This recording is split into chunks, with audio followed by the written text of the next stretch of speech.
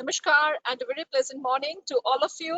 And on behalf of Delnet, I extend a very hearty welcome to each one of you to the second day of the 24th National Convention on Knowledge, Library and Information Networking, NACLIN 2021, being organized by Delnet from December 6th to December 8th. We are now in the second day of the conference and would like to start off the session with the technical session 1, which is on innovative future trends and technologies in libraries, centered around the main theme of the conference, that is the future ready libraries and librarians thinking the unthinkable. I have immense pleasure in welcoming our two distinguished speakers of this session, Dr. Dhanshri Date, who is in Global Head, Information Resource Center at Data Consultancy Services, Mumbai. We extend a hearty welcome to you, Dr. Dhanshri. Thank you so very much for acceding to our request to be there with each one of us on this platform of NACLIN 2021. On behalf of all of us, it's a warm welcome to you. And thank you very much for your time and efforts in being there with us. Our second speaker, keynote speaker of our very first technical session is Dr. Vikram Kumar Sharma, the University Librarian at Assam University, Silchar. Dr. Vikram, on behalf of Delnet and on behalf of all the participants of NACLIN 2021, we extend a very hearty welcome to you and thank you so very much for accommodating our request to be there with us this morning. Thank you. Thank you very much. I have pleasure in introducing you all to our very first speaker, Dr. Dhanshri Date. Dr. Dhanshri is a global head of Information Resource Center at Tata Consultancy Services. She has over 30 years of experience in corporate librarianship with MNCs. At TCS, Dr. Dhanshri Date is responsible for planning and governance of IIRC network. She strategizes IIRC's collaborative research engagements with business units and is instrumental in conceptualizing niche business information products. In the past, Dr. Dhanshri has championed crucial corporate IIRC portfolios like library automation, electronic resource management, and talent development.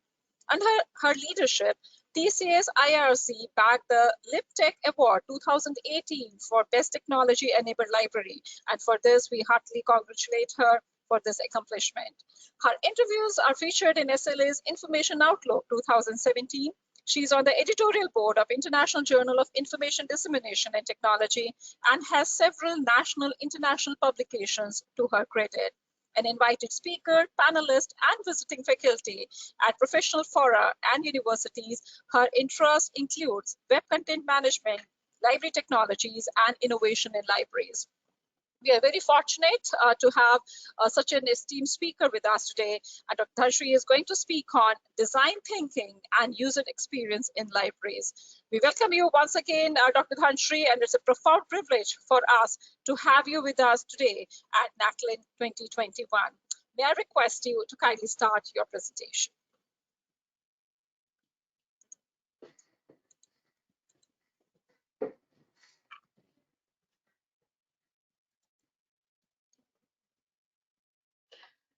Good morning, everybody. Is my screen visible? Am I audible? Yes, very much, Dhanshri. Let me just clear some of these panes here, which will come in my way.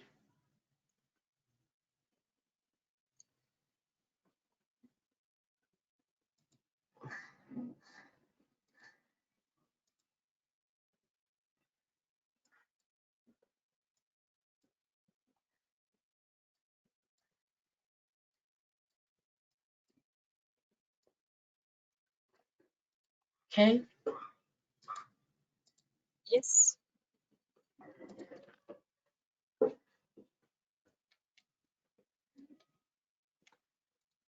So good morning, everybody. And thank you very much, Dr. Sangeeta. Thank you, Delnet. Thank you, the organizers, for thinking about me here today and inviting me here for this very wonderful session on design thinking and user experience in libraries, the topic being so much close to my heart. So thank you once again, and let us just dive into this topic without much ado. We're going to speak about design thinking and user experience in libraries. And the first question you may ask is, what is this designerly thinking that we're going to speak about today? And what is so different about user experience in libraries, where librarians are always known to hold their users to the core of their service. So let us see what is so different, and let us see how we can engage more and more deeper into this topic today. So while we're talking about design thinking, what we need to understand about this designerly thinking and user experience is that I'm going to call them that they are two brothers, design thinking and user experience. And we are going to listen to the story of these two brothers actually. Apparently, these two brothers, design thinking and user experience, look very different. But in the core of their hearts, in their soul, they have one common factor, which is empathy. And what is that empathy all about is what we're going to look through entirely in this session. While you must have read about design thinking, or you must have on the way looked at some of the references, the design part of the design thinking is nothing but a synonym of a plot or an idea or a scheme. That is the word that this design indicates when we're talking about design thinking. So what is the plot in your thinking? What is the design in your thinking that you are applying? And why are you going to apply this design thinking is to solve certain problems. So what are those certain problems is what we are going to also look at. Whether they are big problems like climate change, politics, poverty, or whether they are small problems like changing a link here and there, or what am I going to wear tomorrow? No, they're not these problems. They are the problems which the user of the library faces. So it is entirely being empathetic to the user and his problems. That is the design thinking that we're talking about over here. So this design thinking and user experience, these boys, they were born in the Silicon Valley, somewhere around 2000, 10 years apart from each other. So who's the older one? It is the user experience who is the older one. And the younger sibling is the design thinking. So when user experience came about, just like any other older brother, he was very steadfast, mature, slowly came into line of business. But design thinking, being the younger sibling, he just stormed into the boardrooms and the conversations of big wigs and the bigger brands of the corporates in no time, riding on the wave of Web 2.0 and innovation. So what happened was there were many of these brands, name it, Microsoft, Google, IBM, GE, all of them which embrace design thinking because they really found a lot of value and sense in embracing design thinking. And when we talk about design thinking and when we talk about innovation, when we talk about ideas, and at the same time, when we are talking about corporates, one cannot forget the name of Steve Jobs, the CEO of Apple, who was a visionary, an innovator, and who was a person who taught the world to think differently and to look at their products from human-centric point of view. So this is what design thinking is all about. When you're going to look at a problem, empathizing with the user, trying to understand what is the pain area of the user, trying to iterate with the user, trying to speak out, collaborate with many others to solve this problem. And therefore, this problem solving is not something which you will have a pat answer for. This problem is something which will require a lot of iteration and a lot of time. So after having given you this little broad background on what design thinking is, I'm going forward now to say what we thought is very much the definition of design thinking. It attacks or it addresses ill-defined problems. It is very much user-centric because it wants to understand the problems of the user. It is very iterative. Some noise. Can somebody mute? Yeah, I think there's some trying.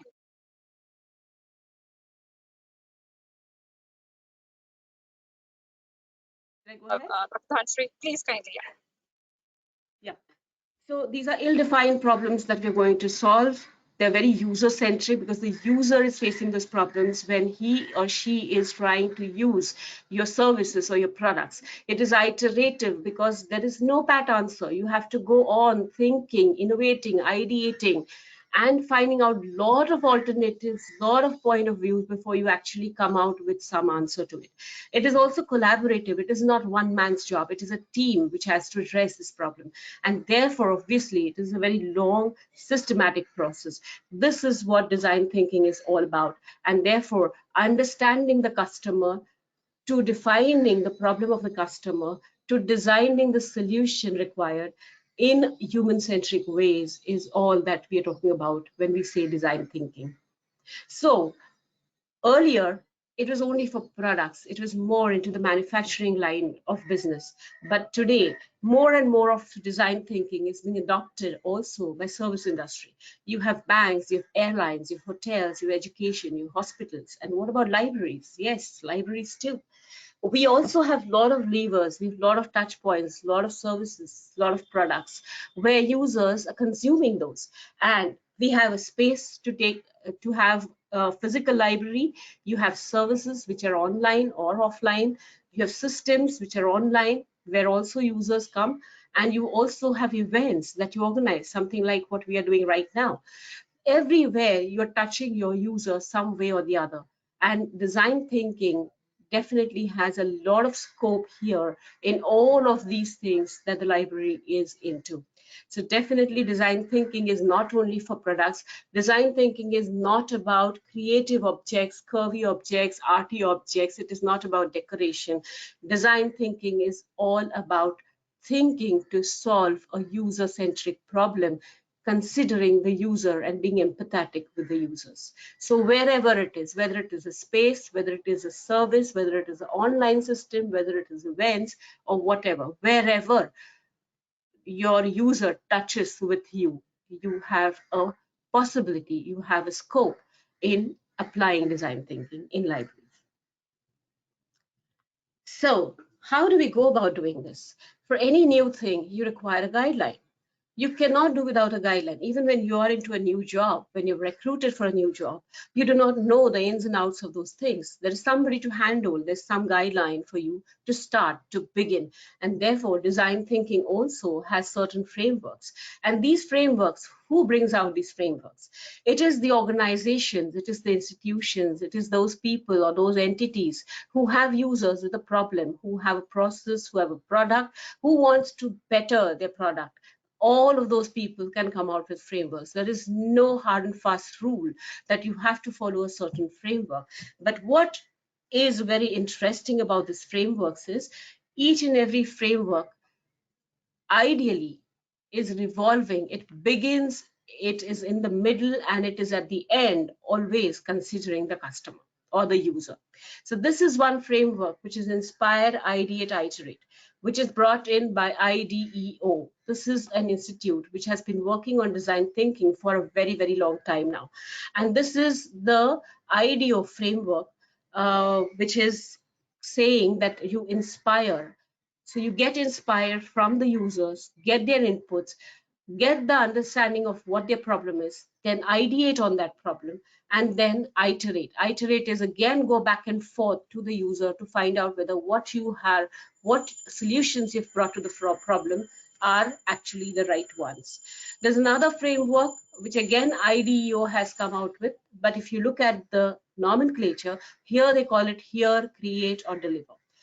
If you look at the inner meaning, it is one and the same. That's why the color coding I have given is the same.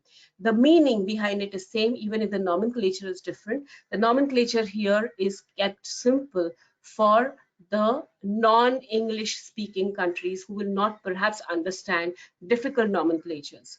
There's yet another one which is brought by Design School of Thinking. That is the Stanford Design School of Thinking. They call it as empathize, define, ideate, prototype, test. Now again, if you really look inside the meanings, it is all one and the same, whether you call it inspire or get inspired from the users, or empathize with the users, or listen or hear to your users, ideate on what they're saying, what are their problems, define the problems, and then you come out with a solution.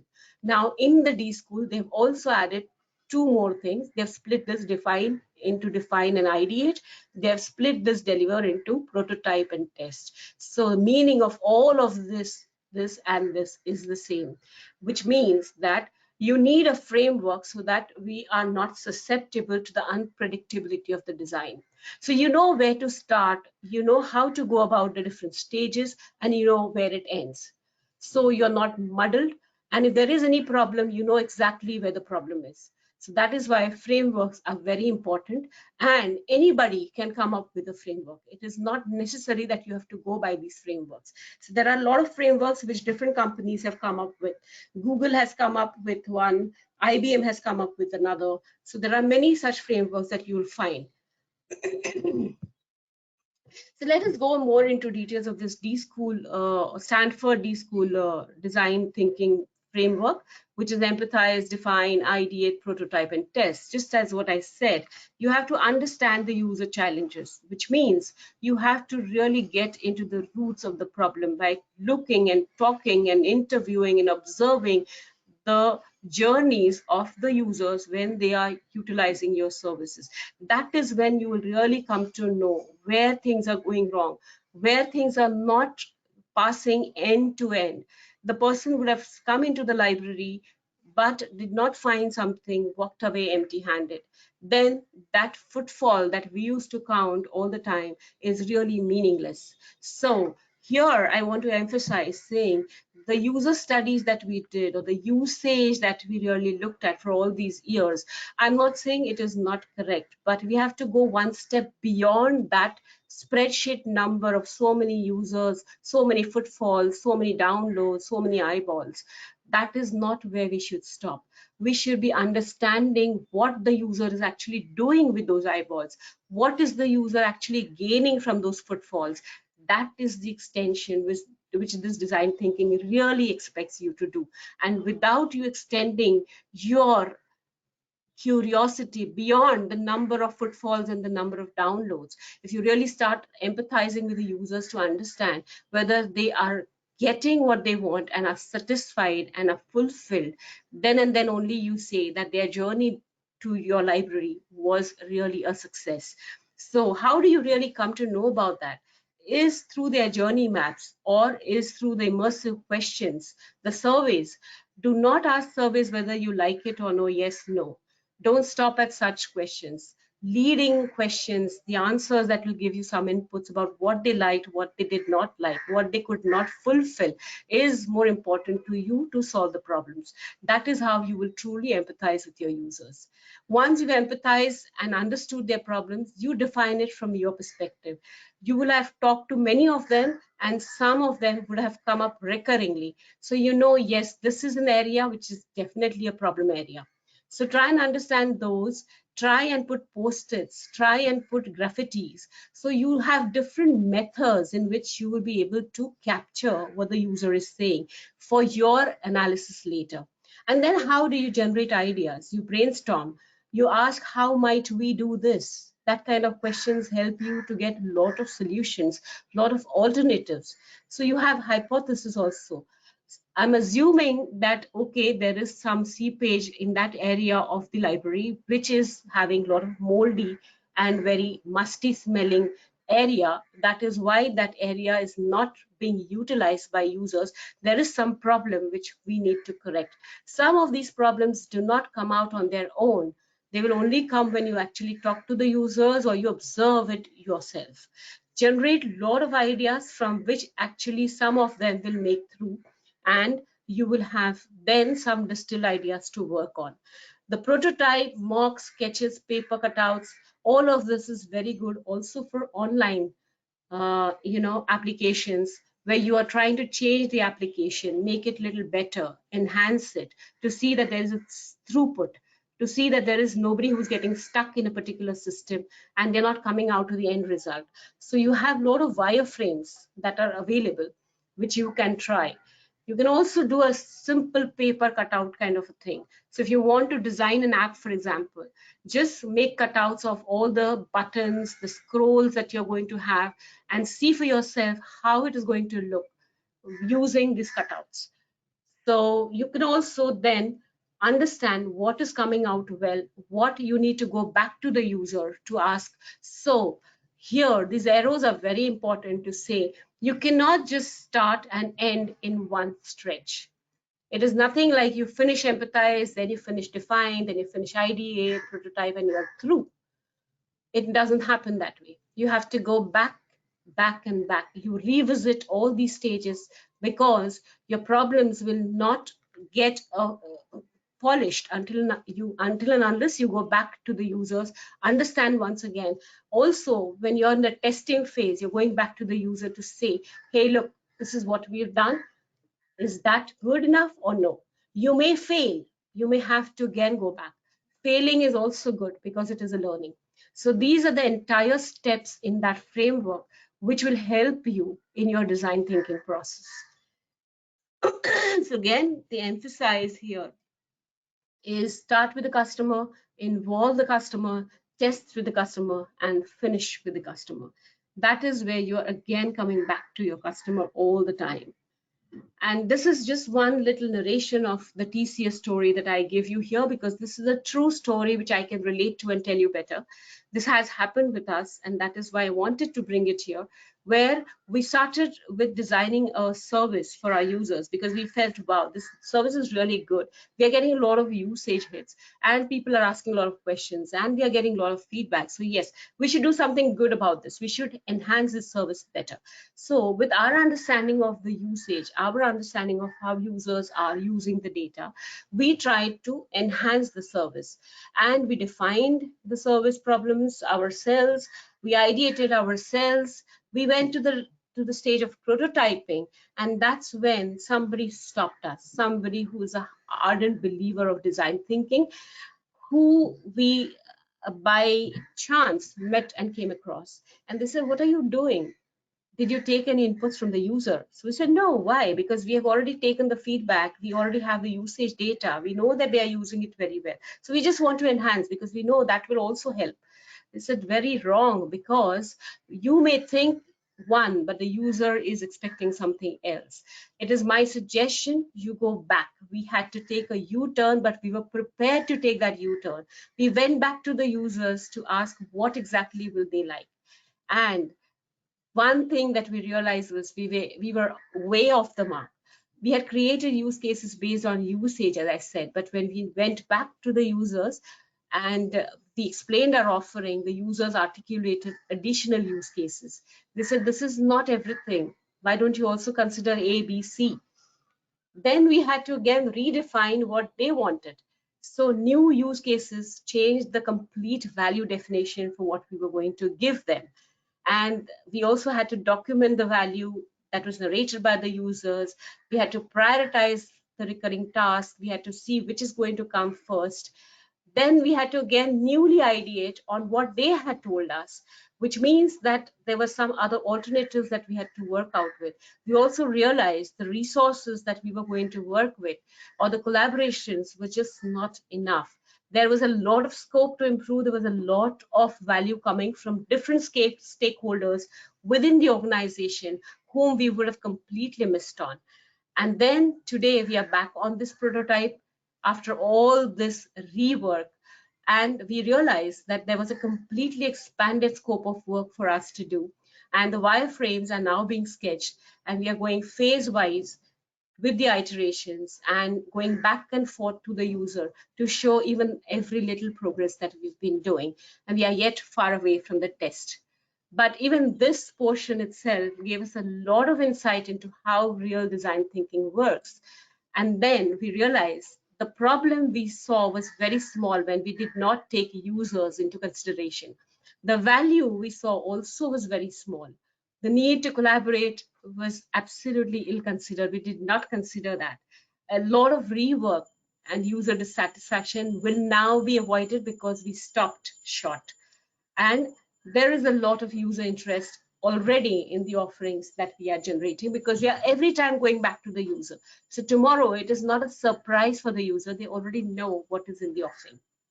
So this is our design thinking story where we wanted to transform in some way with our own ideas But our users wanted to say, hey, no, let us create our own story.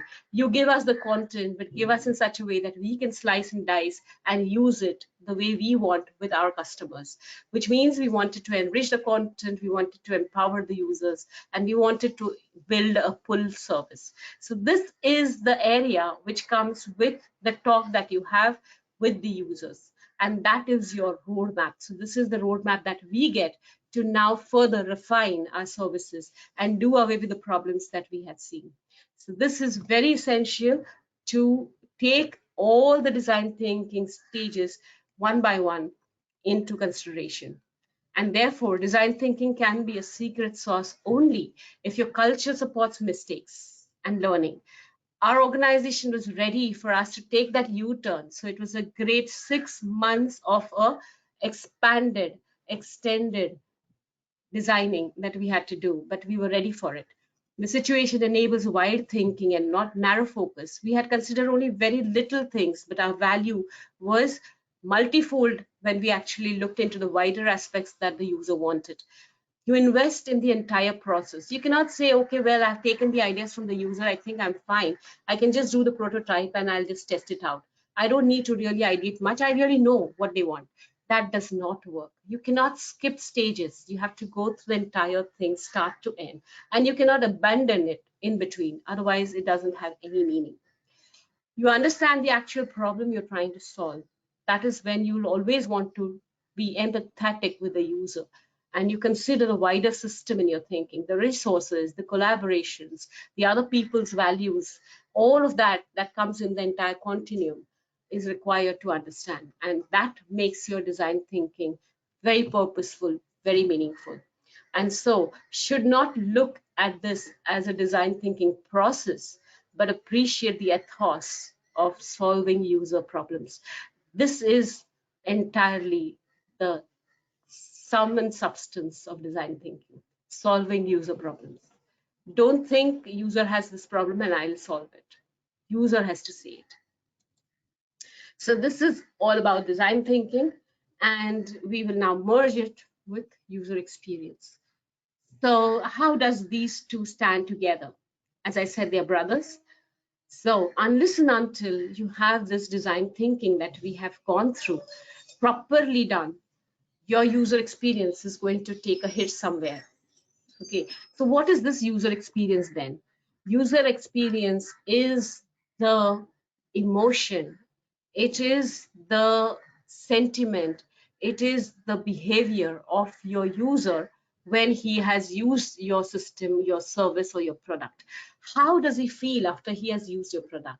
Does he feel this happy and breezy as this girl here when she's using something?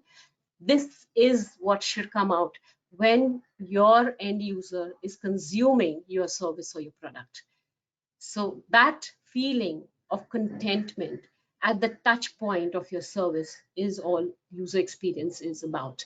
So how usable is your service? Whether they can use it very easily, whether there is a lot of reading that they have to do, a lot of guidelines, a lot of instruction manuals, whether the behavior of the user looks to be very happy, contented, whether the user emotions are fine, and whether all your touch points are allowing the person to emote happily is the sum and substance of user experience. And your design thinking process, solving of that user problem, and all that pain that you've gone through in the design thinking process should eventually culminate into a positive user experience. So whilst we have a lot of levers in the physical libraries, where you have your entire library environment, you have the reading space, you have users reading alongside, you have actually the very able, confident, approachable IRC, the library staff that you have. All of these are very tangible objects which the user can really feel and understand and experience. But what when it comes to our online services? We have nothing but content as our lever. The content is what is going to emote or give that experience to the users, and therefore your content strategy also plays a very, very important role when you're talking about design thinking and user experience in today's digital era. So looking at the content, we create content, we organize content, we transact, we analyze. This is the life cycle of a content, if you may call it. So creating content is very important. Creating the content contextually is important. Organizing the content to suit the users, the segmented users who will find it necessarily wherever they are. Also transacting to understand what the content elements require, whether it is a dynamic content, whether it's a static content, whether it is a remotely accessible content, whether it's a print content, whether it's an online content, whether it is going to be audio visual content where you need you need a audio visual setup infrastructure. There are a lot of things in the transact part also that get into the content strategy, which you must plan for before you actually do any of the user experience planning. And the analysis: who's going to contribute, who's going to approve the content, how long is the content going to stay, what are the archival policies, how may you look at the matrix, who's going to look at the matrix, how often are you going to do the matrix, what kind of matrix. So all of this has to be decided. This is one element, a very important element in the user experience process. So whilst I've touched on content a little bit, we'll understand it more better when we go here, when you're talking about user experience design. So there is a functional design, there is the aesthetic design, and last is the user experience design. The function may be good, but your aesthetics is bad. Your experience is going to be bad. The function is bad, the aesthetics is very good, then it is just a mere decoration. You do not have an intent or a content. If there is no intent, no content, then it is a mere decoration. So you have to understand all these elements play a very important role altogether in the user experience design. So when we're talking about user experience design, there are 5 planes: the strategy, the scope, the structure, the skeleton, and the surface. I'm going to rush upon this because really it takes a long time to really explain these things in detail, but I'll definitely give you an overview, and I'm trying to give an overview by putting in conjunction both the online library as well as the physical library here, whilst we are deciding on how we are going to build up this whole thing. So when we are looking at this user experience design, we definitely have to have our user research in place, which we've already seen the design thinking, the 5 areas. The first one was the empathy, where you are going to understand the user requirements, who's going to use it, what, where, and why. So all of these will be able to decide what is going to be built up. When you're looking at these planes, even if the surface is what you see, the strategy is what actually makes the whole thing up. It's like building the foundation first and then raising up the floors. So understand who your users are and then strategize based on those users. That is the first step. And obviously you would have this whole thing looked at when you are building this strategy. And then you move to the scope, because once you've spoken to your users, understood the why are they going to use what they're going to use, you know the scope of your entire content that you're going to build. You're also going to know the scope of what your library is going to look like, the services of the library, the collection of the library, whether you're going to have training centers in the library, whether you are going to have mobile or not having mobile services. All of this scope gets decided once you know the user very well. Similarly, in the online, you will know what are the functional requirements, whether they need an e-commerce platform, whether they need content which is going to be transacted, whether they need dynamic content, whether they need text, images, videos. So all of the scope is once understood only after you do a proper user research. And once your scope is decided, then comes the structure where you're going to organize. So once you have the service collection, you know the areas of your library now. So you also know how you're going to plan your library sections. What are the subsections in that? Whether you're going to have admin, whether you're going to have acquisitions, front desk, what are the different equipments you're going to have, whether you're going to have carousels, or whether you want to have research carols, all of that will come here. That is the structure. Similarly for your online. So what are your pages going to look like? You organize them. Which are the areas which should come up first? Which are the ones which should go below? What are the different interactions that you're going to allow? Whether there are going to be notifications, whether there's going to be saving, whether there's going to be download. So all these nitty-gritties will come here. And then you also have the skeleton, where you're going to actually do the global navigation, refining each page detail, because you know exactly which categories are coming and sitting where, and how the linkages have to happen from one section to the other section. So this is where the wireframes come very handy, because they're done on paper, as I said before, or there are certain online wireframes also available, which will help you understand a feel before you actually do the proper final design. And here you are also then getting into designing each section, the furniture, the layout, the walk paths, how are your pathways going to be. All of that will come here. So the detailing happens at a upper level. And then that is the important part where the rubber meets the road. This surface is what eventually your users will see in the first sight.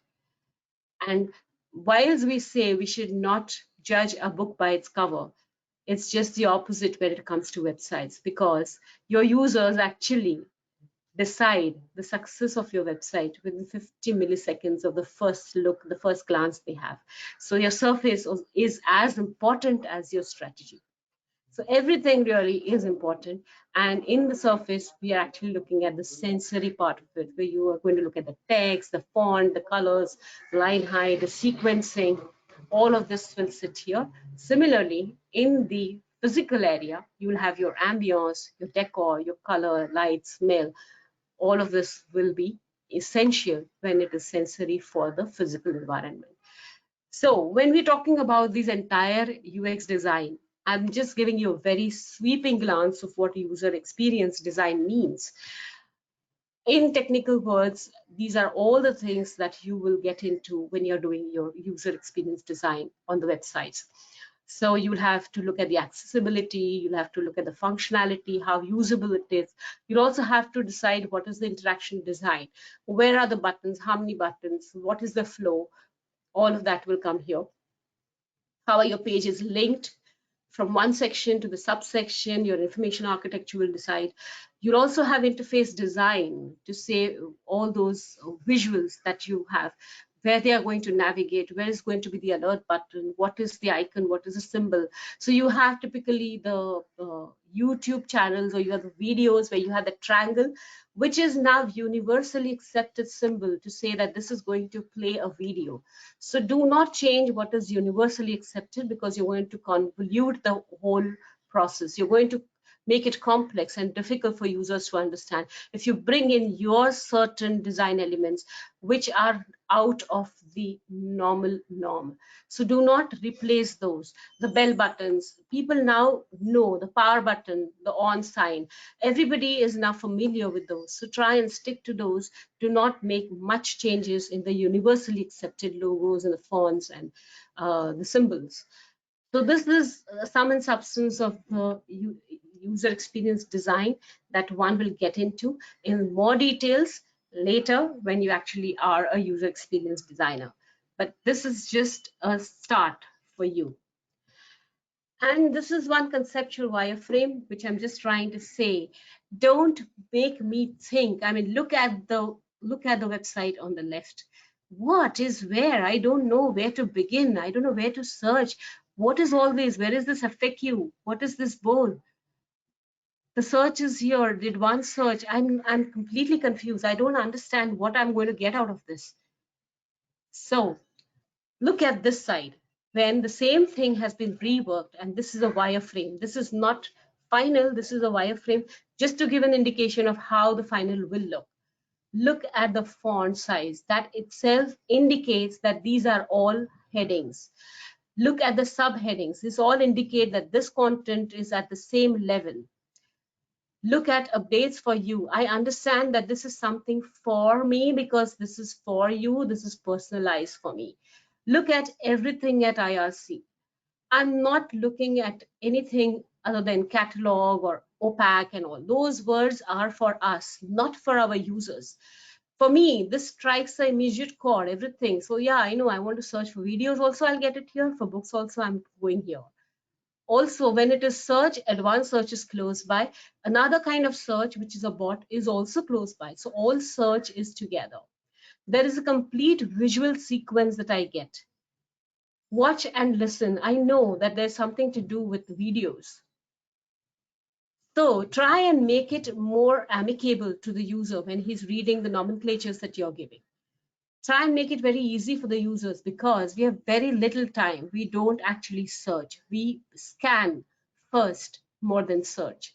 So understand these little principles of how the user behavior is, and then design your pages accordingly. So this is very important, and a lot of psychology and a lot of psychological laws play a very important role in designing pages. These are some user research techniques which a lot of librarians have used when they've been working on design thinking, and they use the pathways to observe how users are going, whether they're getting stuck, whether they are completing that round, whether they come back with some books or they just don't come back with anything. So these are small observations which mean a lot. Graffiti walls is something where they have allowed users to put up what they like about the library, what they don't like about the library, what will they tell the users that they like. So these are all very inner thoughts and expressions of the users that they catch on the graffiti wall, which is also so nice idea, because people are not watching you when you're writing anything. So it is completely security wise, you're not actually divulging who's written what, and so they're at free will to write whatever they like about the library or they don't like about the library.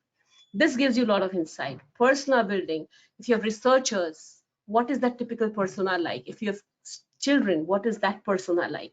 Setting a feedback. These are some of the very good ideas that people have used. Love hate letters. It is to ask users to write letters about a particular product, to say, I'm using you, but you are not so friendly and you gave me this problem. So it is like you're addressing the product or a service. So that itself tells you a lot of problems in your service.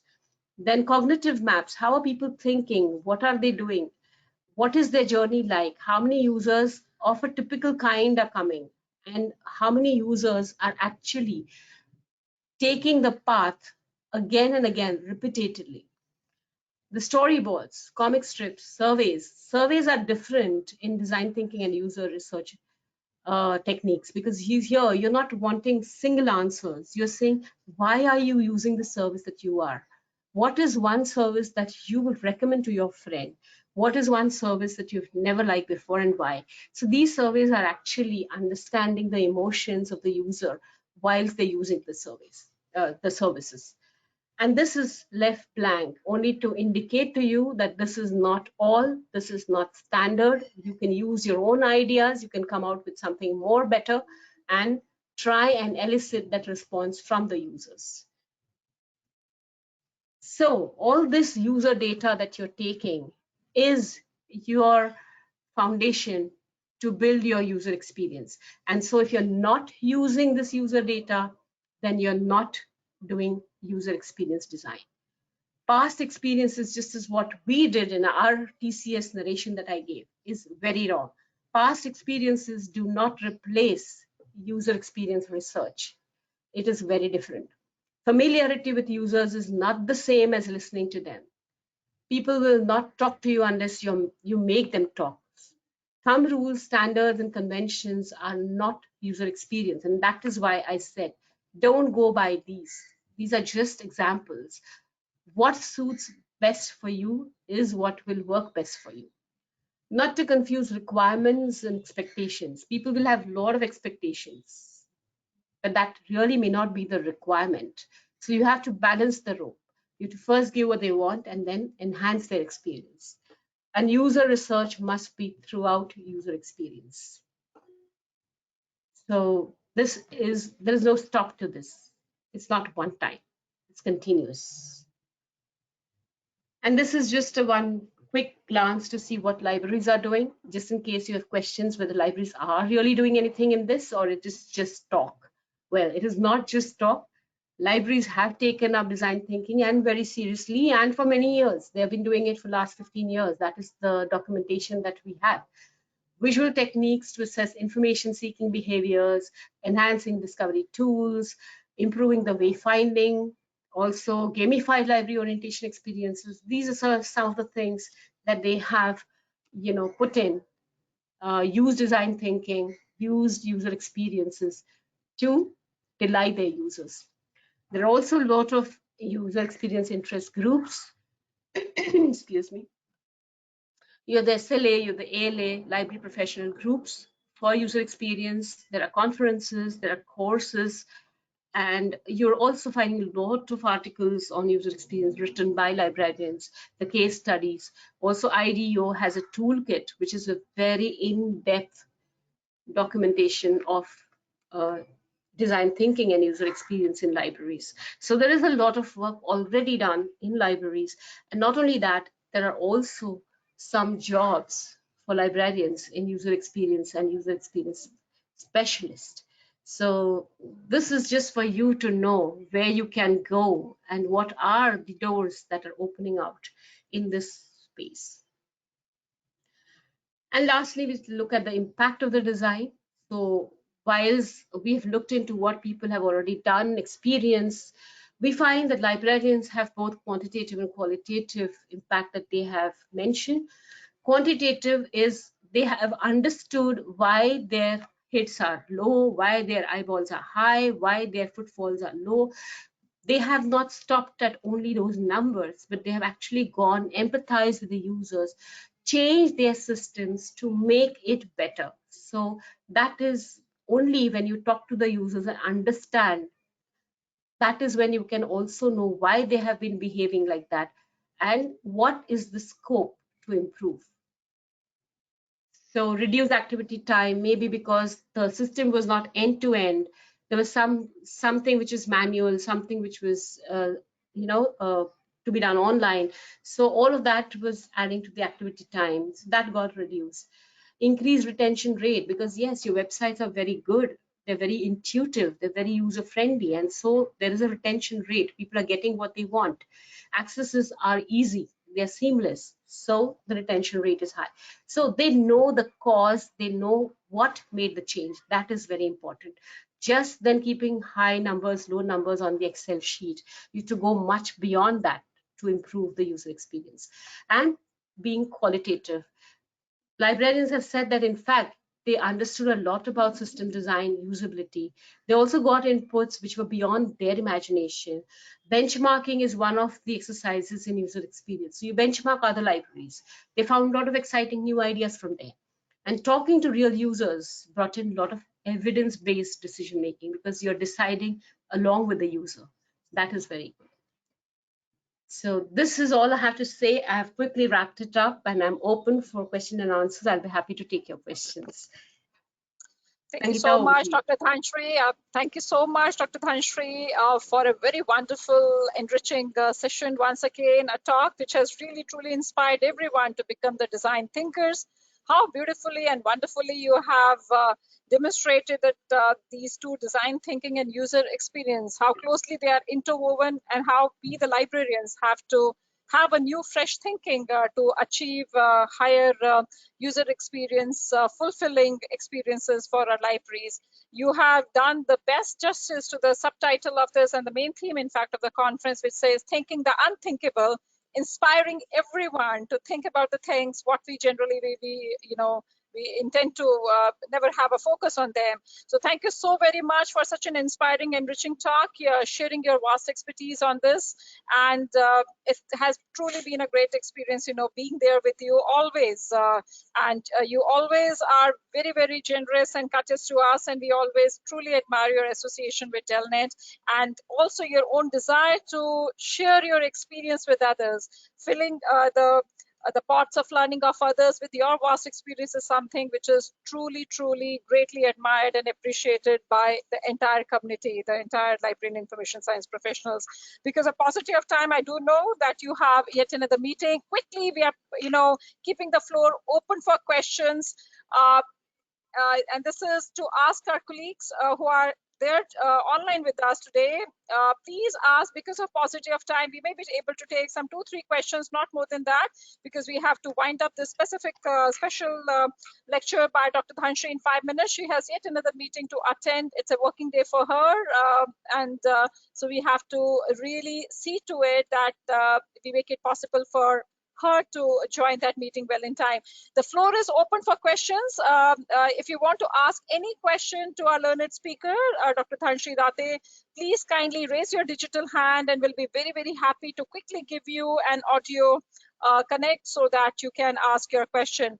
It's a quick request to all of you. If you have any question, please do kindly. I can see that, or otherwise you can also use your digital hand, or you can post your question in the chat box. I think putting a question in the chat box will be a little slightly faster. We have Dr. Suresh N, who has raised the digital hand. Dr. Suresh, we are connected. Quickly ask the question. Dr. Suresh, you are connected. Please ask the question. Dr. Suresh N,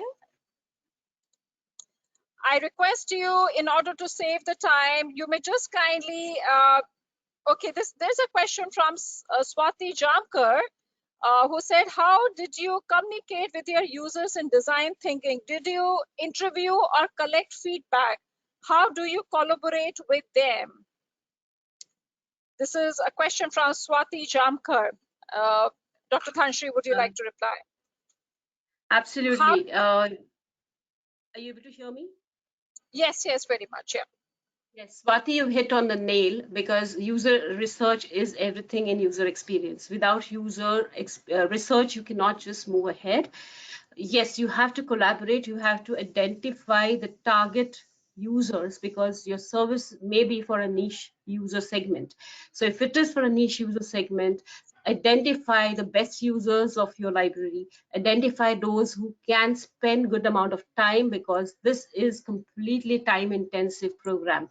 So you cannot just have a questionnaire sent online and getting the answers online. That doesn't help. You have to actually sit, you have to take sessions with the users and go deep dive into exactly how they use the service right from the beginning, because there could be some loophole somewhere which you will not be able to capture with just 1-2 questions here and there. So let him take you through the journey that he is doing when he is using that specific service. Ask him, how does he go about it? Ask him, what are the things that they look at? And somewhere you will realize that there is a lot of scope for library to do or enhance that bit of a portion to improve the user experience. So it is a very intensive survey or a very intensive interview, and it is not just one time. As I said, once you have taken the feedback from the user, you've understood, you've iterated, you have come about with some ideas on the problems that he has mentioned or she has mentioned, then with your ideas, you sit once again with the user. So the user, you do not leave till the time you get the solved problem. Thanks, Dr. Dhanshri. We have Dr. K. Adhinarayanan from Bharatidasan University. Dr. Adhinarayanan, you're connected right now. You may ask the question quickly. Yeah. Is there any design thinking parameter should change with the academic institution? You are working in corporate. TCS is a corporate institution. How far it is fit for an academic institution? I'm asking. Universities. I would say academics have a have a better scope to get into design thinking. They have a wider canvas. They have a lot of opportunity and a scope to work in design thinking vis-a-vis corporates, because corporates will not allow that kind of time, or will not allow that kind of user interactions to that detail. Here you have a whole set of Gen X, Gen Y students who are with you, and they come out with brilliant ideas, and they also are very enthusiastic. So in fact, you should cash on these kind of users who will be good partners in the whole journey of design thinking. And eventually it is like trying to solve some system problem or something where the user is not able to use your service very well. So whether it is a user of a corporate or whether it is a user of academic, a problem is a problem, and the user has to be given that good serious thinking and thought to see that he's being able to use it with good experience and a positive experience. So it doesn't matter which area, which library you're in, as long as you have very empathetic, very dedicated team It's not only the users, it is also your entire team, your library staff, which also needs a lot of motivation to work with you, because as I said, it is not a one-man job. So you'll have to groom your team as well, and you have to take your users alongside. Thanks, Dr. Dhanshri. The last question now for you, a quick one. I know that we are inching towards 11 o'clock. So quick question coming from Dr. K. Uma Mahesh Yadav from MVGR College of Engineering, Vijayanagram, saying, Madam, could you please mention any standard tools available to assess the services provided in the libraries? Basically, to assess the services. It's a very open question. And as I said, it is assessing, it is not assessing, it is not matrix that we're talking here. It is about the users saying something about your service, which has to be mended. So it is all about what the users are not liking, what the users are not able to use, what are the users saying about a particular section of your library or a particular service of your library that they are not happy about, which you need to think. So it is not scientific in terms of figures and percentages and tools and analysis. Though yes, you will have a lot of data that you will collect. The more data you have, you will need some analytical tools to understand what is the recurring problem that is coming up. So definitely you can use any of the analysis tools that you use for your surveys to come up to pinpoint what is the recurring problem. But there is no such tool as such which will help you in design thinking, where ideas have to be generated by you and the user together. And each situation will be different and unique. Thank you very much, Dr. Dhanshri. With this, we are through with the questions, and we must thank you for taking out time for us, for sharing your vast expertise, and also inspiring everyone to start thinking about it, fresh, new thinking, to take the libraries forward, and also to ensure that we are able to fulfill the needs and requirements of our user community in a better, enriching ways. Thank you so much on behalf of Delnet, on behalf of each one of our participants here. This is a small memento, would like to present it to you, Dr. Dhanshri, and it's a profound privilege for us that you have been able to be there with us today. Thank you so very much. We look forward. Thank you all. Thank you, participants. And I wish I could spend more time, but some time again later. Thank you, and wishing you all the very best. Thank you. Thank you so much, Dr. Dhanshri. Thank you. God bless you. Thank you very much indeed. Thank you. Bye. Bye-bye. So with this, we are now inching towards having the second session of this morning, and the second session, which is going to be taken by Dr. Vikram Kumar Sharma. I'm requesting Dr. Vikram to kindly switch on his webcam so that all our attendees can see you also, besides listening to you. It's a profound privilege for me to welcome Dr. Vikram Kumar Sharma, a long-time professional associate of ours, who is currently the University Librarian at Assam University, Silchar.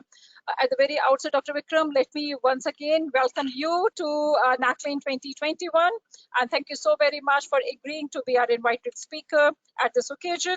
I have an immense pleasure in introducing you all to Dr. Vikram Kumar Sharma, who I said is a University Librarian at Assam University.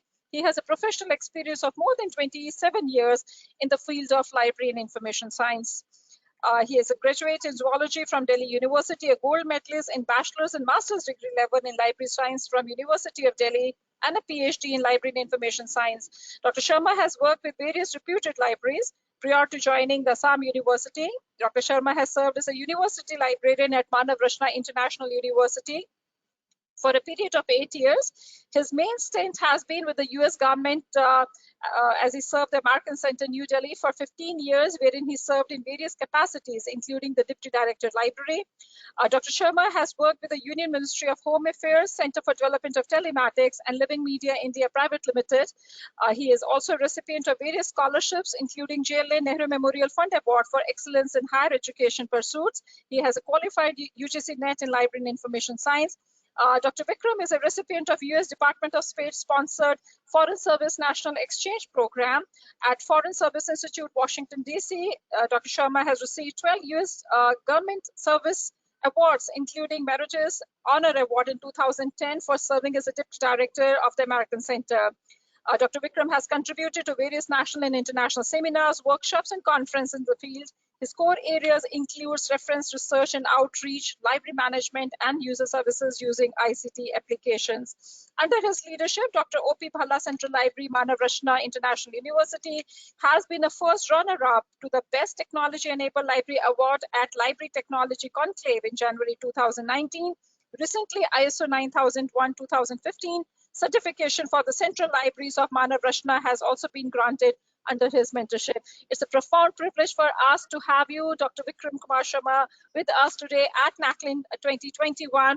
We really look forward to your presentation on reimagining and recreating innovative library spaces, future directions. I have a pleasure in requesting you, Dr. Sharma, to now kindly start your presentation. It's over to you, Dr. Vikram. Hi, good morning, Dr. Sangeeta, team Delnet, and my colleagues and friends. Very good morning. Is my screen visible to you? Dr. Vikram, it's visible very much. Okay, wonderful. So I hope you had a nice session in the morning where Dr. Dhanushri shared, how design and user experiences and can create and raise the benchmark. So in this presentation, I'm going to share my experience, wherein my working out with the American Center or at my previous present universities, how we have, tried to imbibe the concept of space, library as a place and library as a space. And we are going to share experience. एकदम best मैं मतलब में तो number one We है do understand, that technology is something, and there was a quotation in Dr. Dhanashri's presentation where, Steve Jobs mentioned that user experience starts first and technology comes last.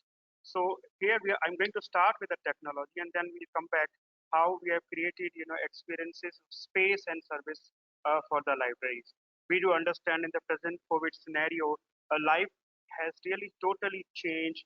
The way we used to look at the life, the way you used to look at the things is totally changed. And in the present scenario, one would never thought it's NACLIN, all these conferences would be organized in a digital and virtual mode. So with all these technological developments, especially over the last 10 years, and especially if we focus on last 5 years, things have really changed. And same way, all these technology applications have really posed a challenge to the library also. One of the aspects, which we really need to take care is the security. Another aspect is, artificial intelligence, all those applications and all.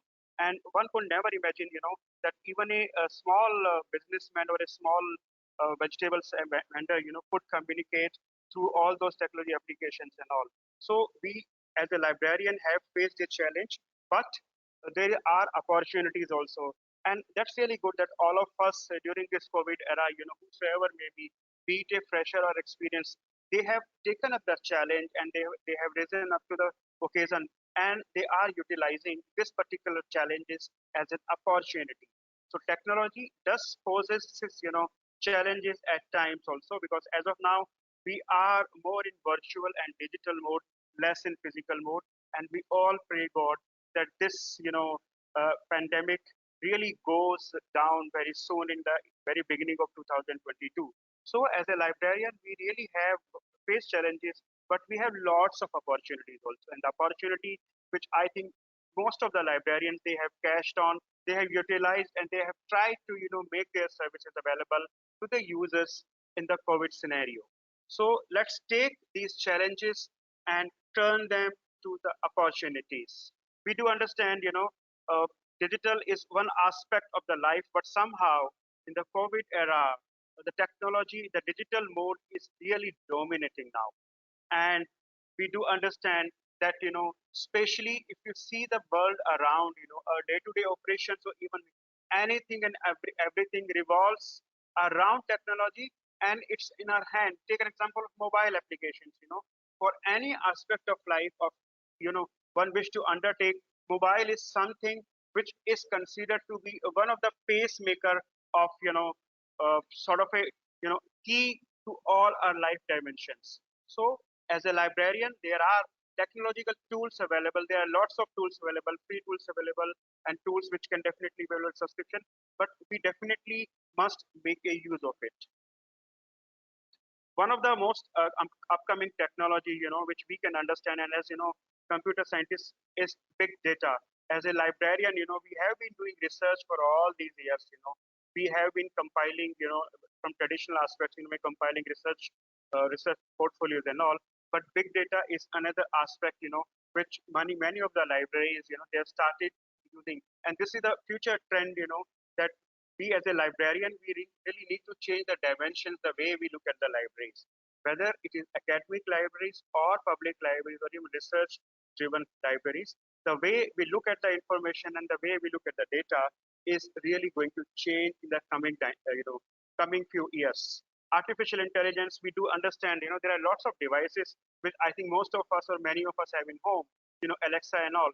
They are playing a greater role, whether it is simple library services or even advanced one. So artificial intelligence is another aspect. As a digital space, we really need to take care for providing the services. And there are libraries. In fact, if you take any aspect of our life, it definitely involves around artificial intelligence. Take example of washing machines in our home. They are basically based on artificial intelligence applications.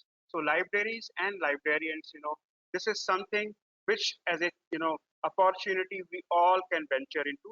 There are lots of material available now, literature available, how libraries are deploying these applications. One of the important aspects is blockchain, how we really find out that how the library resources are being used, how the users are visiting website, the content which we are creating for the users. One of the aspects that Dr. Dhanushi shared, that are they really being used?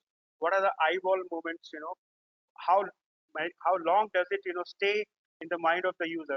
So blockchain is another technology which definitely digital library application transactions can be utilized to find out that whatever experiences, whatever resources, whatever visibility or the surface we are creating, are they really worth it or not?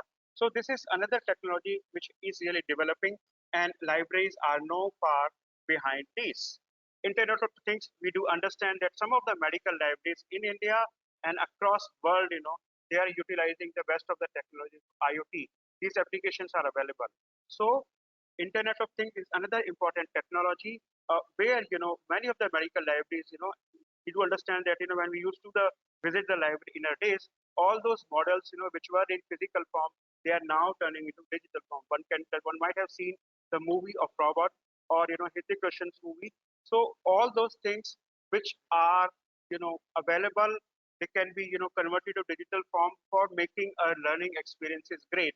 So this is very simple application of Internet of Things, which we as a librarian, we really need to take out. AR, this is an example, AR and VR, we have heard of it, and I know some of the libraries are already using it.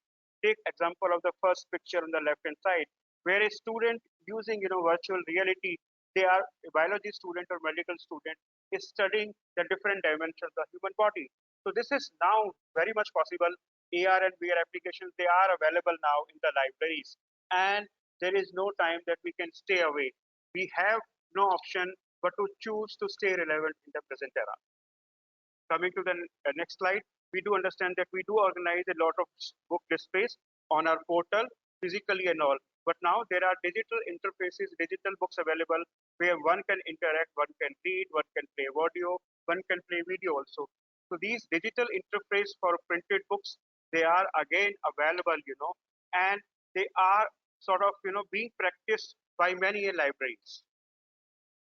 Drones is one thing, for delivery of books and delivery of material. Of course, it has not taken up India, but in some part of Western, this is a trend for far-flung areas where access is an issue. So this is the one technology. Something very easy which one can create is virtual tour of the library. A short tour, basically depicting and showcasing the services, the kind of services we are offering. This is at least a very common, which we can create for our users. So this is very doable nowadays, with the smartphones available, with the, technology, especially using just a smartphone and all, with high resolution cams and all, one can create small virtual tours of the library. This present pandemic have really posed challenges that, one cannot visit the library. They have no choice but to opt to digital options also. So this is one very practical and easy to do, option of creating virtual tour for our students. They can be section specific, or they can be, doing starting from library guides to a physical tour to the services, how the kind of services or how one can use a database, all those videos and all, they can definitely be created using these smart applications using virtual tour.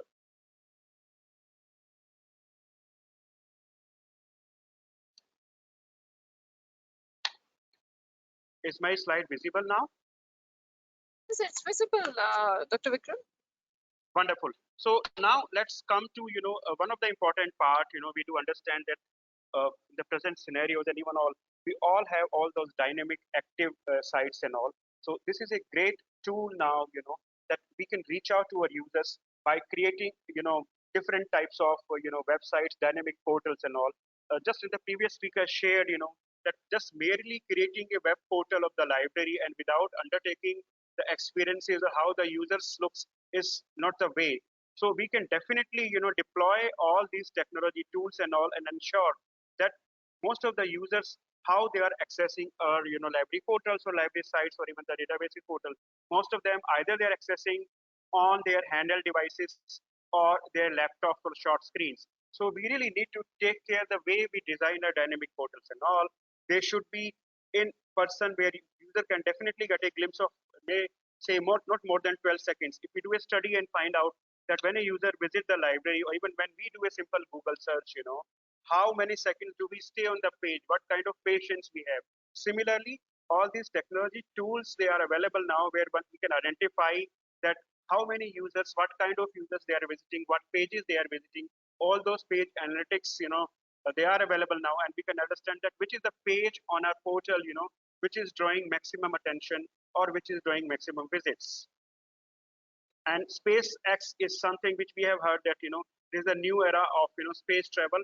So this is of the technology. So these are some of the technological tools, before we start on the space side, that we as a librarian, have a lot of opportunities to take from it. Of course, I do understand that across part of India, there are lots of, issues in internet connectivity and all, and there are other things. But definitely, there is no dearth in starting for a phase.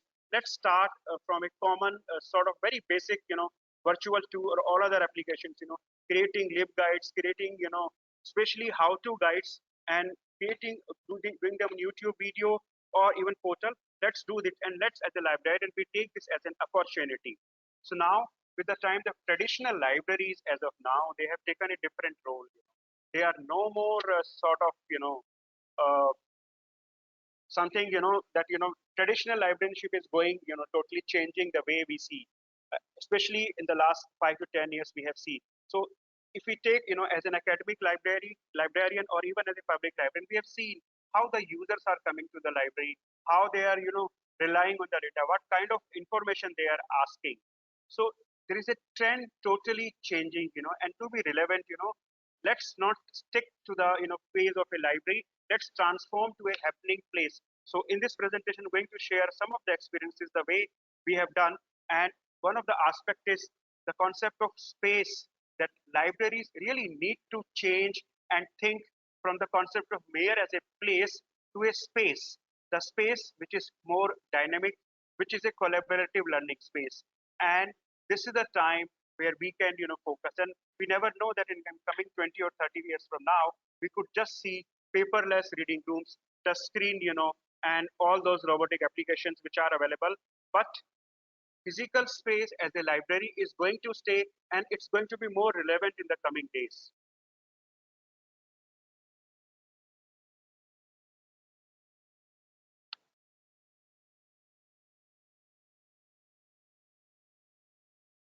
So new education policy is another important, tool or an important, total change which has taken over. Libraries definitely can play a greater role in enhancing the learning and experiences. Learning outcomes, building schools and multiple pathways, all those things, making universal access to the community around is something which the new education policy boasts, and we as a librarian definitely can pitch in and can be an active part in the process. So now coming to that, aspect of that, why do we really need to change? if we understand, we all have a space that, we want our own space. So concept of third space has emerged quite a long back, that there is a first space which could be our home, where we are there. There could be a second place which could be either an educational institution where students go, or our office as a professional where we can go. But the concept of third space is a place where you want to be on our own. It could be a small room in your home, a corner in your bedroom, roof, or even in library, a place where you feel comfortable. You are at your own, you enjoy the space, you enjoy and like it. So libraries as a third place definitely can take the lead. And now there are, a lot of changes happening.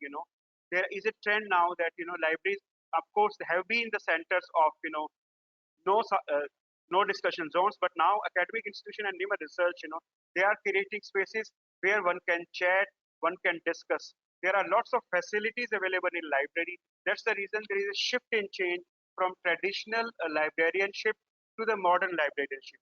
We really need to change our focus, that create all those spaces in the library where users are able to come back.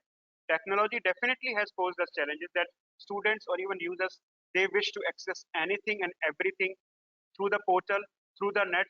They do not wish to come. But a study has been done that undergraduate students, especially PG and research scholars, they definitely want to come to the library. The only thing is they want a space of their own, the space where they can be with the basic facilities of food and all other things. So we can start creating third place in the library. Let library play a greater role of third place on the campus. It could be a space for a program. It could be space for, lots of discussions. It could even, academic libraries and public libraries could offer a space where, especially in the academic setup, one particular, area of the library could be given to academics, where they come and, they take digital classes, they take classes, show them the library resources, take a tour. So this concept of digital classrooms happening in the library is picking up in many libraries. The facility for organizing programs and conferences, of course, is a facility which is available. So nowadays, libraries are turning into a platform for social space, for discussion and dialogue. And at the end, I'm going to share that there is a unique initiative by one of the academic library, has been done, where the academic libraries are being thrown open to the public. So I'll share in the end that, the concept of library as a just, separation between the public library and the academic library. The time has come that we really need to dissolve these lines. Especially makerspace is something great concept, where a library can devote, of course, library can be, the forerunner of the technological applications in the institute, in the university, or in public libraries. Makerspace is something which many, engineering universities and all, they are throwing open their libraries, inviting students, creating, organizing hackathons and all. So create a space not only just for reading purpose, but a space which definitely invites them and involve into the holistic learning and get involved into the all dimensions of the developing of the university in all dimensions. Remote services, we have understood that there is no option as of now to provide remote services. I'm going to share an example of, my previous university where I worked, we created a space where there are different rooms. There are rooms for the scholars where one can, chat and discuss also. The library has been divided. There are different lighting zones available, white zones, yellow zones. And the way library has been, done is there is a space for selfie also, selfie point has been created. So the experiences we create for the users, we got the feedback, what kind of things they are looking, and we created this space. There is a room where one can, play even a music and guitar in the library. So we have created those space in the library, and we have reorganized. The only thing is the shelving and furniture needs to be flexible. So this is one library, and one can visit this library to find out what kind of ambience we have created. This is one aspect, inviting students. Here what we had involved it, we had architecture students, and we gave them a project, as part of completion of their BR. We basically gave them a project of redesigning the library, and a group of students, and they came up with a design and we implemented that. So this is the time that we need to create spaces which are inviting, which are, pro students and how they are looking for. We have a cafeteria attached to the library. We have all those service areas there at the library. And after 4, when the regular classes are over, the programs even can be organized in the library as a space. This is the room I was talking, where we organize all these programs, and this is the Librarians Day celebration and all those programs where we use the space after 4 o'clock. Another picture where we basically discuss some of the invited the eminent speakers and discuss. This is the selfie point I was discussing. We have in the backdrop, print journals available, and we have created where, if students can take daily selfies and all, it comes so nicely because we need to think as per their view, what they want, what they are looking for. And this is the selfie point which we created and which attracted great crowd, and with the backdrop of journals, the pic come amazing. This is an open space just outside the library where we involve the local community around, for doing discussion. This was done on Saturday, that alternate Saturdays we used to invite programs. This is just an open theater system just outside the library where we used to involve the students, student groups, even communities, for pollution and water problems. Our students are working with the industry there also. So inviting industry experts, providing a platform with the community. So a space, outside library, which is owned by library, can also be converted into a programming space.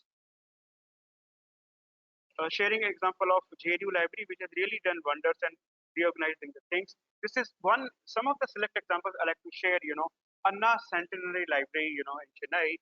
This is something amazing. One must visit or even go to a virtual tour to find out what kind of setup services they have done, They have created different kind of spaces for its different kind of audiences. So this is something, this is a children's section. We have created all those ambience where small children up to school level or primary level, they can come and visit the library. They can study in the natural environment. The kind of ambience, of course, is there. And another example is the Goa State Central Library, the public library. The way that they have created, organizes their space, and it's something amazing. One definitely get a chance to visit. The way they have, created different sections, the ambience, the services is really amazing. Organizing libraries into different sections, as a public library, they have opportunities to utilize best of the services and resources available, where a library serves to all particular ages, not only restricted to particular strata only.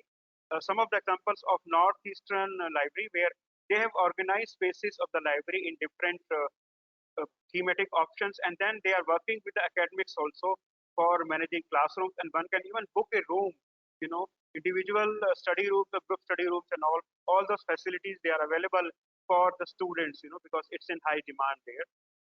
There are lots of spaces available in this particular library. This is just an example I'm going to share, So now the things come that, as a academic library, for all these years, we have thought that academic library and public library, they are separate. Academic library, the thought is now changing. This started from the West almost a decade back, where even academic libraries were offering their space to the public. So this thought process is really changing, and there is a very thin line between academic library and public library. And we, the academic librarians, I think it is high time we should start thinking, because just there was a news item in the October that University of Calcutta Library, they have opened their space for the public around. So the basic purpose of libraries, in addition to the students and research community they are serving, there is responsibility for CSR for the community also. We need to serve to the community. This thought has been there for many decades, and there could be other libraries in India who may be offering, but I came across the latest one where University of Calcutta University Library has thrown open its space to the public, where even general community, they can come to the library, they can utilize the library resources and all. So this was a news item recently published, and it's something great. We as an academic librarian, if we are thinking, we should think towards making academic libraries open to the public. So let our responsibility for CSR, that's open to the community, because as a librarian, we have, of course, the primary responsibility of serving the institution, serving the students and faculty and researchers. But definitely, if we extend the library facilities to the community around, then the issue of no public libraries or shortage of public libraries or inaccessibility issue, definitely they can taken care. So I think Calcutta University has recently done a great job, and we as a librarian, especially as an academic librarian, we can definitely think of this aspect. And this is something great as a librarian. We have responsibility of community building. So if we move beyond the walls of the library to the community, then there is no scope that we can stop. We need to continue to serve the community, and let's Calcutta University be the leader in India. Now, coming to this aspect, there are a lot of challenges, which involves a lot of dynamics in, making library space sort of inviting for the students. Of course, we have limitations, but definitely, if we are redesigning recreating the spaces, some of the aspects we really need to take care. One of the aspect is that we need to understand this is a research work of a particular student where I evaluated the thesis, and I give credit to the scholar Dr. Mamta Kaushik, who has done that. We need to create different kind of spaces in the library, and this is a model which can definitely serve us a guiding or spiriting start. That at least we can start with all this. Librarians, especially even if a public library and academic library, they have been the individual spaces for all these years. They have been group studying areas and all, but the concept of collaborative space or community space is something new, which one can definitely imbibe into the various aspects and dynamics of library functioning. The library as a space for informal learning. Library have been silent zones all these years, but we can definitely create the areas where students definitely would like to study in group. A study which was done recently as one of the university find out that undergraduate students, or even school students would like definitely to study in a group. But as we grow up from postgraduate to research, they like to prefer spaces which are silent zones. So we can definitely create discussion zones within the library if it's possible. And of course, formal learning have been one of the aspects of the libraries, but informal learning spaces, social engagement spaces, creating activities, organizing all those things is something amazing, which we can definitely try. So whether it is a public library or academic library space, these are some of the concepts or some of the areas one can definitely start developing, start of thinking, if we can start thinking the change, how we can definitely wish to start. This is the same model that we really need to take into consideration of the internal environment and external environment also. I won't go into detail because it's a great model, where one definitely, but the basic purpose is we really need to go beyond the traditional library aspects. In addition to just to the sticking to the walls, we need to go out. We need to go out to the library, to within the campus, to the community. And there are a lot of factors, which we need to take into consideration. But definitely, it's the time that we need to change and take into consideration the internal environments, the options available, and the external environments also. What are the strategies? If we really wish to plan, if we wish to start, the strategy which we really need to start is we should need to start with an attractive design, to create a modern social space which is welcoming and happening, create modern facilities and comfort zones.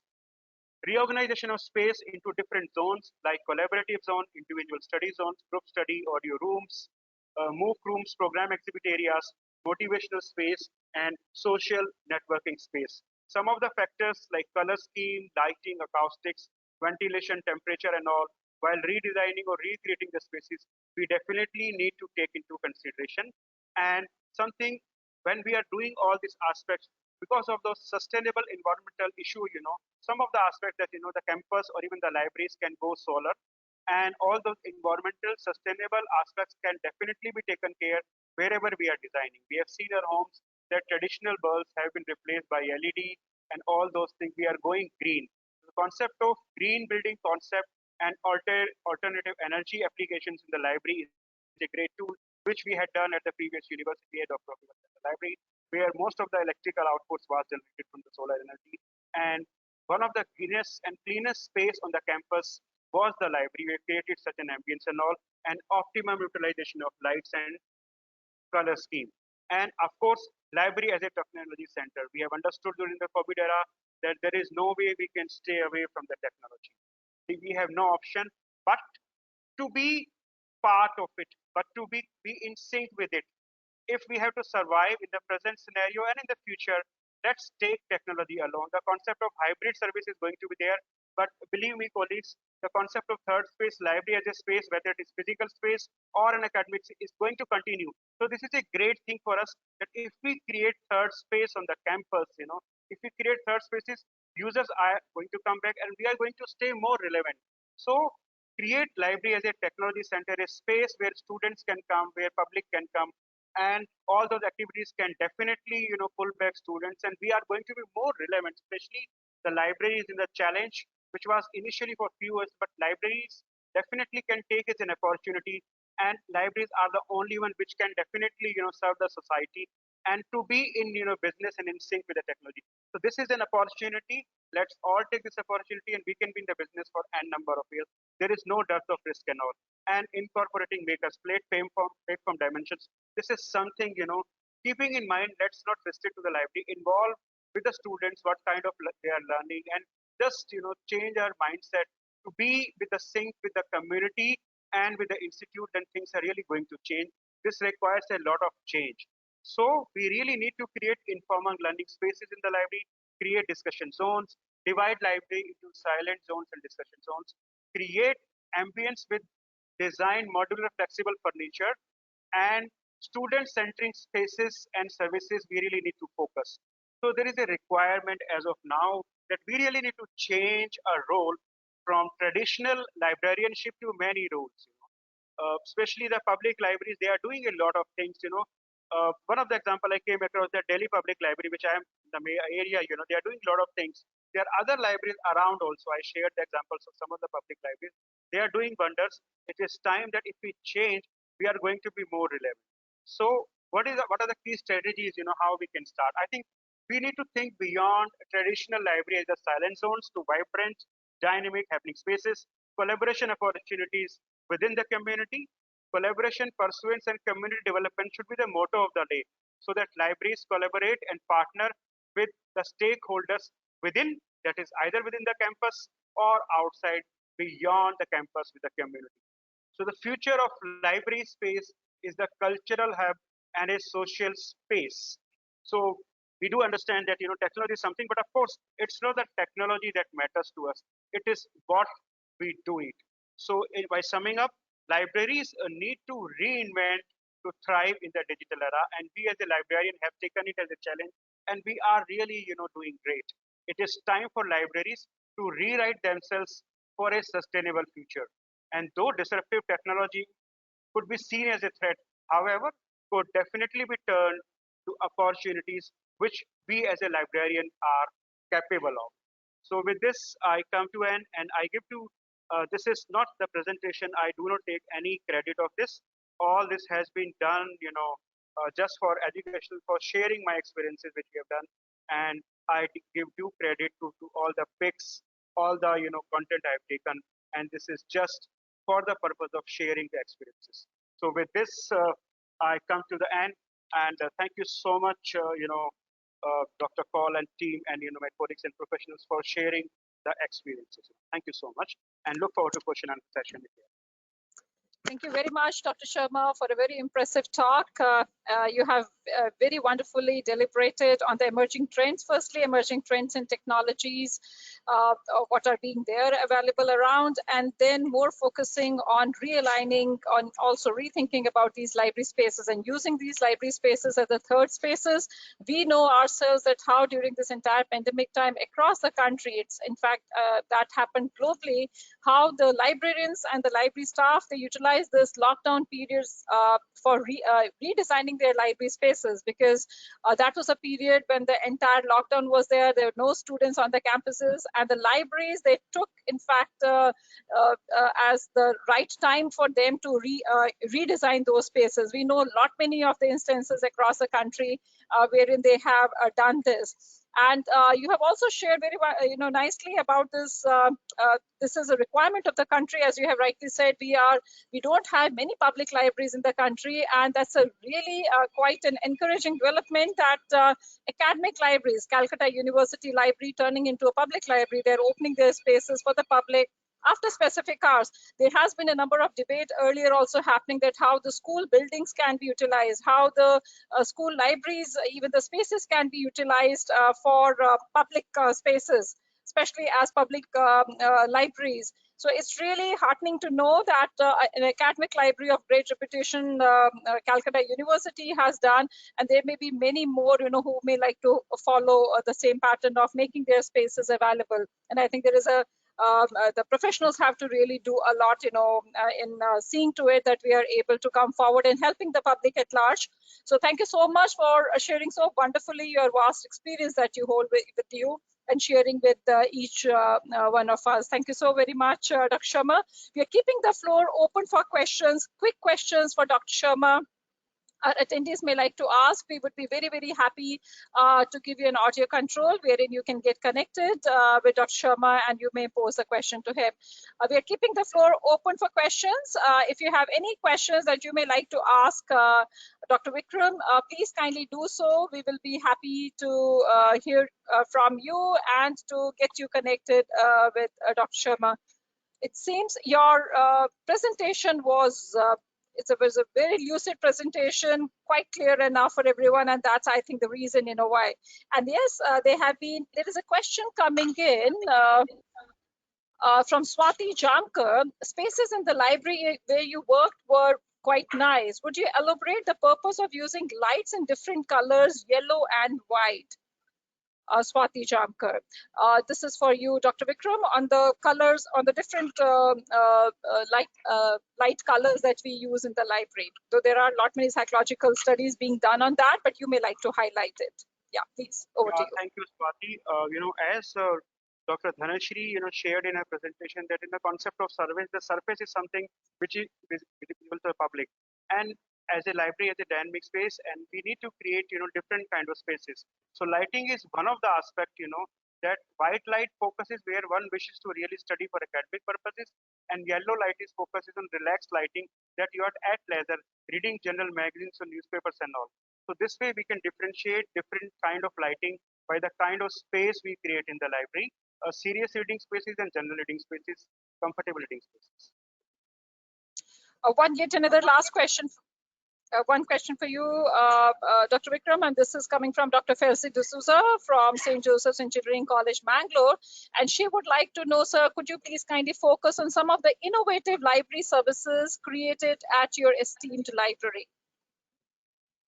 I think one of the aspects, there are lots of services definitely, but creating user experiences, getting their feedback, what are their expectations, what are the students, especially in the academic libraries, looking for?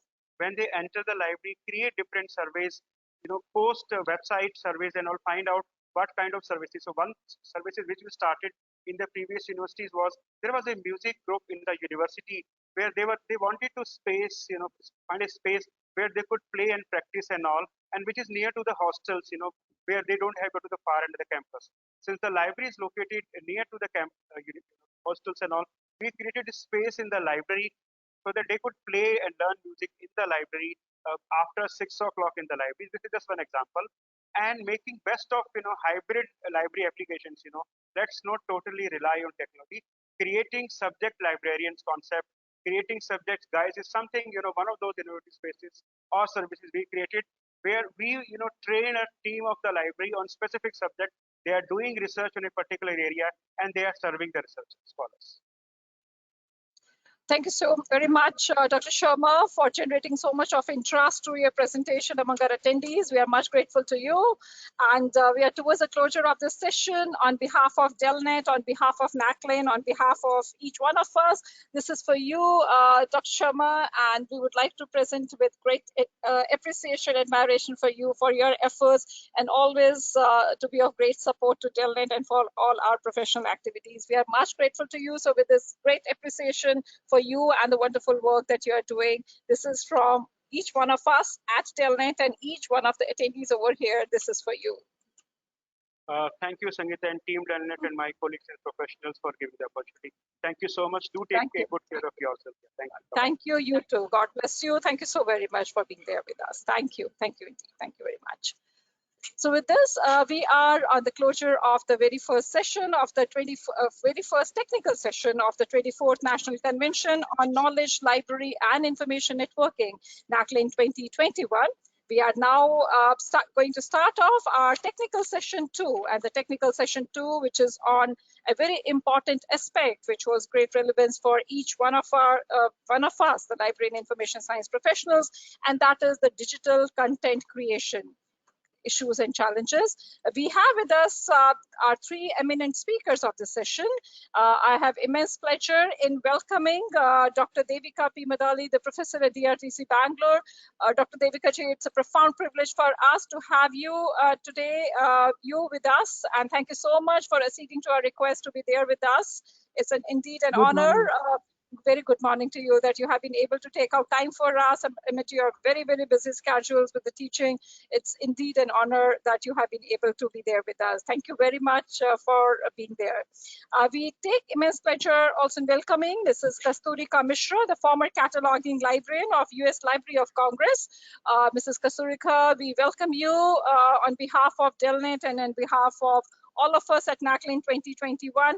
We extend a very hearty welcome to you, and thank you so very much for agreeing to join us and to share your vast experience with each one of us. Thank you so very much, and we welcome you. I have immense pleasure in welcoming Dr. Ajit Kumar, the Library and Information Science Officer at Nehru Memorial Museum and Library. It's a profound privilege for me, Dr. Ajit, to welcome you on behalf of Delnet. And thank you so much for agreeing to share your wonderful work that you are doing at Nehru Memorial. So we really look forward. To start off the session, the first talk is going to be by Dr. Devika P. Madali, who is going to speak on open content matrix. And I have a pleasure in introducing you all to Dr. Madali, who is a professor at Documentation Research and Training Center at Indian Statistical Institute and adjunct faculty at DISI, the University of Trento in Italy. Professor Madali is a founding member of and served as a co-chair of the Agriculture Data Interest Group, Research Data Alliance. Her interest lies in the areas of open data repositories and data management, knowledge organization, and application of facilitization in information system, information infrastructures, agri-semantics, digital libraries, semantic vector technologies, faceted ontologies, content management systems, multilingual information services, and also OERs. She served as a member of high-level evaluation committee of UNFAO, Statistical Database and Information Services, FAO STAT. At present, Dr. Madali is a member of a high-level committee evaluating the implementation of CGIAR open access and data management policy, including at its 15 centers across the world. She is a member of the Karnataka Evaluation Authority and has contributed to UNESCO's Global Open Access Portal. She is also the chair of the Open Access India Forum. She is on the advisory board of the Universal Decimal Classification and serves as a member of the G8 Data Infrastructures Working Group hosted by European Commission.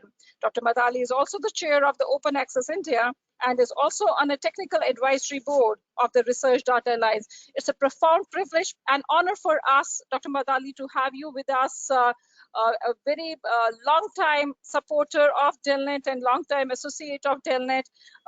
And we are indeed much grateful to you for being there with us, for taking out time and to share your vast experience. We really look forward to your presentation on open content matrix. May I have a pleasure of requesting you to kindly start your lecture now.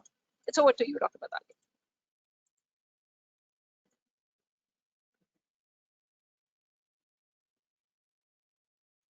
I would request you if you may just kindly unmute yourself.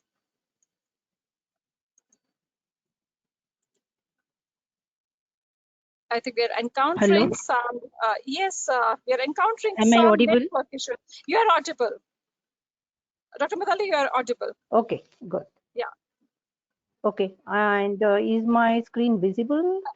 Yeah, but you have to open the presentation file. Yes. I did. Is it seen now? Yeah, that's there. But yeah, in the slide mode, we can have it. And in the slide mode, yeah. I'm just going. Sure. Is it now okay? Perfect. Very perfect. Very perfect. Pleasure. Okay. Pleasure. Thanks so much, and good morning to the Dr. Kaul and your team, and good morning to all attendees. It is certainly a pleasure always to be associated with Delnet and this convention it is going on. And I would like to start by thanking Dr. Kaul and her team for giving me this opportunity to interact with the attendees and all of you. I would also like to place on record my regards to Dr. H.K. Kaul, who was such a great supporter of DRTC and a great colleague for myself. We interacted for a long, long time, and I miss him very much. But I'm sure he's participating and sending his blessings down.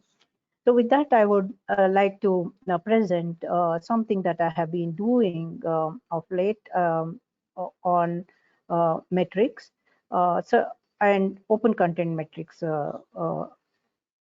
Why did this go? Okay. Metrics related to open content. I can't see my own presentation for some reason. 1 second, please.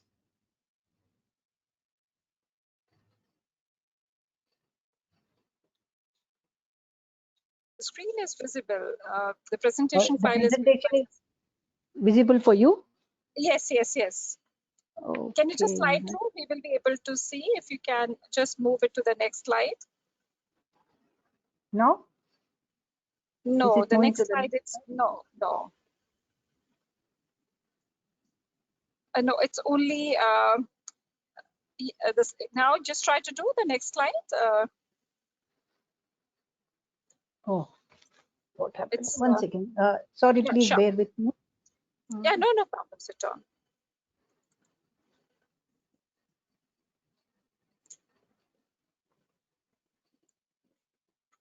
We request you, please do Are you kindly seen now?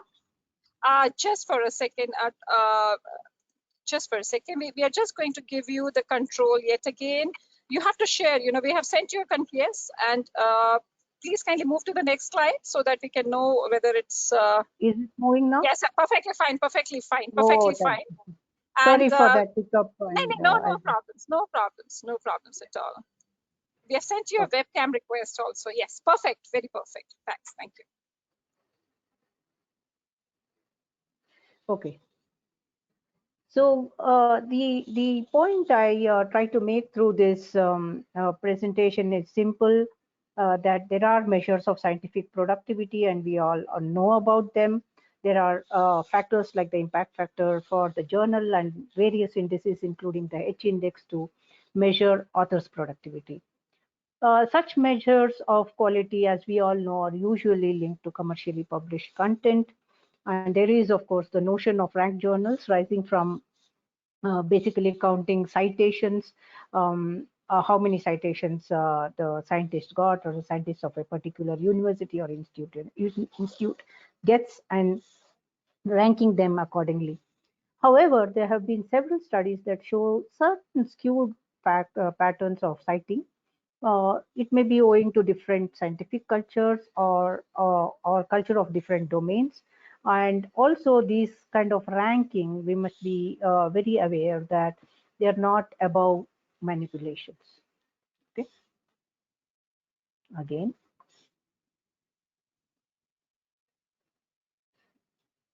Again, it's not moving. I don't know. It's so stuck. Again, it is stuck. Yeah. Okay. I think after several tries, it will go. Okay. So looking at the scholarly publication cycle, you can see it on your screen. I have made it into 4 quadrants. So who are the persons who produce content, the scholarly content? It is the academicians, researchers, and the scholars. And who are the ones who make sure that they are peer reviewed and they have assured quality by critically looking at it and commenting? They are again the academicians and scholars and researchers. And after it is published, it is consumed by the same group of academicians, scholars, and researchers. And who are the ones, after reading all this, again write articles and contribute back to the knowledge cycle? It is again the same community of scholars, academicians, researchers. So I want to say that the entire question about quality of open content, people say open content is not of quality. The entire cycle is from the scholars, academicians, and researchers, and nobody else. So the quality assurance is also in this cycle. This is what I would like to emphasize.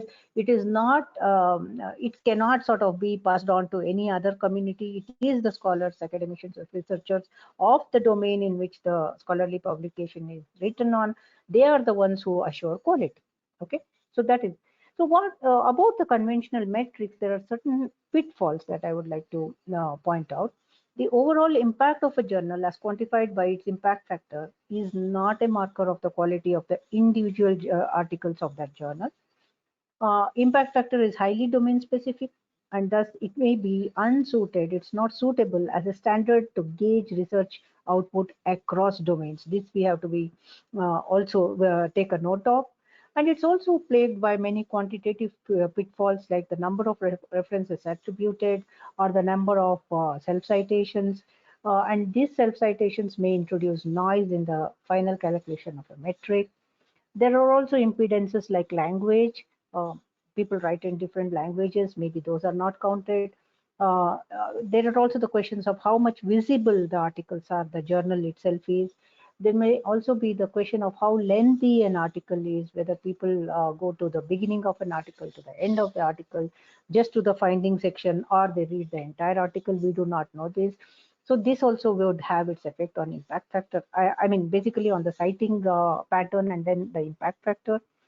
Due to its dependence on the dynamics of specific domains, impact factor may show undue inflation or deflation in its measured value.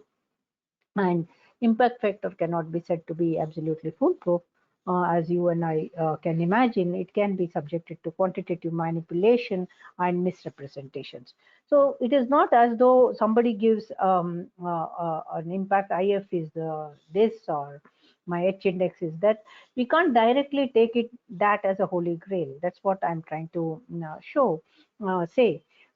Literature evidences that there are many measures being considered and applied to gauge quality and productivity in scientific publishing. There are many, but we must realize that none of them are perfect.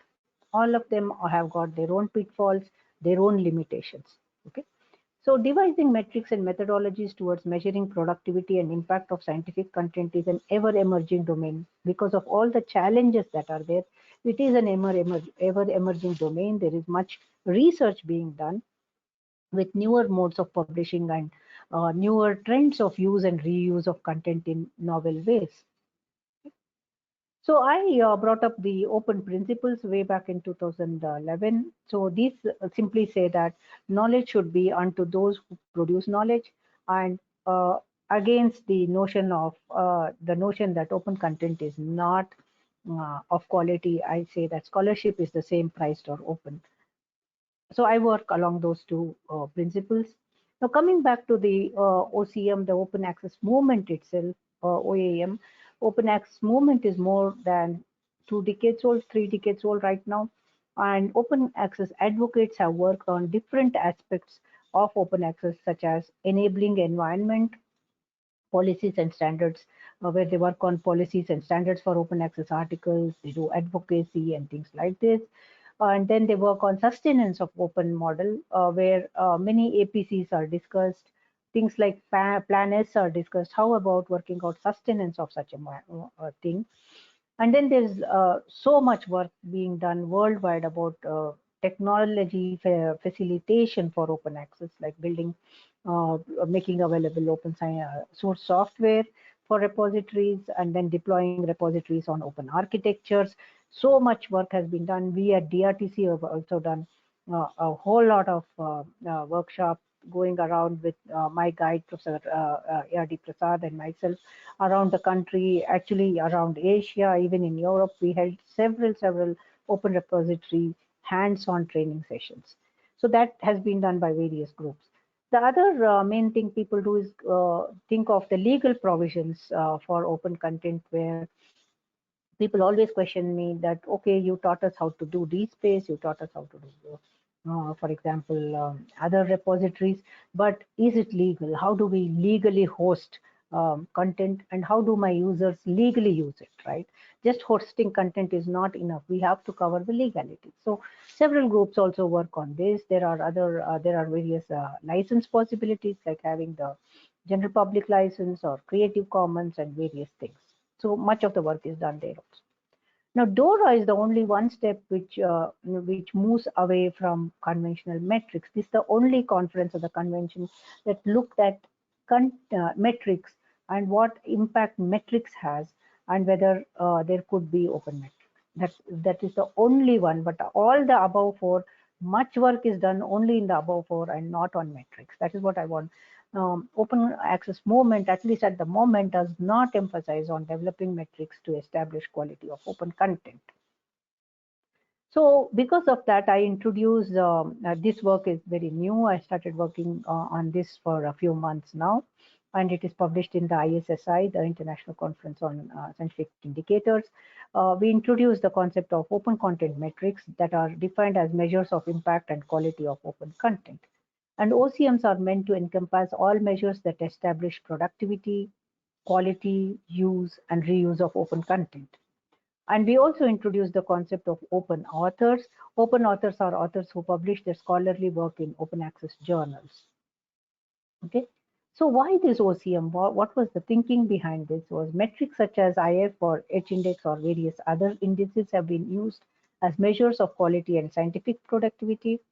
However, metrics have been mainly associated with commercial journals and citation in ranked journals.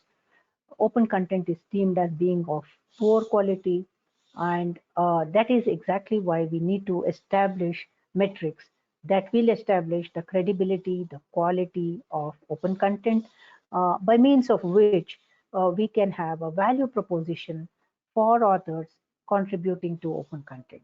So that is the rationale behind my introducing the concept of open content metrics. And within the open content metrics, today I will explain one factor that we have derived, which is called an open to open citation factor, or OF open factor. So OF is derived by computing citations received by an open access journal.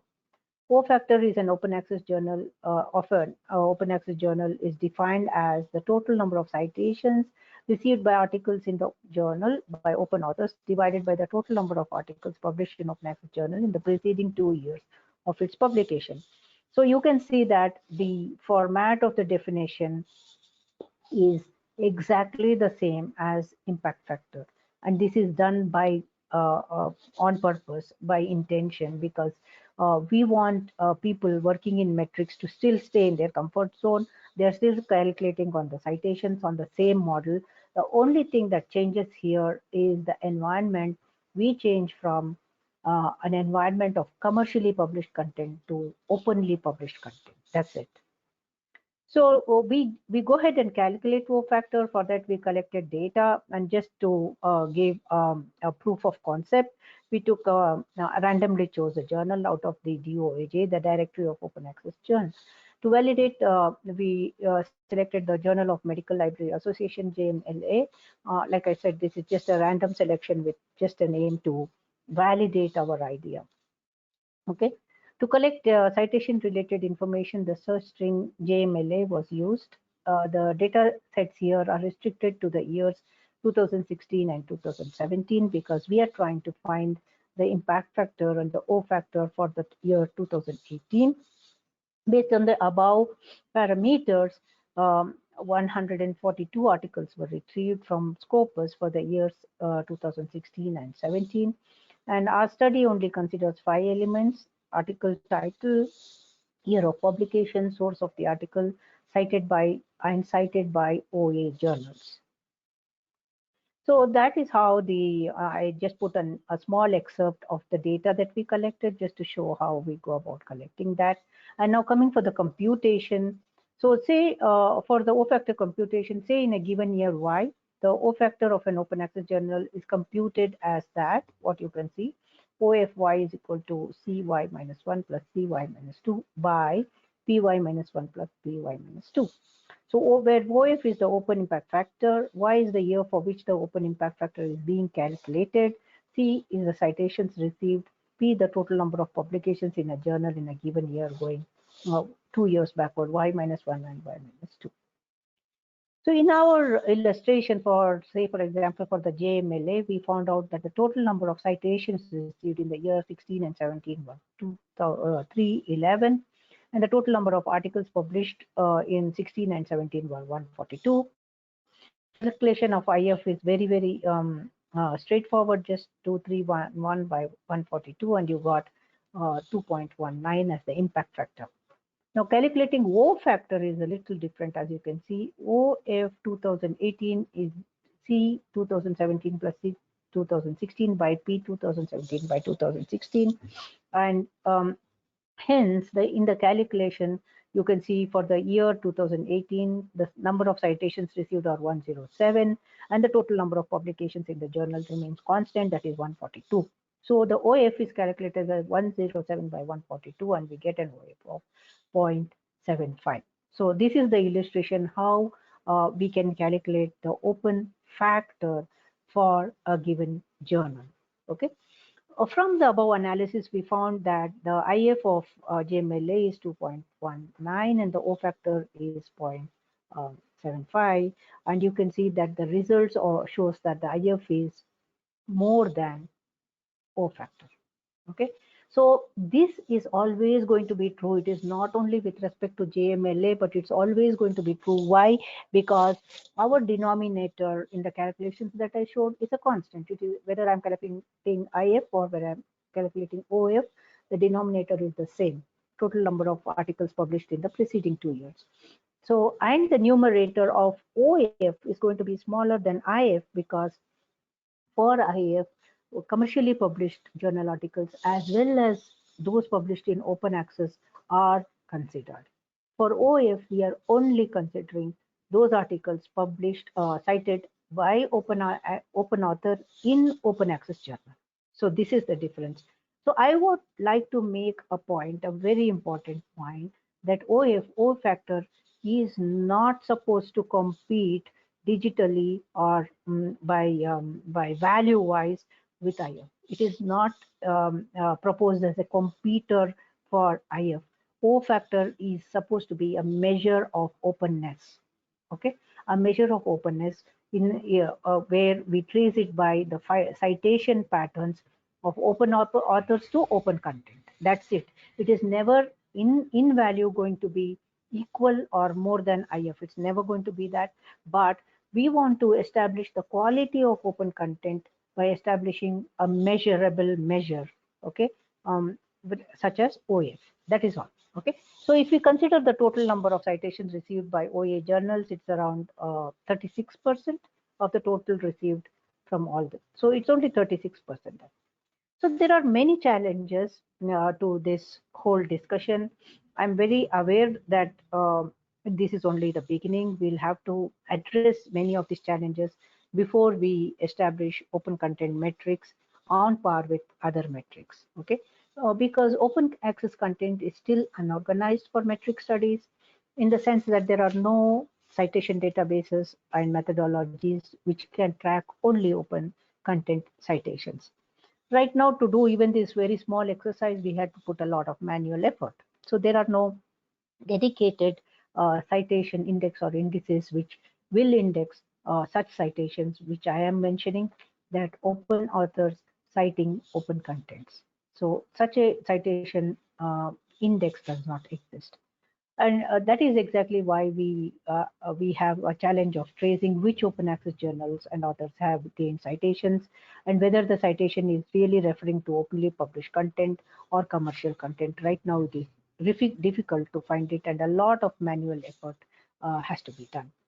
While accepting those challenges, I would still like to emphasize on the significance of this of open content metrics to establish the worth of open content and encourage authors to consider being open authors. It is necessary to establish measures that work as indicators of their productivity. If we do not have indicators to express openness, then why should anybody consider being an open author, right? So at some point in time, we have to acknowledge that authors need some kind of a takeaway from this. Until now, they are forced to publish in ranked journals in commercially published content because they get their credibility there, they get their H index, they get their citations. So they are doing that. So if we have to move from that to open content, a paradigm shift is needed where we encourage open content metrics. The entire ethos has to be built there, how open citations are given, how open citations are tracked, and such things. Okay, so there is a need for building open citation indices and to track open content citations. After we have put in such efforts, say if we do succeed to build the citation indices for open content, then a foray of services can be offered to open authors based upon the open citation index. So there is an urgent need, I emphasize that there is an urgent need to offer the right value proposition to authors to be open authors. And OCMs, open content metrics, are a means to do exactly that. So that is all I had to say today. Thanks very much for the opportunity. I'll be very happy to take questions. Thank you very much, Dr. Madali, for introducing us all to this latest development. And I think all of us who really believes in following open access movement, doing lot much of the content in the libraries are doing that, whether it's a software, a content basically that we try accessing, offering to our users. And this is a new thing because I think all our attendees over here from the academic institutions, and they are being asked by accreditation bodies. This is one of the major issue which they encounter, that the accreditation bodies always ask them that which kind of journals they are subscribing to, and if it falls under the open access journals, then they do ask them about the impact factor. So this is really indeed a commendable work that you have initiated. So I would just like to, before I make the floor open for questions, is how do we encourage, because even when we talk about the academic institutions, we talk about the research work, even the researchers are being supposed to, if they quote their references from the open access journals, they're always being asked, other than open access, tell us, because the open access still, they're not able to, whether we talk about the university setups or we talk about even accreditation bodies. So librarians, they face that issue. If they show them that, yes, sir, we do have an access to this particular open access journal, they say, no, you tell us to subscribe commercial journals. So how do we really, how can we address this issue? Two issues. One is to promote the use of open access and also to ensure that they are being considered at par with the commercial journals, because not all open access content is not something, the quality, as you have said, that then that's the reason why these efforts have been made of open factor and all. How do we really think about bringing the change at the universities level, wherein our researchers and scholars are engaged in the research work, and then they're referring to a lot much of content which is from the open access, because this is again an interlinking work. Because if they are not being quoted, you can't expect, the citation. And as you have said, the impact factor, the IF and the relation between IF and the OA. So how do we try to address that? Because open access content will then stay away to be quoted in their research work, and the citations would never come. How do you intend to really address this entire issue, which is something I think there has to be some kind of a policy decision to be taken up at the major level in order to encourage the use of the open access content. How do you really intend to address this issue, Dr. Madali?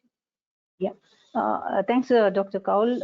A very important remarks from you, and very important to note this. This is exactly where this research work on OCMs has started with me and my team, because as you raised some very pertinent questions, we are open access advocate, and we say that publishing in the open is very good, and as per my own principles, knowledge unto her or him who produces knowledge. So knowledge should be open for all, and especially to who produced it at least, and it should not be prohibitive by access or by due to economic factors. This is exactly what we say. So everybody agrees with that philosophy. Nobody says no, but on ground, what the reality is that the commercially available publications are only being considered by our top bosses, whether it is an university head or whether it is people making decisions within UGC or anywhere. Okay, so the question arises then, how do we, by just saying open access content is good, you see it, it is good, you see it, nobody is going to see. So we have to take one concrete step of establishing factors, of establishing metrics, and say that this open access journal, say JMLA, has an OF of this. So if we keep on doing this work, the OF will become as important as IF. And that is when we can say that there is a metric which has taken care of the quality issues. You can use it as a metric and then include these journals, these set of journals also for the reckoning where our authors can publish. Okay, in short, they must make their way into what we call as the care list, for example, or whatever list that people are considering. If these open access journals one day make it there, then our authors will naturally publish there. Otherwise, why will they publish if the journal is not going to be considered by their respective organization for their whatever professional assessment and things like this? If they're not going to be considered, then they're not going to publish there. This is exactly my effort to establish measurable metrics where we can establish on par with other journals, the open access journals also. Thank you. Thank you very much, Dr. Madali. Just one quick question, is a similar kind of a work being undertaken in some other part of the world by the open access community? I presented this work at the International Conference of Science Indicators, the ISSI, that Scientometrics and Science Informatics, and no, I'm sorry to say, there's no other. I mean, there are work on metrics going on, but not exactly what I presented today. Thank you very much. We wish you the very best. This is a very pioneering work, which I think all the academic community would be, and who are publishing it would definitely be wanting that it sees a light of the day, and our authorities at UGC and other places also realizes the importance of these open access content. Thank you so very much indeed. With your permission, we are now keeping the floor open for questions, and this is request to all our attendees. If you may like to make the best use of the availability of our distinguished speaker, Professor Devika Madali, please raise your digital hand. We will be very happy to give you an connect of the audio so that you can directly ask the question. The floor is entirely open for questions for Dr. Madali. Please kindly ask the question. You can post your question, post it in the chat box, or you can raise your digital hand and we can give you a control on that.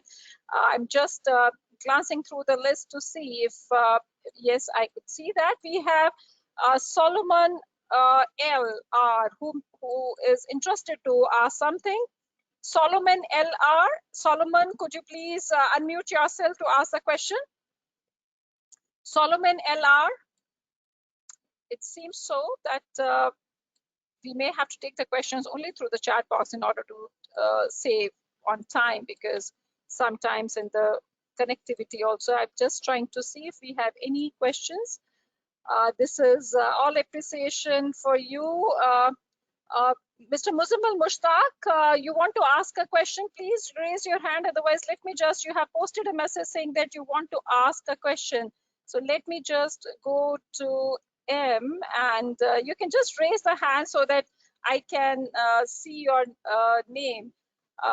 Give me a minute because I have to get connected with you. Please raise your hand. That makes the things much easier for us to get connected with you.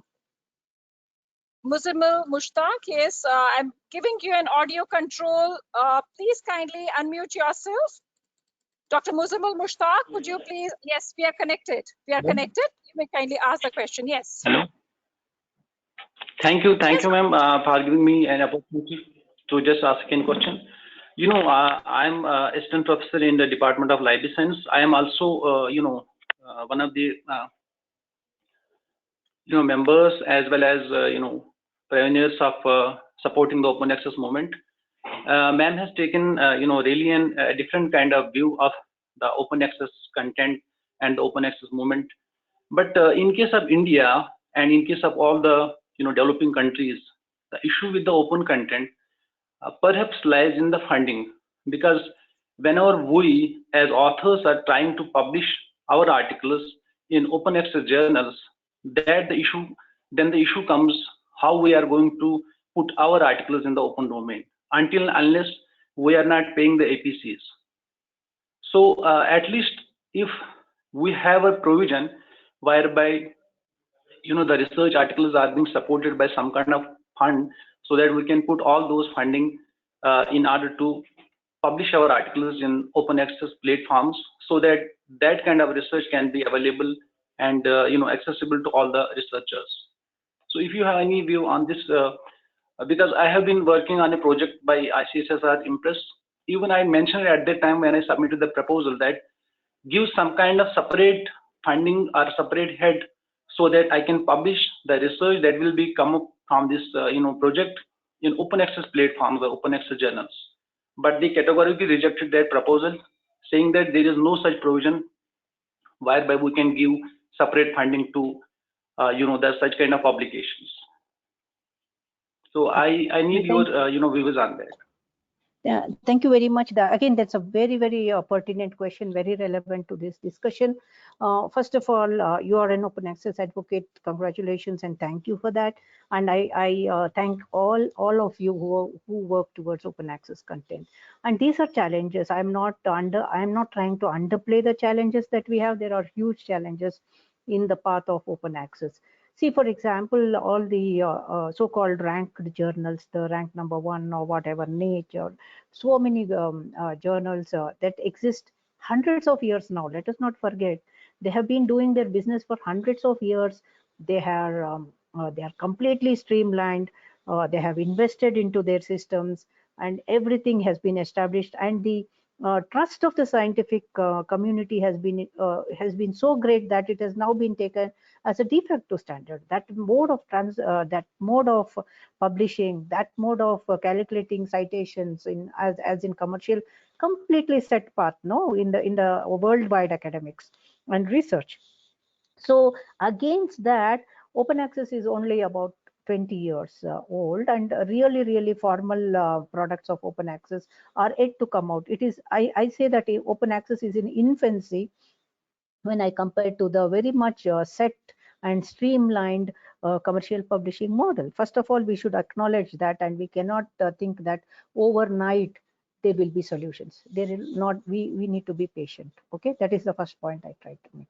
The second point I want to make about the APCs. I am a totally open access person. So I do not encourage paying APCs on my side. But however, having said that, I have to also take a practical approach where certain people may have to publish in open access by paying APCs. But again, how much APC is really acceptable? How much article processing charge is an acceptable charge?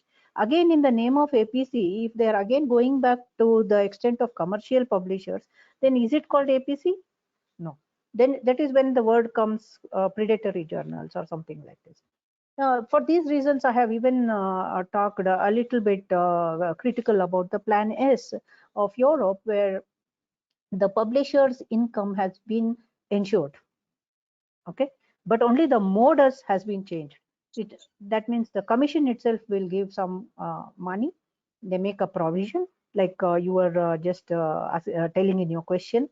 They make a provision where the authors will now use that fund to say that we are paying that for open access charges or whatever article processing charge and making it open access.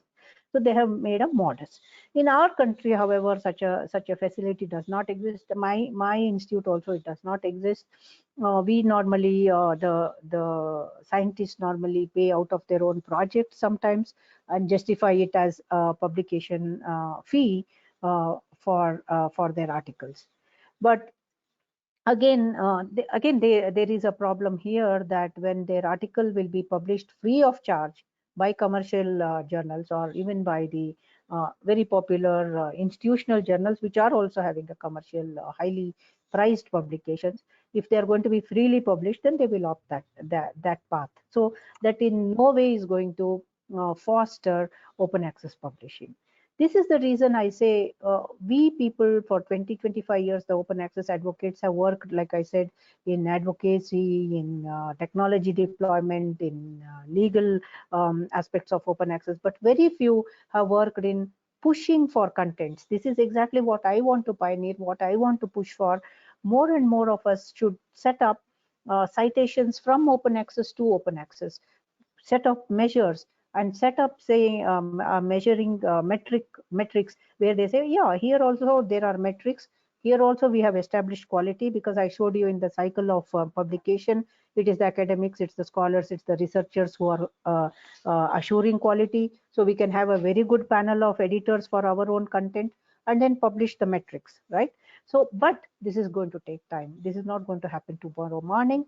But with why I'm talking about this at different forums here is to involve most of us, most of our thinking, to keep a fraction of our professional time towards metrics, open content metrics. If we start giving a fraction of our time, in 1 year, 2 years, we can establish metrics. I am positive about this. Thank you. Thank you very much, Dr. Madali, for such a detailed, wonderful explanation. We have one more attendee who may like to ask a question to you, Dr. Pankaj Bhagat. Dr. Pankaj Bhagat, could you please unmute yourself to ask quickly the question? Dr. Pankaj Bhagat, may I request you please unmute yourself to ask the question? It's not able to do it. Let me mute him firstly. And there is a question. A particular article has received more citations through Google Scholar and ResearchGate websites rather than a concerned publication website. Whether those citations would be considered to measure the citation as a part of IF. This is from R. Sebastian. So IF is now only taking the formal citation indices and not the other web published platforms. But we really have to revisit the Scopus and WOS kind of citation providers if they have a change in policy, but they have very carefully kept out non-commercial content out. Only a few are included, but not in a major stream.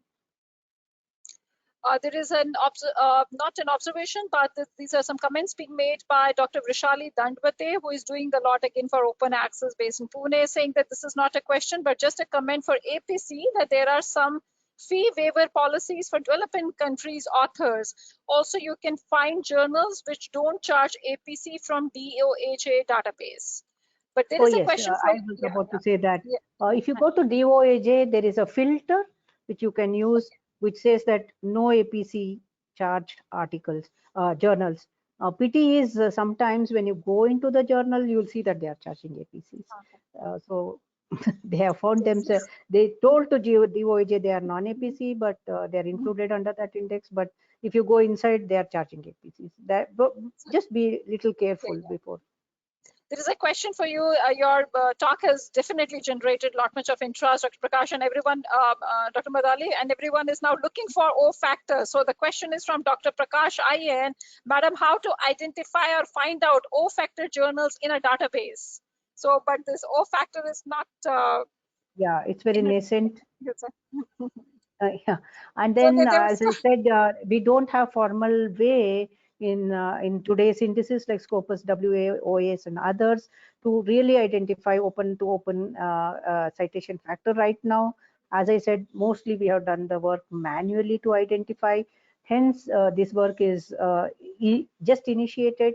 And if we include to build a citation, open citation index in a crowdsourced fashion, then maybe soon we can have an answer to your question. Thank you. Thank you very much. I'm just making a last attempt because we have one of our attendee, Dr. Pankaj Bhagat, who is desperate to ask a question. Dr. Bhagat, I have again unmuted you. Please unmute yourself. Please unmute yourself if you want to ask a question, because the second time he raised the digital hand again. I think you have some issue, yeah. So you may please get in touch with Dr. Madali and send across an email, and Madam would be, would be happy to answer your queries, because sure, you're not I'll able be happy to get connected. Yeah. Yeah, thank you so much, Dr. Madali, for generating so much of interest, for doing such a pioneer work. You have always been showing and leading the way, and we really, really feel so happy and proud that we are able to have you with us and also to know about. I think it's very important, and we would like to bother you and approach you again. Maybe perhaps someday we may think about having a half-day session because of paucity of Sure, time. We are Dr. not Shah. able to. So we can have the session on this open factor. Let the institutions knows about it. Let our scholars even knows about it, that what are the things for them and what are the things in store for them, the work, wonderful work that you are doing it. So we'll be very happy, and we would be once again approaching you very soon to conduct. So My on pleasure. behalf of Dilnet, this is for you, Dr. Devika, with lot much of admiration and respect to you for the wonderful association that you always, and you are always so generous and kind to us. And there are no words to express how grateful we always feel. So thank you so very much for sharing your such a wonderful insights about this new pioneering work. We wish you the very Thank you. best, and any point of time you think Delnet can do further to sensitize our academic community across the country, we would be very happy, and we are at your service for doing that. So thank you so very much indeed. Thank you. Thank you, ma'am. Thank you, ma'am. Thank you so very much indeed. Thank you. Thank you. So we had a wonderful presentation by Dr. Madali. It was so heartening to see the wonderful work, the new work being done for the open content matrix, something new that we are able to discover today. Now we would like to go for our second keynote speaker of the session, Mrs. Kasturika Mishra, who is going to speak on RDA, the new buzzword in library practices, RDA guidelines and interpretation of data. I have pleasure in firstly in welcoming Mrs. Kasturika Mishra, who is a retired cataloging librarian of US Library of Congress in New Delhi office and has been doing selection, acquisition and cataloging of literature in South Asian languages, especially English and Oriya language. In her long-standing association with the US Library of Congress, Mrs. Mishra has independently cataloged more than 20,000 monographs, cartographic materials, serials, microfiche materials, sound recordings in Oriya, English and Marathi languages in LC subject categories as music, arts, physical sciences, social sciences, education, history, literature, religion, and philosophy as prescribed by AACR2, and then RDA compliance for the Library of Congress, South Asian Division, Washington, DC. So Mrs. Mishra will be presenting today the various guidelines in transition from AACR2 to RDA environment in LC. And the reason for us to have kept this session is to make you all aware about what this RDA is all, to know about the genesis of RDA and what this RDA can, how it can really can help you in doing the way that you have been cataloging in the library is a very integral part of our library practices. So it's over to you, Mrs. Mishra, and once again, on behalf of Delnet and each one of us, we welcome you to NACLIN 2021, and we request you for your presentation now. I request you if you can put it in the display mode, in the slideshow mode. In the slideshow. Yes. Yes. Can you hear me? Yes, very much.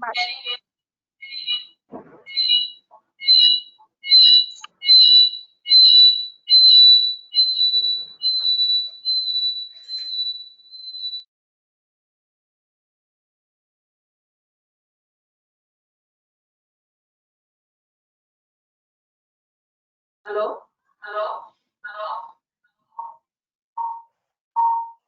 Have to, Mrs. Mishra, there is an echo which comes, like, it's coming back again.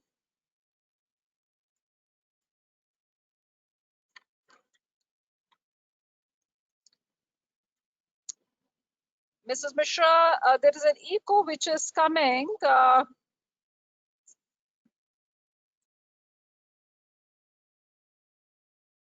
Mrs. Mishra, you have to unmute yourself.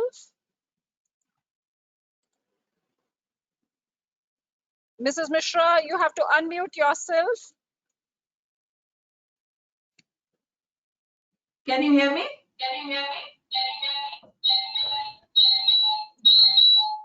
The echo is coming back again. coming, it's resonating. Maybe because of the mobile. I think it's better. It's better. You may kindly start. Can I start? It's better. And you just enlarge, put it in the display mode. Okay.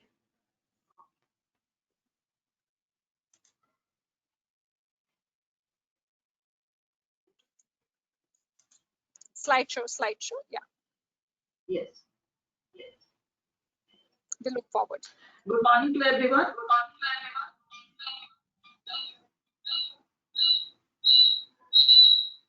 Mr. Kaji, there is a problem. It is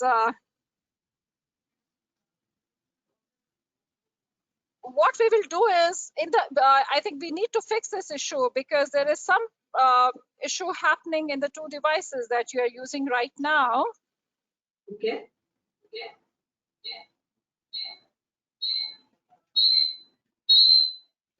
No, Kaskaji, this is not. This is creating a problem. I will switch off the stage. It worked well. I don't know what is.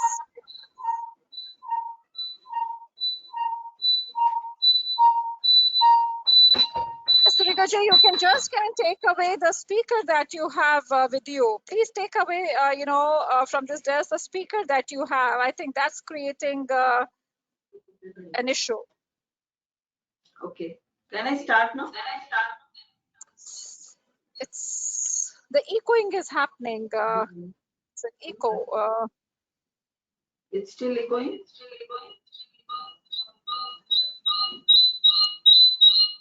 I think Asuraji will sort out this issue. I'll come back to you. I'm requesting my colleague, Mr. Kushal, to call you and to resolve this issue.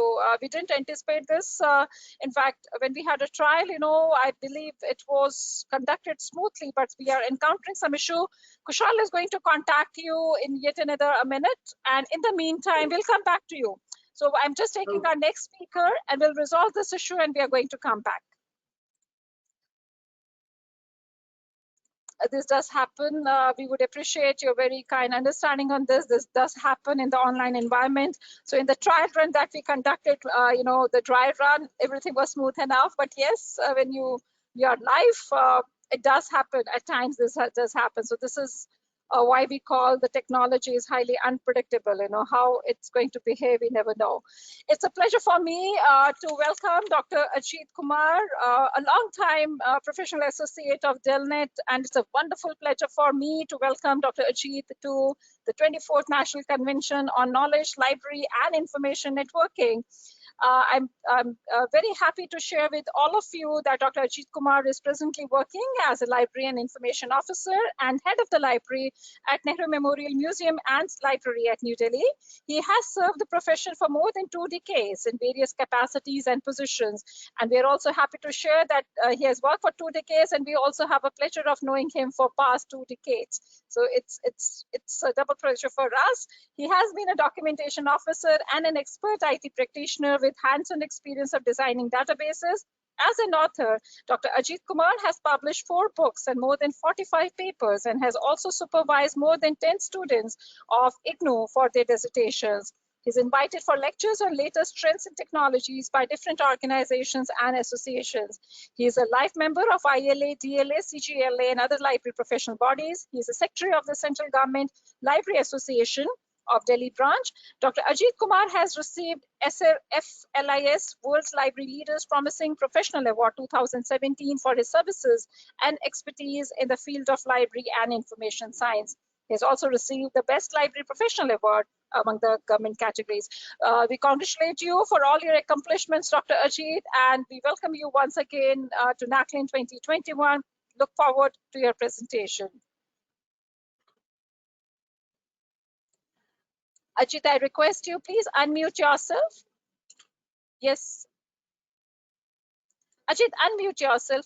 I've sent you an unmute request. Yes. Yes.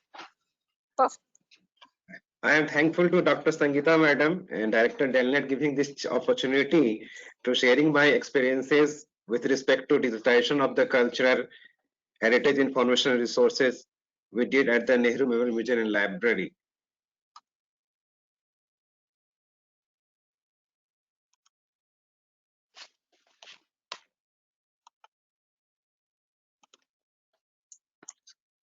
Dr. Jeet, we have sent you the Yes. request. Just accept Yeah, it. my Accept screen it. is coming. Yeah, Yes. accepted. I think screen is coming. Yeah, it is right Yeah, now. Yes, it is there. It it's is there. fine. Yeah. Yeah, Okay. it's very fine. So It's very fine. yeah. So before starting my experiences with the digitization, I should tell about the institution itself, because until unless people should know about the institution, it's very difficult to know what kind of cultural resources we have in our institutions. So first of all,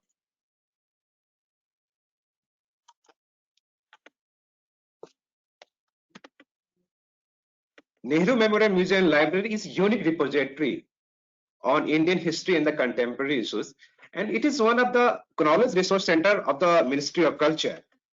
And basically, we want to tell you the aim of the Nehru Memorial Museum Library. Its main objective to contribute a better understanding of a man, human being, and his times succeeding the generation, and thus serve a link with the past and the future. Because what basically we are doing, we are just procuring the all information related to the modern Indian history and the contemporary issues. We are processing that information, and we are preserving them, and in the mode of the digital era, in the mode of digital format, and we are trying to serve for the next generation.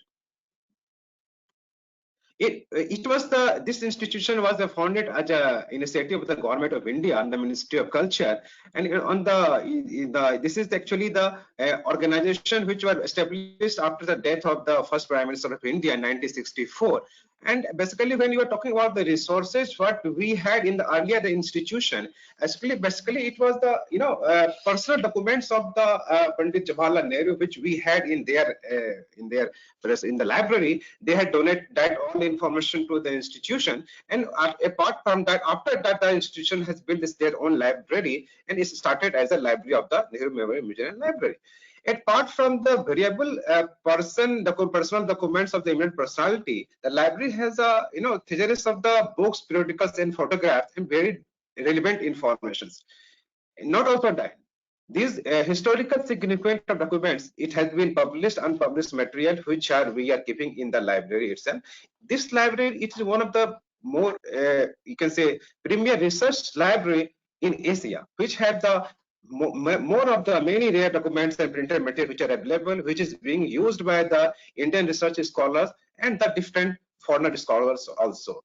Particularly here, I want to tell the people how we are accessing the ability of the cultural heritage information resource available in the Nehru Memorial Museum Library, and how you people examine the processing of the digitization of the cultural heritage information resources available in the Nehru Memorial Museum Library, and ultimate how we are giving the access right to the users, because until unless the digitized information has been provided to the researcher, there is no use for the digitization of the resources.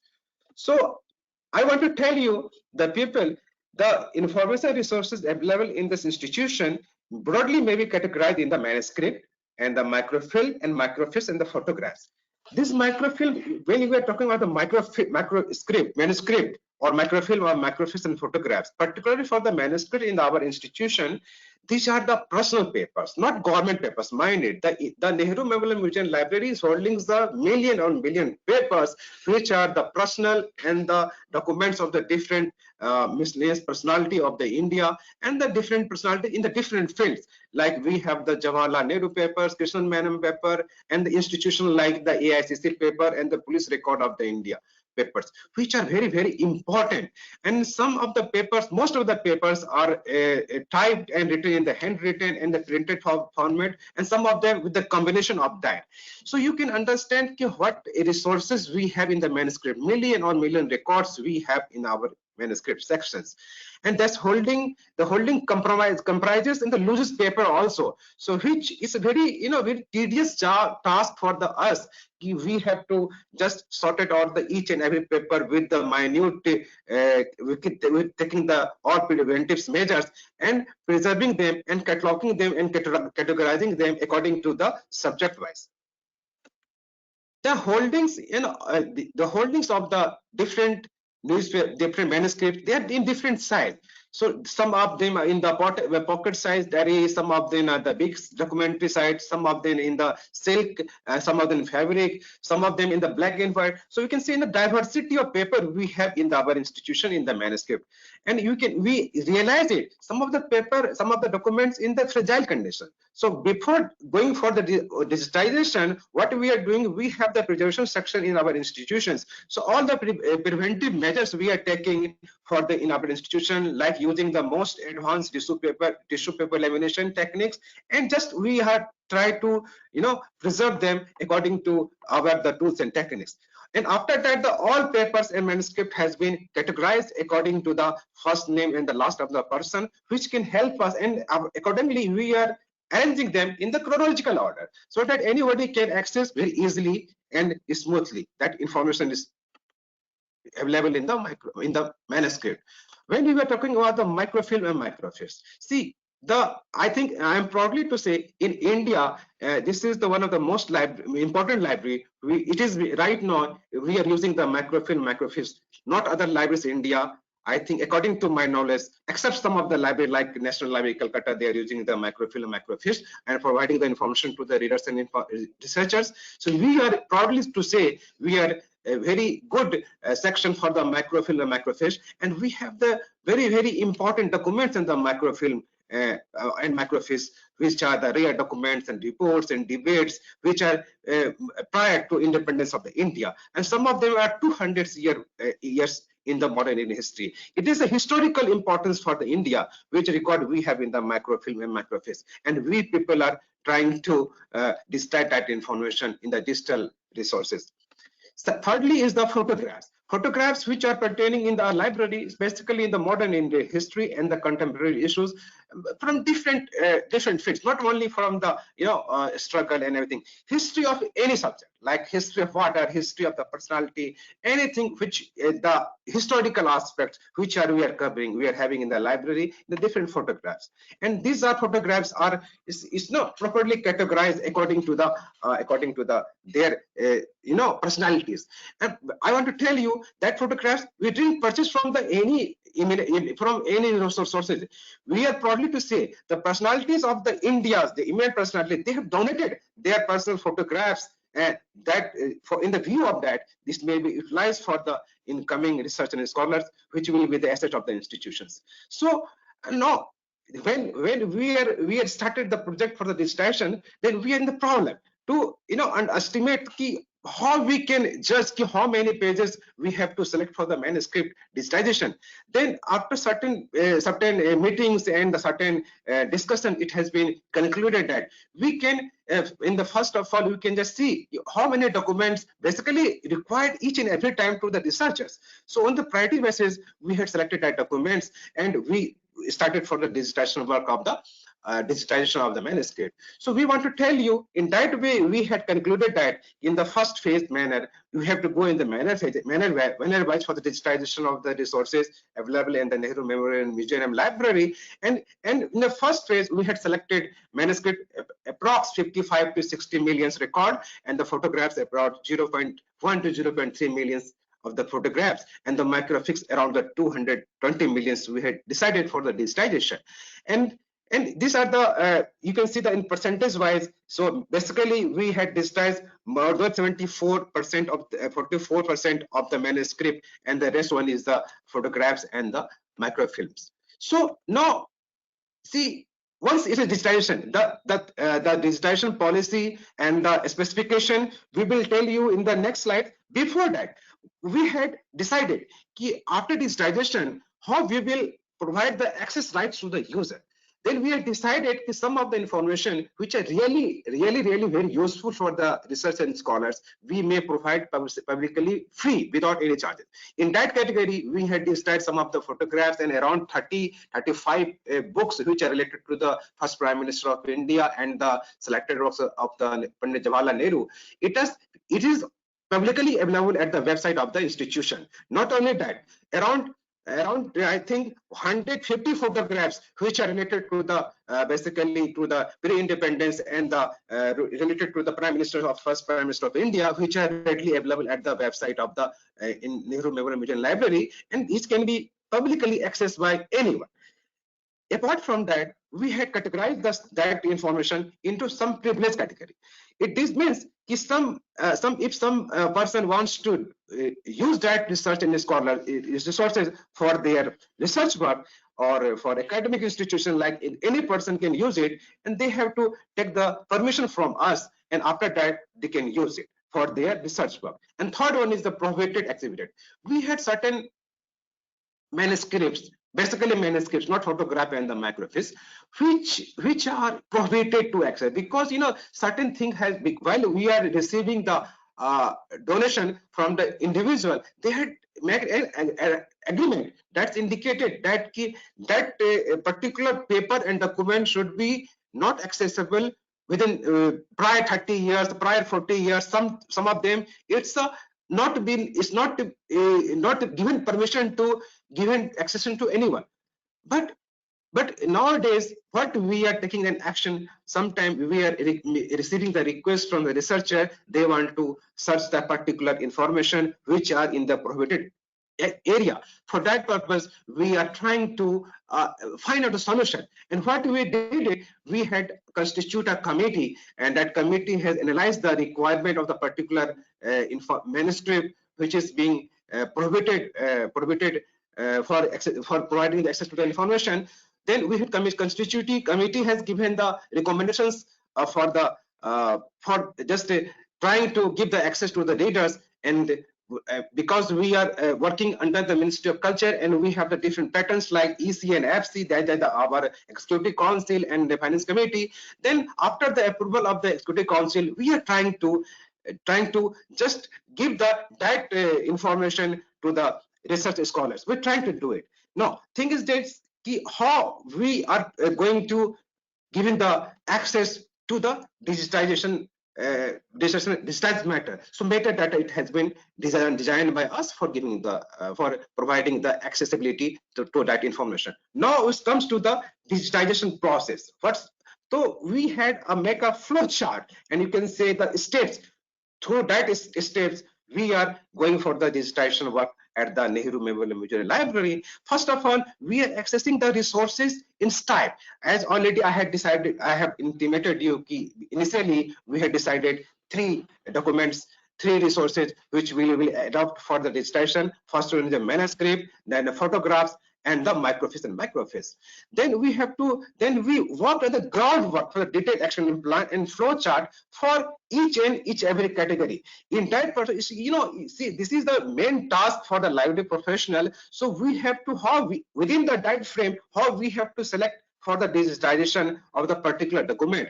If we had decided for digitization of the whole document, is hardly matter.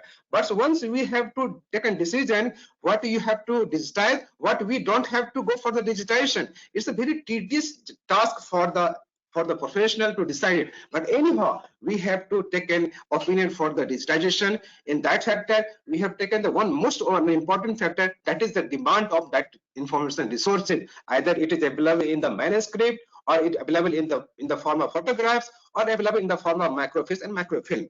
And after that, what we did, we had set up a well-equipped digitization facility in the Annual Center. We have the fully setup of the digitization center, having the 2 very good scanner with the heavy duty scanners, and we have a very good team. They are working internally in our institution also. But basically this work, what I am talking to you people, we had this work got carried out by the outside agency, but the parameter and the different specification provided by us only, and accordingly they did it. Then now what happened after that, they have in the execution, we had given a direction for set up a digitization center in our institution itself. They had given a pilot project, and that pilot project, they had given the full implementation of database management system also, which is based on intranet in the internet.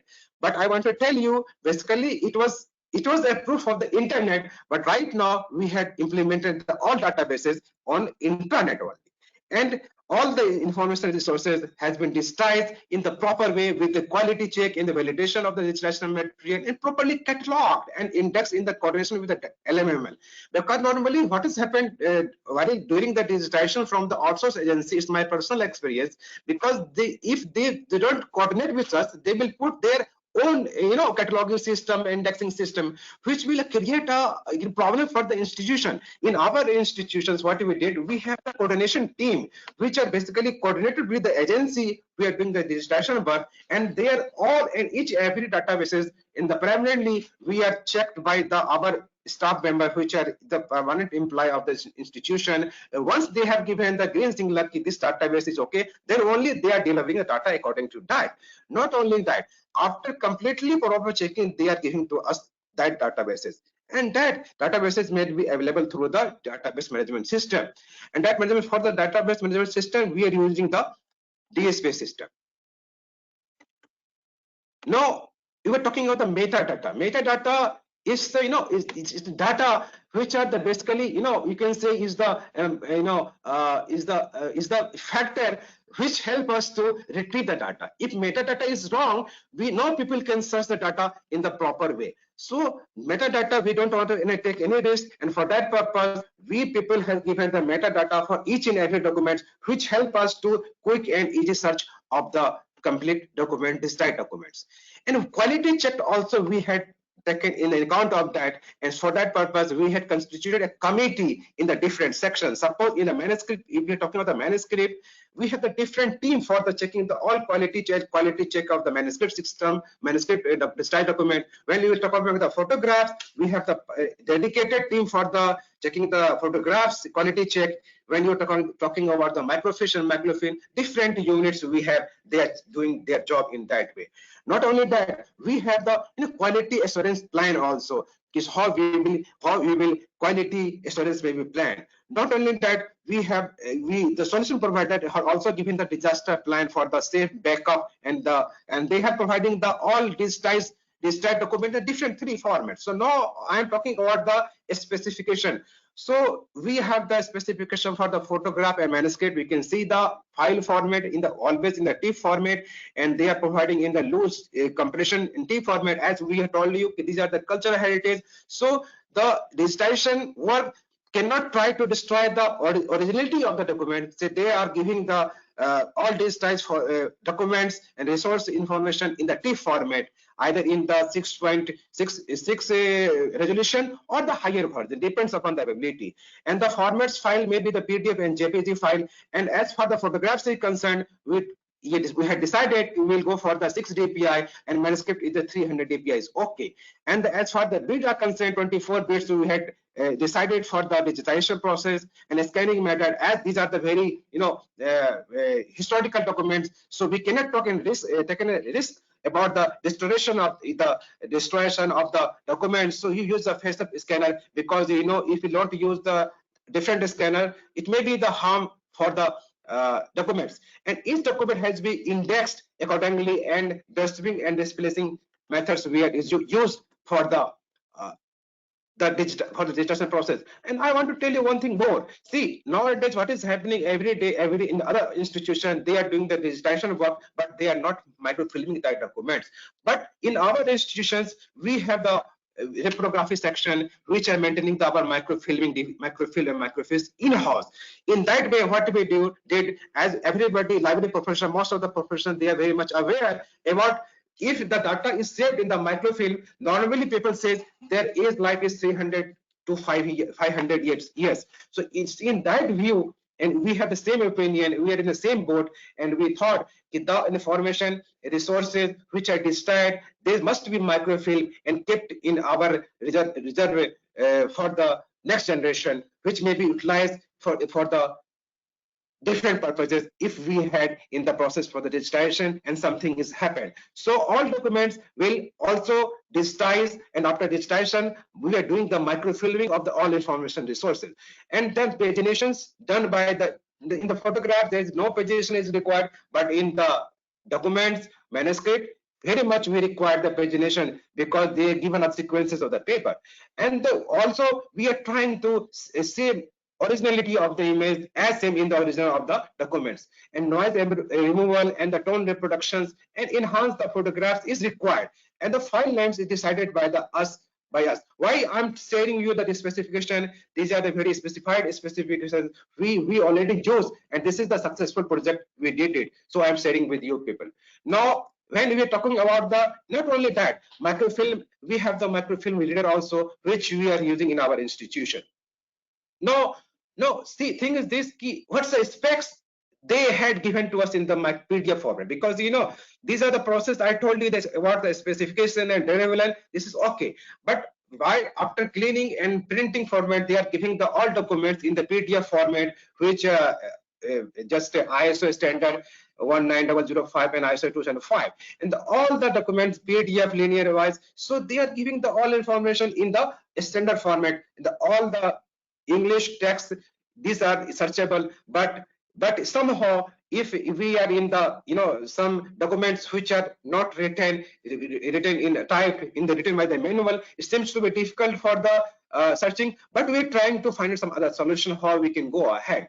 So now, and searchable, we have the single pattern process. For that, people can try to search in the single pattern, and we have the automated metadata insertion in the PDF format, because we are giving the databases metadata in the MX Excel format, which are integrated with that all images and all the described resources, which are available with the researchers and scholars with the help of the Dublin code and the metadata with the DSpace software. Now, deliverable, when we are talking of the deliverables, after digitization, the all resources is available in the raw PDF, clean PDF, and delivery in the LTO6, and the all also available in the hard disk also, so that if any risk, we for the risk purpose and for the security of the images and the all resources, we are taking the all information in the different format, as I told you. And also we had this in the DPT format. Right now it's very irrelevant to say the DPT format, but we had this in the DPT format.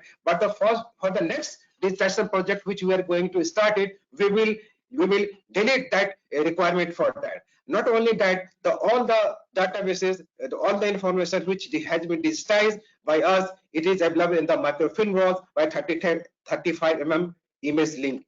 Now it's called, after digitization, how the information has been given the researcher the accessibility to the research and scholars. What he did in the NMML, we had implemented the document management system with the help of the DSpace.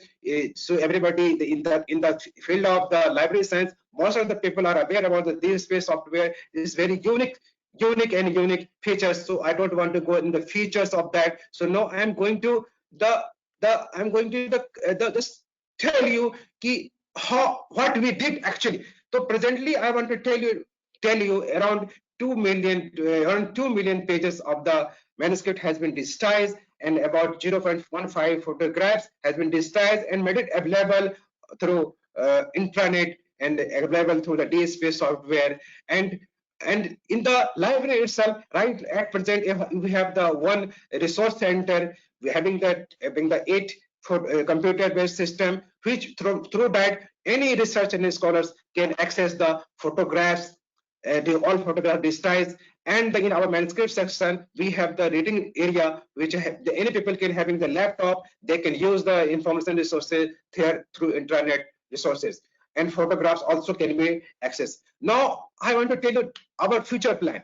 This, what I explained to you, we have already did it, and all are available through intranet. Now we are trying to, in the process for the further digitization of the resources available in the institution, we are in the process for the digitization of rare books approx 1,000 books, which were published from 17th century to 19th century, and we are estimating that the complete digitization of the book will be completed by the last week of the January 2022, and it will be made available freely to everyone at the website of NMML.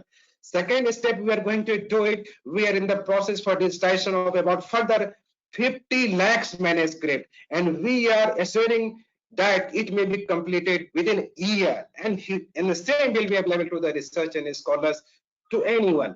And not only that, I am proudly to say we have the India House Collection in Library, which we had brought in our institution in 1985 from the India House Collection British, and we want to tell you approx 40,000 documents we had, which are in the rare. These are available in the book format, in the reports and the journals, these are before the pre-independence documents, which are very useful for the Indian research and scholars, not only Indian, for the any research and scholars who wants to do their research work in the field of modern Indian history and the contemporary issue, or they want to do any research kind of research related to the history of India. So we had estimated that approx 70,000 documents which we are going to digitize in, and within a year it will be completed and it will be made available to the researchers and scholars. So now I want to tell you lastly one thing. While digitization of this work, we had a lot of problem. Number one, selection of document, which was the great challenge for us. Then what we did, we had taken a tool.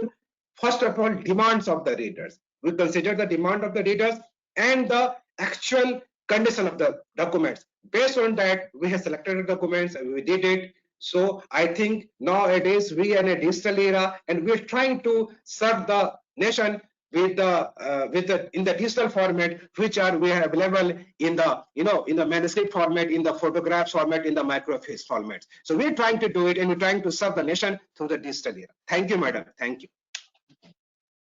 Thank you very much, Dr. Ajit, for such a splendid talk. And we are deeply, greatly impressed, and we congratulate you for undertaking such a marvelous work at Nehru Memorial Museum and Library. Thank you, madam. Thank you.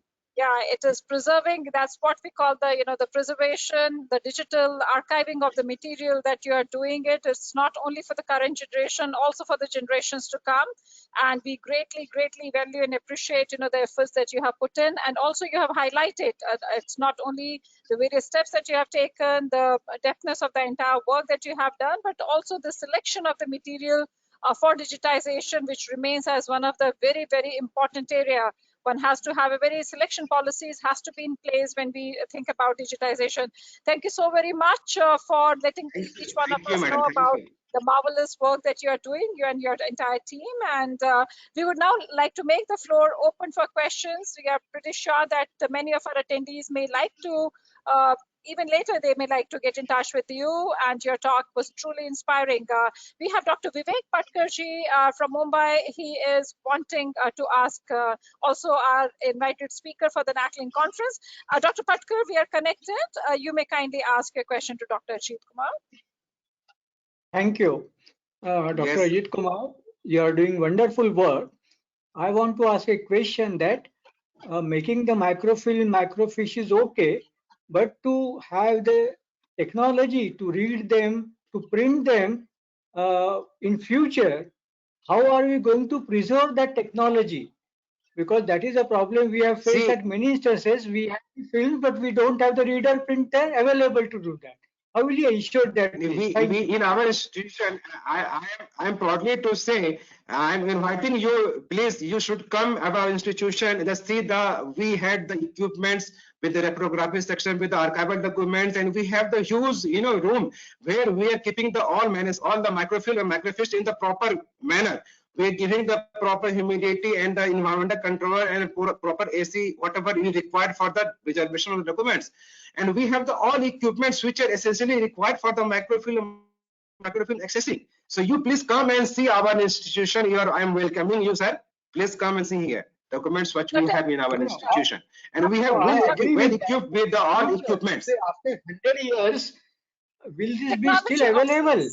That upgradation is required. That is what I'm saying. Thank you. 100%. I'm telling you, sir. Sir, actually, why I'm telling you now, in the next phase, I didn't mention it. We are going for the digitization of the microfilm and microfiche in the digital format. Not that we are going to do it, but what I'm telling you for the next generation, as we professionals are very much aware, microfilm is the only media which can save our heritage information resources, which we are keeping in our institution. And I'm proudly to say, in India, this is the only one institution in India which we are carrying the microfilm and microfiche in our institution for the next generation, sir. Yeah, thank you, Dr. Very good, Patkar. very good. The question asked by Dr. Patkar really is quite significant and relevant. Reason is because this technology obsolescence also happens. So we have to keep on upgrading, and it's really nice to know, as being mentioned by Dr. Ajit, that you're also in the process of digitizing, converting basically your microfilms and microfiche into the digital formats. And that's what, and even in the digital formats, there are various formats which are coming in. So as a librarian information science professionals who are being with the task of, keep ensuring the format, also we have to keep on seeing to it. It's not a one-time job. We have to always keep on upgrading not only our own selves, but also whatever contents, the digital collections that we're building up, we have to do. And we congratulate you, Dr. Ajit, for putting in so much of your efforts, and also you have put in your thoughts, the entire team of yours, because as Dr. Patkar has rightly said, because the formats are going to come and go, but we have to really see to it that we are able to upgrade, those things. So thank you very much. Anyone else who may like to ask any question, please kindly quickly do so, because we have to rush. We still have one presentation, and we are chasing time right now because our scheduled time till 1 o'clock, and we have still one presentation to go now. So thank you very much, Dr. Ajit. It seems that there may be many of the professionals. And Dr. Ajit, this is from Delnet, and this is from NACLIN for you. And we are much thankful to you for your presence and for sharing the wonderful work that you are doing. We really feel so proud of you, and may you keep on contributing, to the profession, and you're immensely doing so. Thank you very much. Thank you, Ajit. Thank you, welcome. Thank you. Thank you very much. Thank you. We would now like to establish we'd like to reconnect. Yes, we have Mrs. Kasturika Mishra with us. Could you please try, and we have unmuted you. Can you just try once again? Can you hear me? Yes, we can hear you. And you can have... I am going to start my presentation by congratulating all of you who have spoken before me, and who have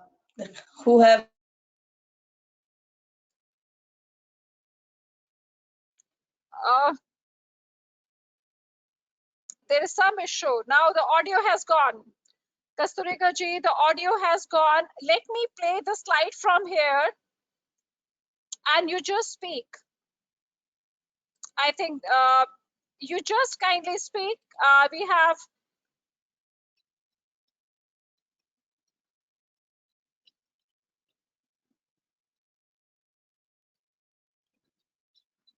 Is it this? Is it the music that you want everyone to listen to? Kasturika ji, you please use only your audio device. We are playing it.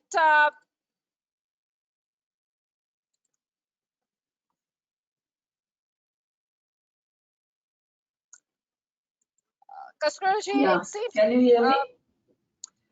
We can hear you, and what you do is I will play the slides from here, and you may just kindly speak. Okay? We are going to play from here. So you may just kindly speak. Can you just say something, Kasturika ji?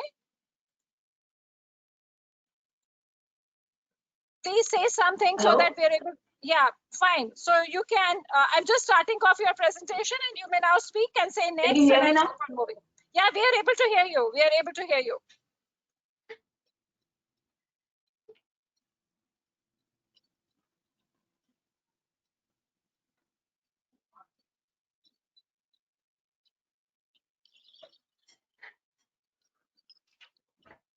Main speaker ta ଟିକେ ଲଗେଇ ଦବ।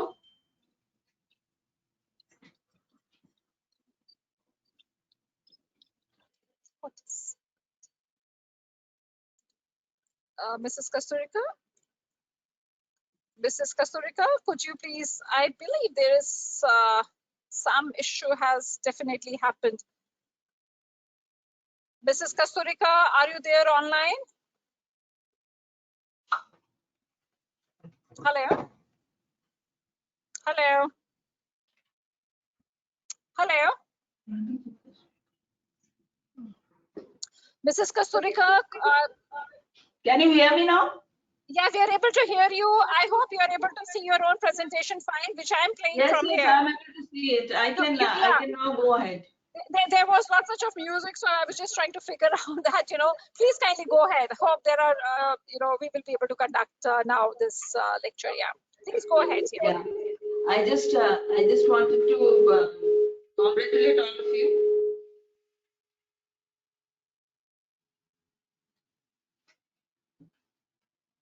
I just wanted to congratulate all of you that it's been a wonderful experience for me to join this seminar with such eminent speakers on the panel.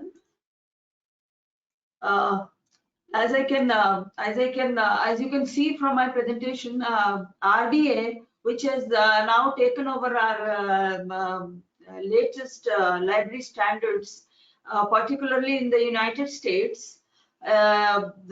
This library standard has taken over from the ACR2 compliance, which most of the libraries in United States follow. But of late, on December 15, 2020, the Library of Congress, American Library Association, and many other libraries in Europe have collaborated and wanted to simplify the library standards which have been followed for all these years by various global libraries. To give you a very short overview of what RDA really means and why do we catalog in the RDA compliance, the main purpose of cataloging in RDA compliance is to access the book and get the information in one particular bibliographic record for all the users. If we want to reach the content, we have to reach them very fast. Yeah, could you please hold this slide? I wanted to tell you the basic principle on which, please, ma'am, please slide 3, please. Slide 3, please. There is a music coming in, Mrs. Mishra, which the moment I'm playing it, there's a music coming in. So that's the reason I am putting it in, not in the slideshow. The moment I'm putting it in the slideshow, the music starts coming in. So kindly put slides 3 for me.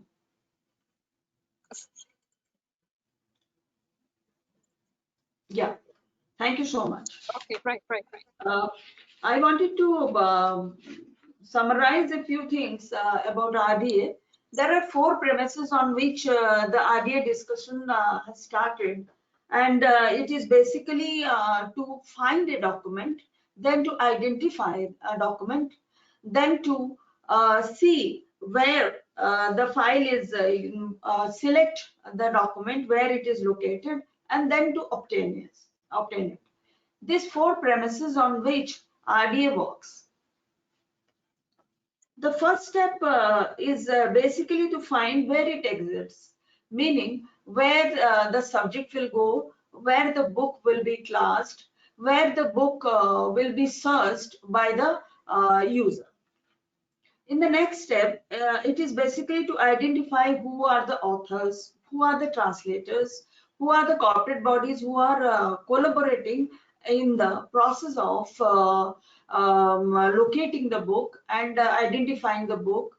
And then in the next step, the item is distinguished. It is distinguished from items from others by selecting a unique number, by giving it a unique bibliographic record with a unique number by which it is distinguished from its various manifestations. In the RDA parlance, there are four attributes which any item is being given, and the distinguishing item is, I will read from my presentation. This distinguishing items are FRBR, FRAD, and FRSAD. The functional requirement for the bibliographic data is what one is looking for. Basically, there are various functions in any bibliographic record. So if I have to cite a bibliographic record for my users, in any bibliographic record, the user will identify the record by the title, then by the other title information, then by the statement of responsibility, meaning who all are responsible for the book. In the RDA is basically based on these three main principles. It has taken a different route. The chapters of RDA have taken a different route from the ASCR2 model, in which the various items were discussed chapter wise, like books, maps, and then serials, and then microfiche. All of them were divided into various chapters, and how to handle it was discussed. But in RDA, the chapters are not discussed according to the monograph or the books, the kind of item, but it is documented and it is given a guideline as to how these entities are related to each other and how they should be accessed. Kindly shift to next slide.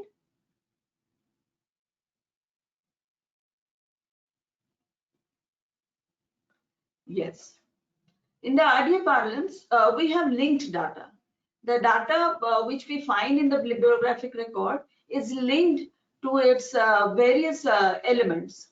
The elements means the portions in the bibliographic data which used to be earlier recorded as areas, as bibliographic areas, as mark tags with indicators. Now these transition records are giving a more elaborate record in which there are relationships which are closely monitored through library standards. Like there is a terminology which is being used for the relationship designators. Earlier in ACR2 records, if you search in the Library of Science OPAC, if you see a record, ma'am, kindly show the slide 13. Show the slide 13, please. Yes, if you can see 13, ma'am. Yeah. If slide 13, yes, 12. Okay, this one. In the bibliographic record in RDA, you can see that the statement of responsibility has a few names, and there is a bracketed space and others. Whereas in ACR2 records, we didn't have this kind of facility. In that, we didn't have any relationship designators to address who plays what role in the book. And whereas you will see that in this record, even the mark coding has changed. Like in 250, if I can say in 250, which is the Edison statement area, this has been changed. This has been changed in ACR2. We used to abbreviate the recording of Edison area. The edition area was, if it was appearing as first edition, we used to abbreviate it to first ed dot. Now this is no longer being done in the RDA records. It is now being merged, and the hybrid records are being created, which were done in the ACR2 pattern, and now they are getting switched to the RDA compliance area. Please play the previous slide.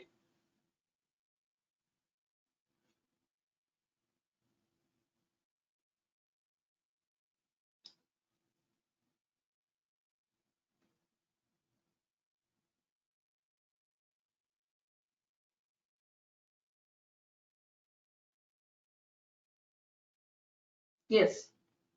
If you see that in ACR2, there were rules where inaccuracies were recorded. Like we had problems on the title itself when the spelling was wrong, or the punctuation was wrong, or sometimes the title used to appear as the subtitle and the subtitle used to appear as the title. So to get over that problem, we used to record it in the 246 field, which is for the variant title field, and we used to give information in the 246 field in the first indicator that what is the correct title which we are taking. But in RDA, these inaccuracies are no longer being addressed in the title field. It is now being carried in the note area that the title has been wrongly transcribed as such and such. So can you play the next slide, please? There aren't any clumsy, direction to very, I would say, encrypted ideas in RDA. Most of the things are left to the cataloger judgment whether one wants the user to identify those records, or whether you really want the user to know whether this record is a monograph, it's a sound recording, if it is a kind of if it is a kind of record which has a supplementary item like a accompanying item. Mostly, like if I can give you an example, in cartographic materials we have a booklet along with the map, and that booklet has additional information about the cartographic material, which we carry in different fields, and then we link the different fields to each other to denote that this is per se a cartographic material. Again, the cartographic material can be a map or it can be an atlas also. So in that context, RD has introduced in its chapter, don't take the next slide. The RDA has introduced new areas. If you can see, introduction of 336, 337 and 338. These are representing the kind of material.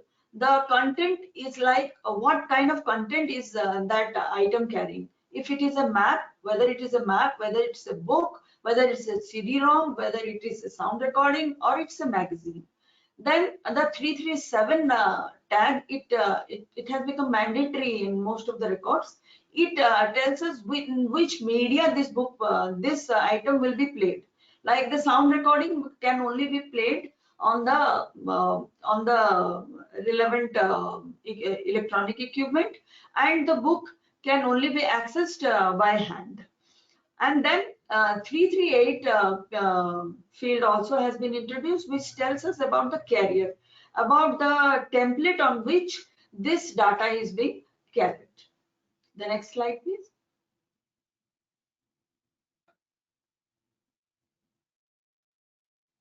Yes.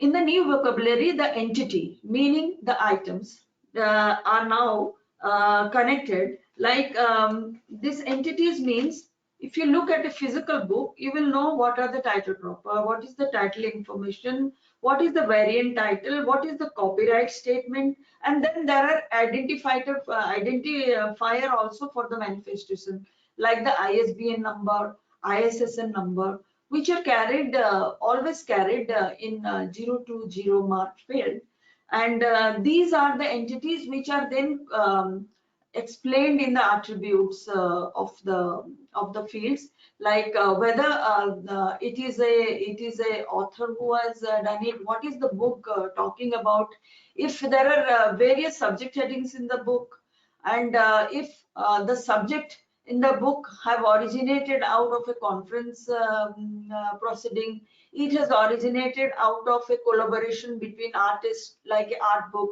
or it has originated as a research study by various bodies, like we have many water systems research works on water issues, water development. In recent times, we had COVID-19 research, and in which we had relationships established in RDA records with various relationship designators. Like if we take an example, please take to the next slide. Yes. If I take an example of a conference on COVID, let me assume that we have a monograph on a conference on COVID, then we'll give access point. Access point means where will we give information about the bodies which are involved in the presentation of the item.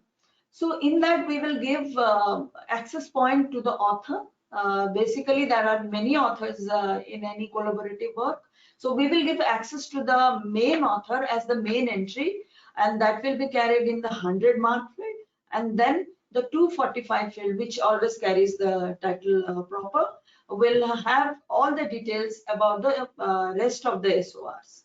Then the bodies will be the other bodies which will be informed, like the corporate body, the editors, and there will be sponsors for the conference. Those areas will be designated in the relevant areas, like in the mark field 700, in the 7 axis. 700 will be the people who are involved. 710 will be for the corporate bodies which are involved. 711 will be any corollary conference which has been carried out along the main conference. And then there will be unique ISSN or ISBN numbers which will be generated. Thank you. And then we'll have to give subject areas also. In all the records, we'll have to give relevant subject areas which the reader has to, which the reader and the user always looks for. And it should be absolutely appropriate to the item. For that, we have this 20 volume of LCHs, Library of Congress subject headings, which are being used by all the libraries all over the world. And somehow we, as catalogers in Library of Congress, we try to limit ourselves to very few exact narrow down subject headings instead of very widely used, very general topics, so that any, let's say anyone, any public health person will directly reach to a public health topic. If I give public health as a subject heading, he or she might miss a very minute aspect of public health, like child malnutrition, or like female mortality, like infanticide, like suicide. So these kind of things have to be, really looked minutely into the item and then matched with the LCH's subject headings, and an array of heading is prepared, 1, 2, 3, 4 max. And then in those subject headings, we generally try to put 4 aspects we take 4 aspects into consideration. First is the main topic. Second is the place from where it is happening. Let's say COVID is happening only in Delhi and the book is talking about COVID in Delhi. So we'll have to identify whether it is being done in Delhi or it is being done in few parts, it is being done in the suburbans of Delhi. Then we'll see whether what is the event, if there is an event involved in it, and then we'll have to look what is the time period. What is the time period? Let's say this is talking about the last 2 years, or is it comparing the COVID-19 to the previous epidemics which has already happened, pandemics in Spain, or is it comparing it to some other place, or is it talking about the public health aspect of the COVID-19, or is it talking about the social aspect of COVID-19? Then the relevant array of headings has to be arranged in the monograph. This is basically done by going into the attributes of the subject headings and the book you have in hand. Basically, we are cataloging lot of books, and in the link data, we'll have relationship designators, which were earlier known as, which were only known as the denominations for the functions, but now they are being explained in the RDA records. And this is purely your own judgment as to what you want to carry in your bibliographic record, so that the user reaches the book very quickly and is able to access it in a very, I would say, very important. It's very important for us as librarians to save their time. So that is what our aim should be. Can you slide down to the last slide, please? Yes. The next one. The next one, please. Thank you. Thank you. In this, in the library, the previous slide. Yeah. Thank you. In the new RDA standards, the ACR2 authority data recording has been expanded absolutely in a very open manner. I will explain a few things in this record. You can see that there is a E subfield here in 040, which denotes that it is an RDA record. Earlier, this field was not used. This field was not used in ACR2 compliance. Then we have many new mark data which are not core elements, meaning core ideas or core characteristics of the author who has contributed to the book Journey of a Geologist in Tata Steel, which is the title. You can see in 670 we have the title and the author's name from the title proper, and then from cover we have his variant name, which is being recorded in the 400 fields, in the two 400 fields. And then we have detailed description, detailed recording from the book itself about where he worked previously. If you can see in the 373 field, we are now, which we used to never do, we are now carrying it in the 373 mark field, where we have the author working in different companies from time to time, and we are recording it chronologically, like where he started, and then from 2006 to 2008 he was placed in Adhunik Group. Then from 2004 to 2006 he was placed in Ecomen Lab Private Limited. That's how we record his association with different corporate bodies. Then in the 374 field, we are carrying what is his basic qualification, what is he known for, what is his profession. In the 375 field, we are carrying whether he is a male, female, transgender, or there is also another option that data not found. So that can also be used. In 377, we are using whether he's basically an English speaking person, whether he's a Telugu speaking person, a Odia speaking person. And then we are elaborating it along with, there are many other fields in the authority data which we have added, like the 667 field, in which we can give notes from our side, whether this author is now publishing in India or not, whether this author is having a pseudonym, whether this author is known by another author, whether this author is conflicting with another author by the same name. So this is the kind of elaborate explanation that RDA has introduced, and I am sure that this is going to be a little complicated for all of us initially, but gradually as we move towards the digital media, this kind of information is definitely going to help all our users. I can see that Sangeeta ji has again rejoined the meeting.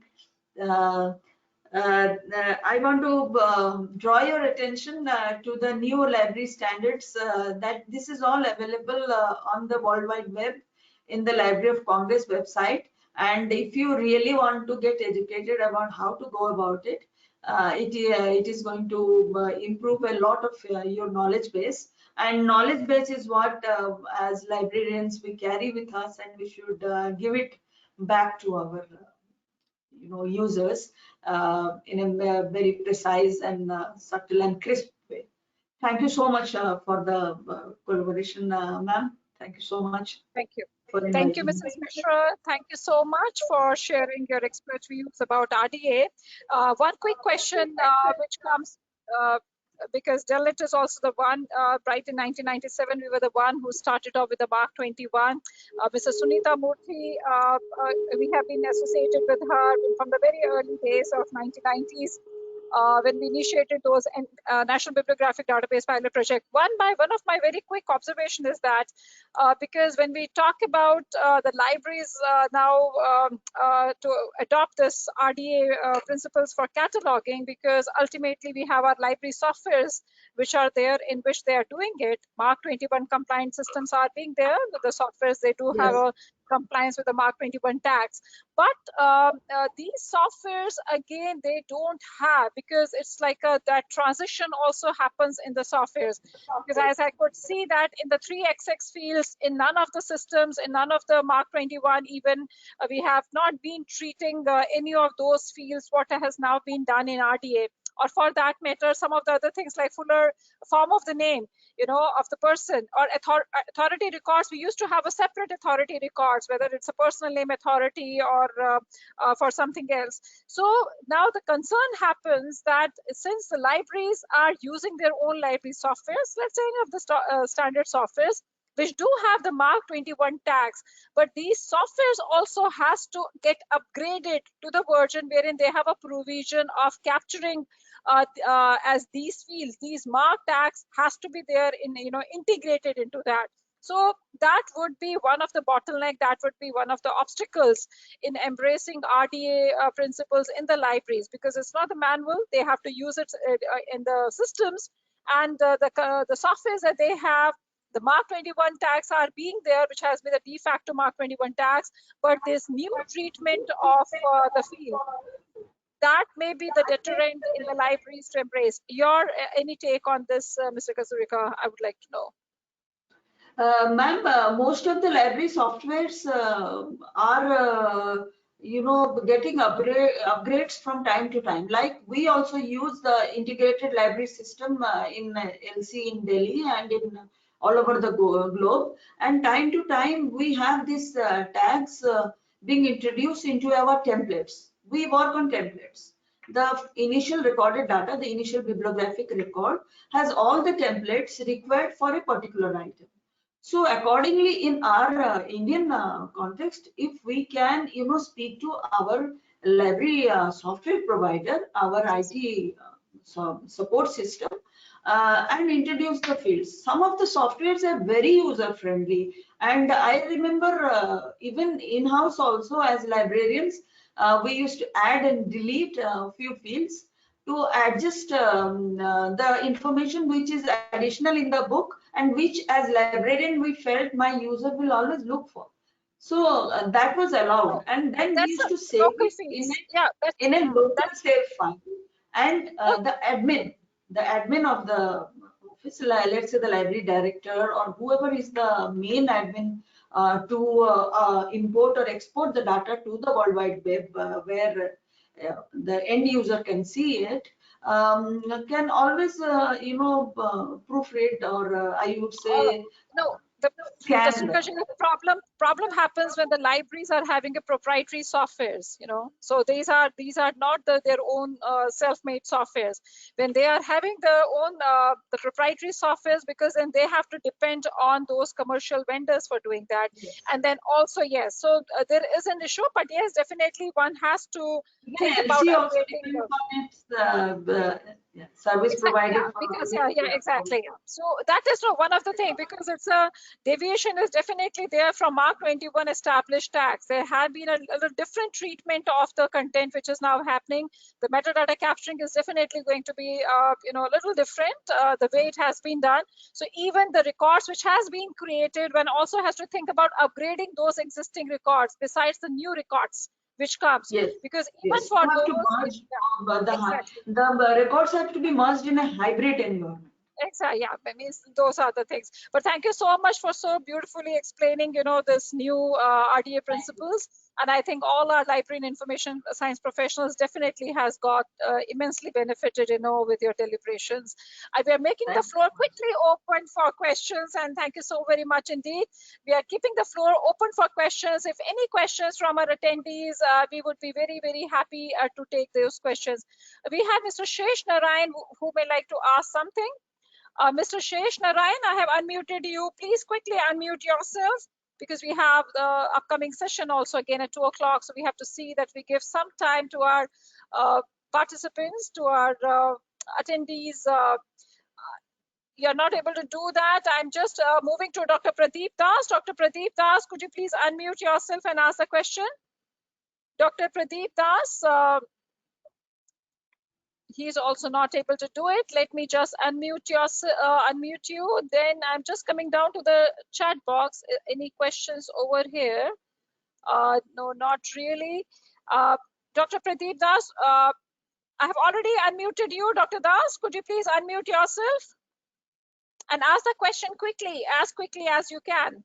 Dr. Pradeep Das, could you please unmute yourself? I have already unmuted you. I think yesterday also you encountered a difficulty. There is some issue with the audio device with which you are getting connected with. It seems that there are no further questions.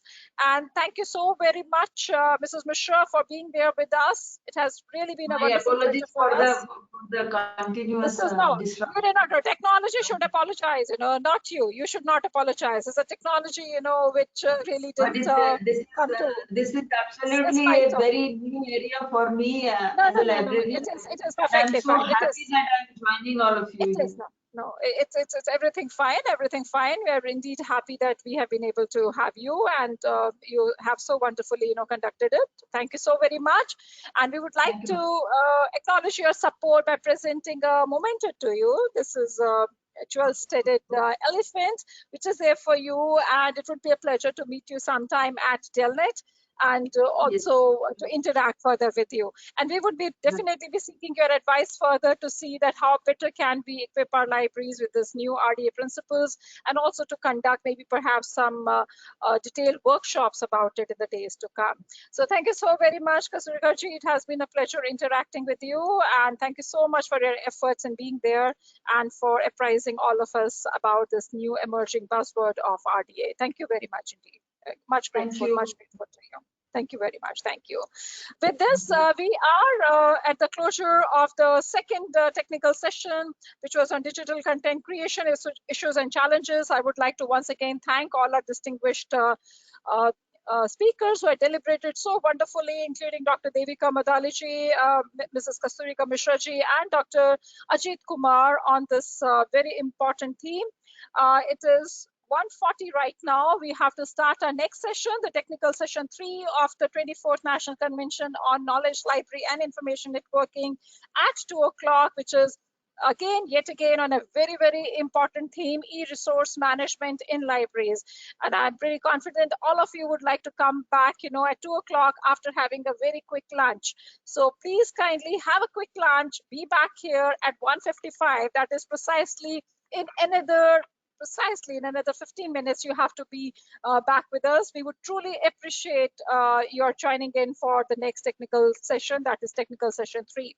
Thank you very much for being there. It has truly been a pleasure for us to have you, and thank you for being wonderful attendees at the same time. Thank you very much. Thank you. Looking forward to seeing you back again at sharp 1:55. We will start off the session. We have Dr. K. Ramapatnaikji, the librarian at Indian Institute of Management, Bangalore, and Mr. Saurabh Prajapati, the Deputy Librarian at Irma Anand, who would be deliberating on trends in electronic resource management in libraries by Dr. Ramapatnaik. And then we have a new open source solution for ERM, electronic resource management in libraries, that is a Coral, what Mr. Saurabh Prajapati would be deliberating on. So we look forward to having you back again at 1:55. Thank you very much for being there with us at NACLIN 2021. Thank you very much.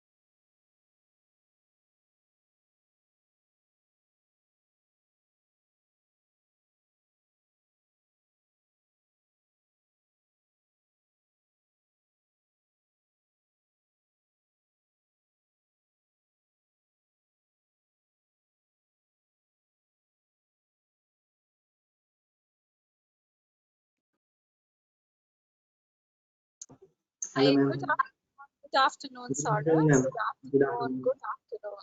Such a nice pleasure to see you. Thank you. Thank you, Sarah. Thank you. Thank you. God bless you. Happy to see you. Happy to see you. Happy to see you. Just waiting for. So you have your presentation is with you, right? Yes. And you have seen. Perfect. Perfect. Perfect. Dr. Patnaik, may I request you if you may just kindly switch on your webcam? Yeah, I have already switched on. Am I visible? No. It's not showing even that it's on. Okay, I think I'm able to see myself. Okay. Oh, yeah. Yeah, I think now you should be. Yes, yeah. Now Pleasure. Thank you so very much for acceding to our request to be here with us. Pleasure to have you. Thank you very much. Thank you.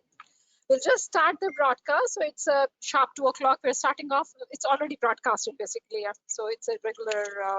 It's in continuation. So we welcome you. Very good afternoon to all of you and welcome back to the technical session 3 of the 24th National Convention on Knowledge, Library and Information Networking, NACLIN 2021, being organized by Delnet. We are now in technical session 3 and we're going to have a deliberations on one of the most important theme, and that is on e-resource management in libraries. We have with us two distinguished expert speakers, Dr. K. Rama Patnaik, the librarian at Indian Institute of Management, Bangalore, who is going to speak on trends in electronic resource management in libraries. And we have Mr. Saurabh Prajapati, a young enterprising librarian at Deputy Librarian at Indian Institute of Rural Management, IRMA, Anand, who would be sharing his experience of electronic resource management in libraries using Coral, an open source solution. On behalf of Delnet, we extend a very hearty welcome to you, Dr. Patnaik. It's a pleasure to have you on board at NACLIN 2021. Thank you very much for taking out time for us. Truly greatly appreciative of your help to us. Also, we extend a very hearty welcome to Mr. Saurabh Prajapati. Saurabh, it's a pleasure for us to have you. Thank you very much. And thank you for agreeing to share your experience of using Coral at IRMA.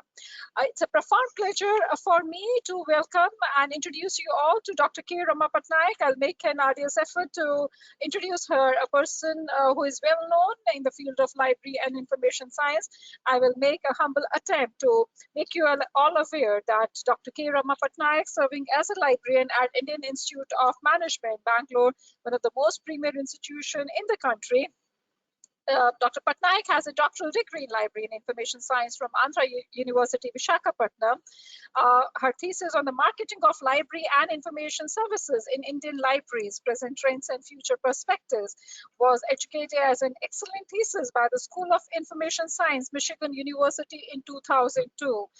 Great admiration always for the work that she has been doing and giving her expert advice to the libraries, to the library and information science professionals. She also had secured a gold medal in both master's and bachelor's programs of library and information science. She is with the Indian Institute of Management, Bangalore for more than 11 years now. And before joining IIM Bangalore, Dr. Patnaik was with the two leading national law school libraries. She has been a regular resource person for all the workshops conducted by Council for Social Development under the aegis of ICSSR for user interaction sessions to faculty and research scholars on plagiarism, academic ethics, review of literature using online content for research.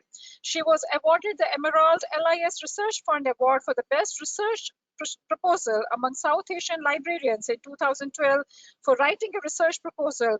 Dr. Patnaik is also a regular speaker in various national conferences. She has published 1 book and 15 papers in reputed journals, and she is also a course writer for Implement e-Pathshala, University of Hyderabad, and B.R. Ambedkar Open University programs on library and information science.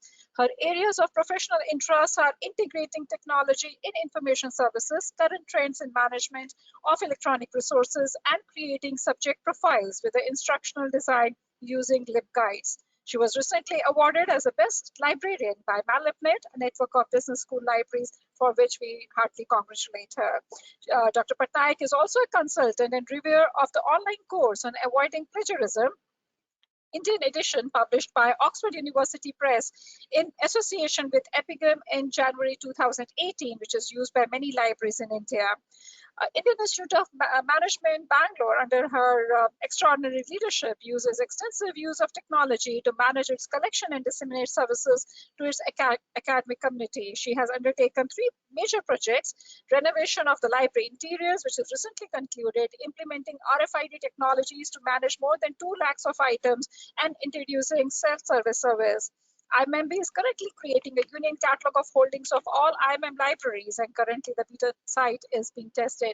It's a profound privilege for us to have you, Dr. Patnaik, with us today, and I welcome you to NACLIN 2021, and I would not stand between you and our attendees, our library and information science professionals. All of you look forward to your presentation on trends in electronic resource management in libraries. It's over to you, Dr. Patnaik. Thank you, Dr. Sangeeta, for the generous introduction. And I would like to share my slide. I hope I will not face any technical glitches on this presentation. And secondly, I would like to know how much time I have to present my session. I understand it is half an hour. Should I stop at 2? Yeah, including the QA, 45 minutes. So you may decide how much time would you like to. So including QA, so 45 minutes. Yeah, please. Okay. Thank you. I'll just share my screen.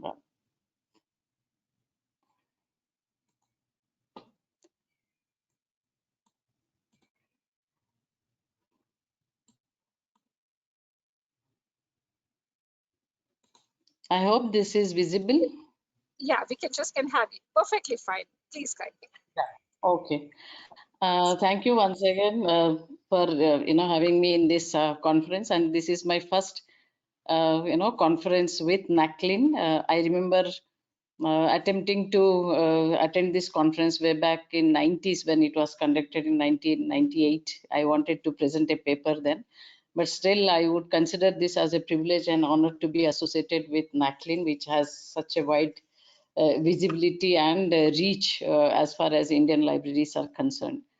And we are, of course, very much benefited with your services, and I hope that your network continues to stay and then make an impact with the Indian libraries. So today I will be speaking only on the trends, because we have been extensively using this e-content for the past 11 years. I think I remember in IM Bangalore, we switched over to online content way back in 2010. And then we were still struggling at that time about the workflows, about the frameworks, about the licensing, pricing models, and all that issues which you usually would not find with print resources. So it took almost 5 to 6 years to evolve our own framework, checklist, common license agreement, and many other issues where I think it's all learning on the job, because every situation or every library will have its own policies, will have its own legal or audit issues which it has to tune in as far as the management of e-content is concerned. So as libraries are becoming increasingly digital, it requires that the transition requires a new acquisitions paradigm, and these transitions are they always invoke the need to track the trends. As in our case, we were like understanding from other libraries how they manage, especially the legal agreements, the contracts, where to how to negotiate, what is the access issues, and most important is the perpetuity of content. So when you are investing about 90% of your financial resources on procuring the e-content, then of course you will have your own inhibitions and the risks involved as far as the access or perpetuity of the content is concerned. So we are actually living in an extremely electronic vulnerable environment, which is unsustainable, because we feel that these are all, whenever there is an impasse in budget requirement, then you are suddenly dropping a resource, or it is also related to the inflation and also the annual increase in the budget. Like it's not like buying a book and then it is static. Like I cater a budget of 30 lakhs for my print books and I'm done with it. But in electronic resource subscription, it is not like that, because every year there is at least a 3% annual increase, which in turn counts to about lakhs of rupees as far as your budgetary resources are concerned. So to sustain a collection of 100 databases, in a small business school library, you can imagine the kind of precautionary measures or the kind of workflow processes evaluation that we undertake only to sustain and to justify the investment of more than 90% of your resources on e-content. So given the background,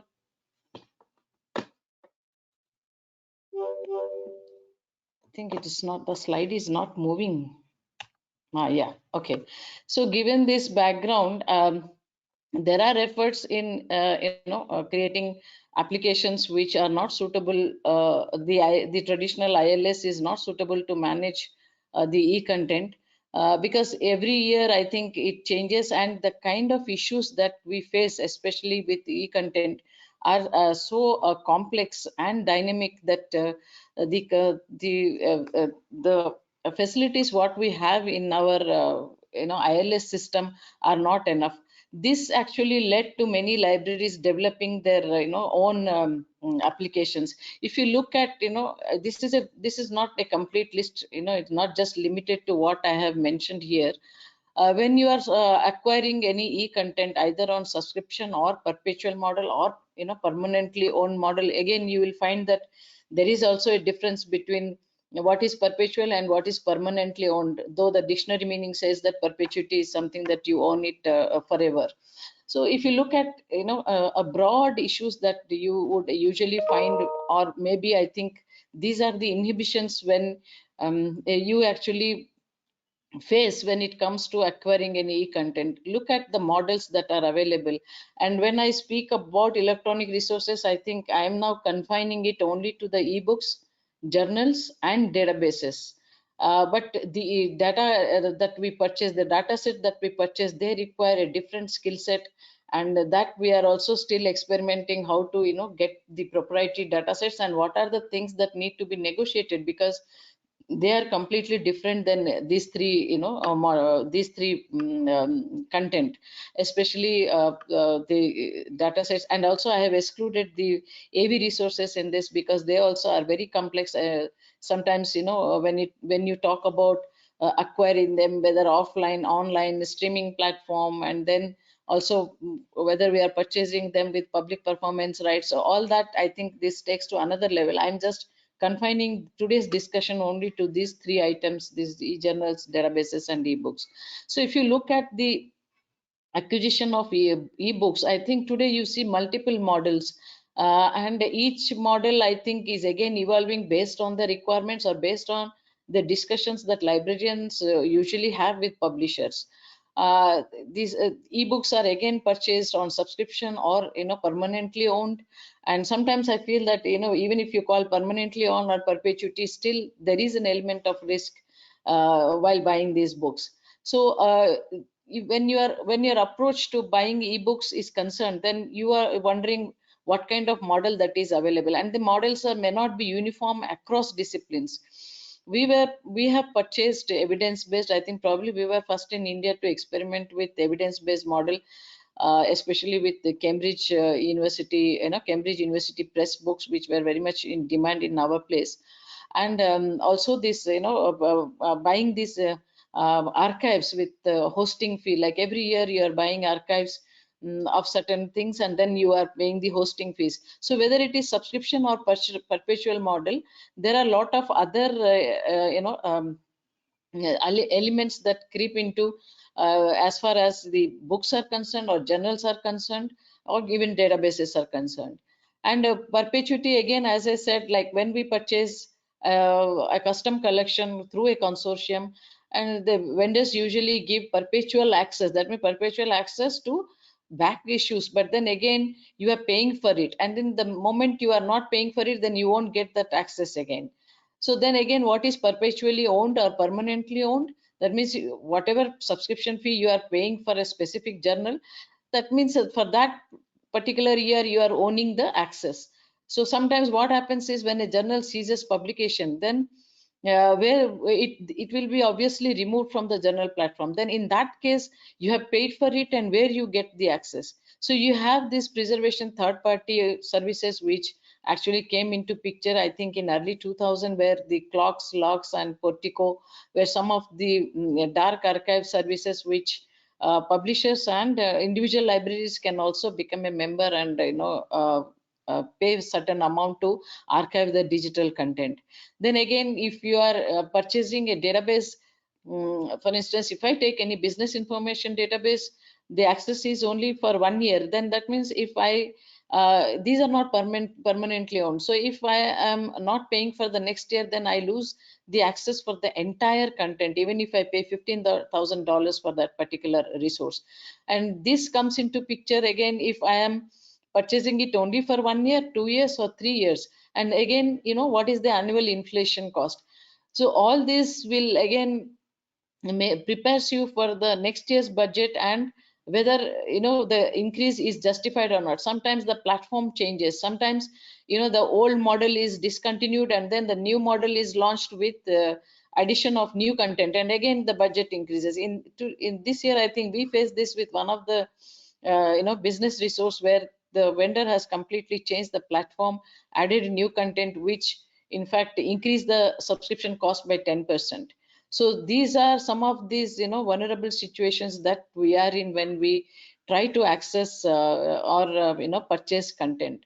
So as the traditional ILS were unable to meet the pre and post purchase workflows, libraries had to look for forward to applications on their own until the industry chipped in with their professional solutions and professional pragmatic solutions such as proprietary. I think Ex Libris OCLC, I think they have these applications which helps to manage the e-content. I think many libraries in India, if they don't have Coral, I think the processing of e-content would be restricted largely to ebooks and journals, and database somehow doesn't match in it. And also the ILS which are supporting the e-content are basically limited to the catalog, where you give the URL for access, or maybe a faceted search which filters them out to search within the complete collection of both print and e-content. So if I look at, I tried to trace some of these developments as far as the applications are concerned. I think the Colorado Alliance, which they tried with the Gold Rush, it was in 2002, 3 and 2005, where there was a functionality for e-resource to support both individual and consortium libraries.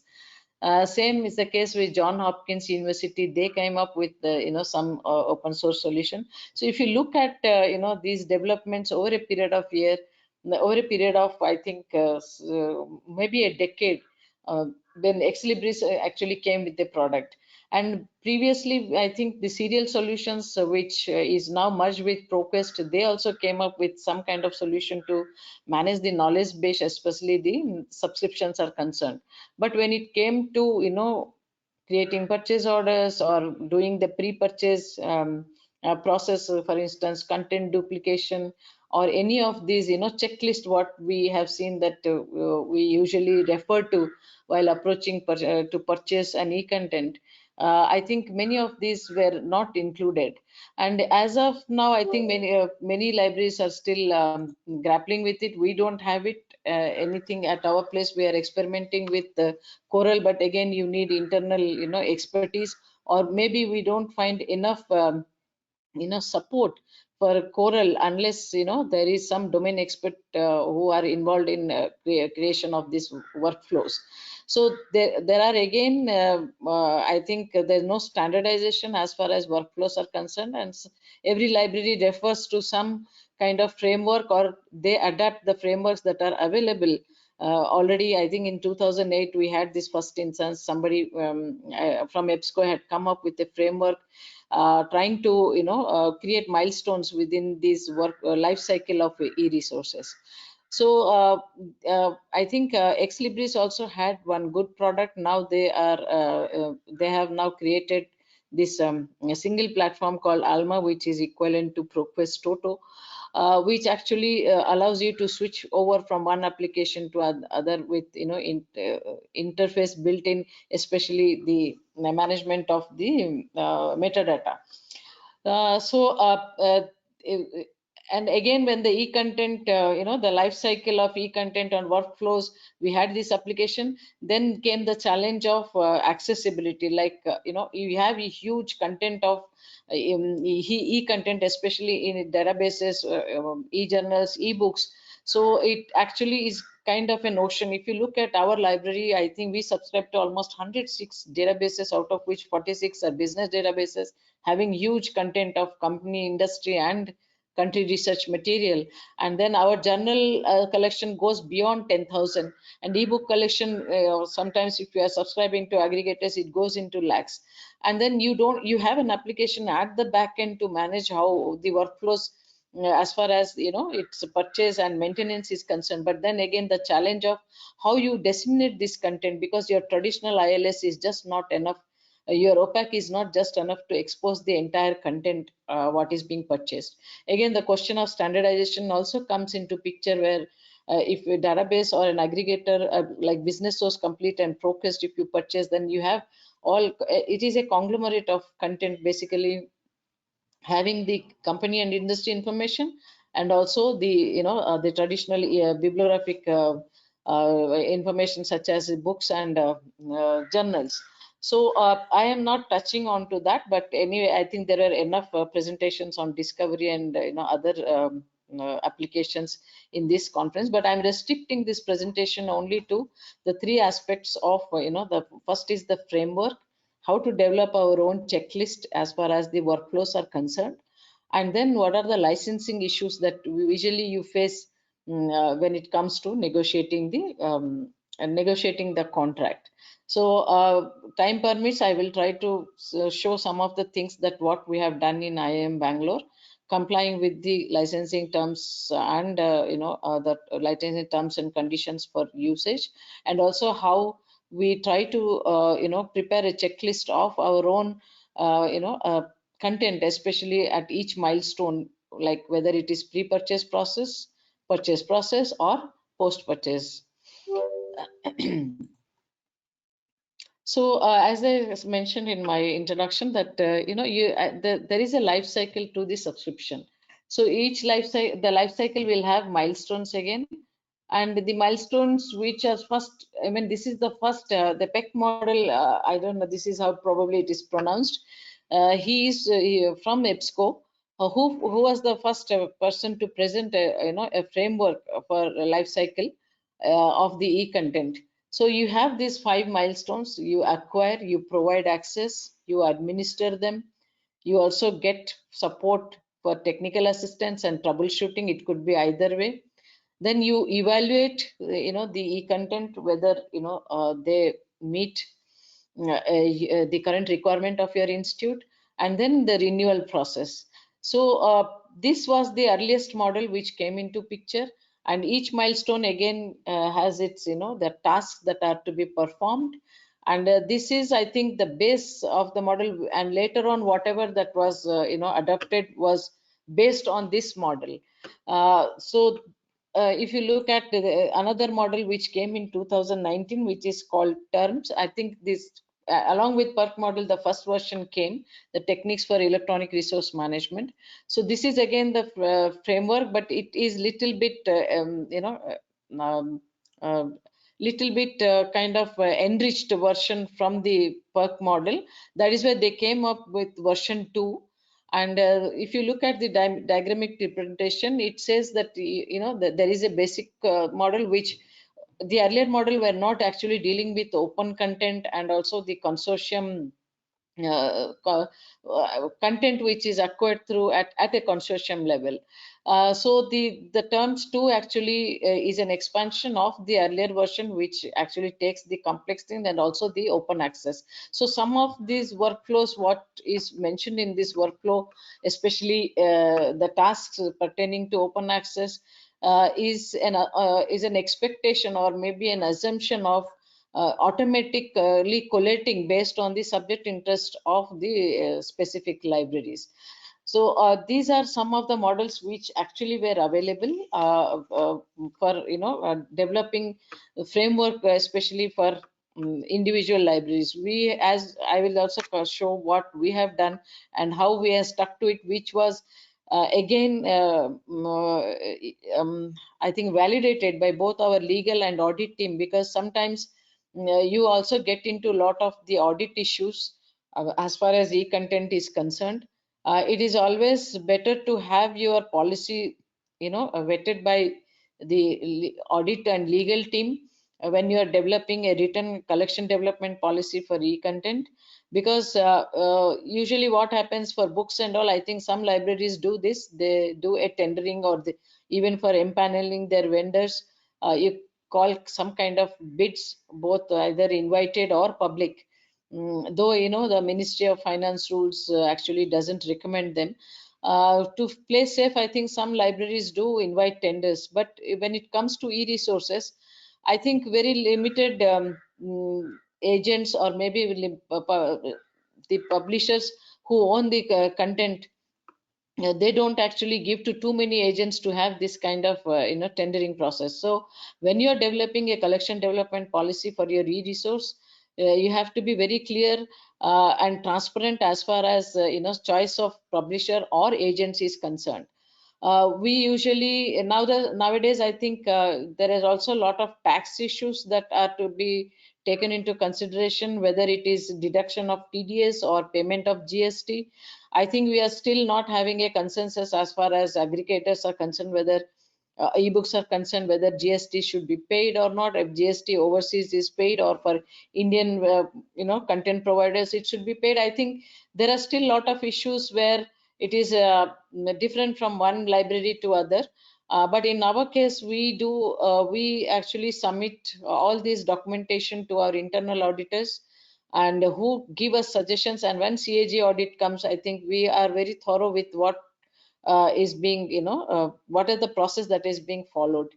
Especially if you are taking directly from a content provider, not much issues, but you have a competitor in that specific area of content provision, then again you have to justify. I'll take an instance of digital marketing. I think the content that is published on digital marketing could be restricted to only one or two. Again, when you are doing a content analysis, you just look at the scope of the content and also the chronology, the platform. I think a lot of evaluation points come into picture while choosing one vendor. So when you are doing this evaluation, you have to document it properly. When CAG audit also tries to evaluate your documents. So given all these complexities, I think it is better that you prepare a checklist at each milestone of workflow within that life cycle. And when you are acquiring, actually, you will always start with a trial unless somebody has strongly recommended for it. If something is also prescribed as far as your curriculum or syllabus is concerned.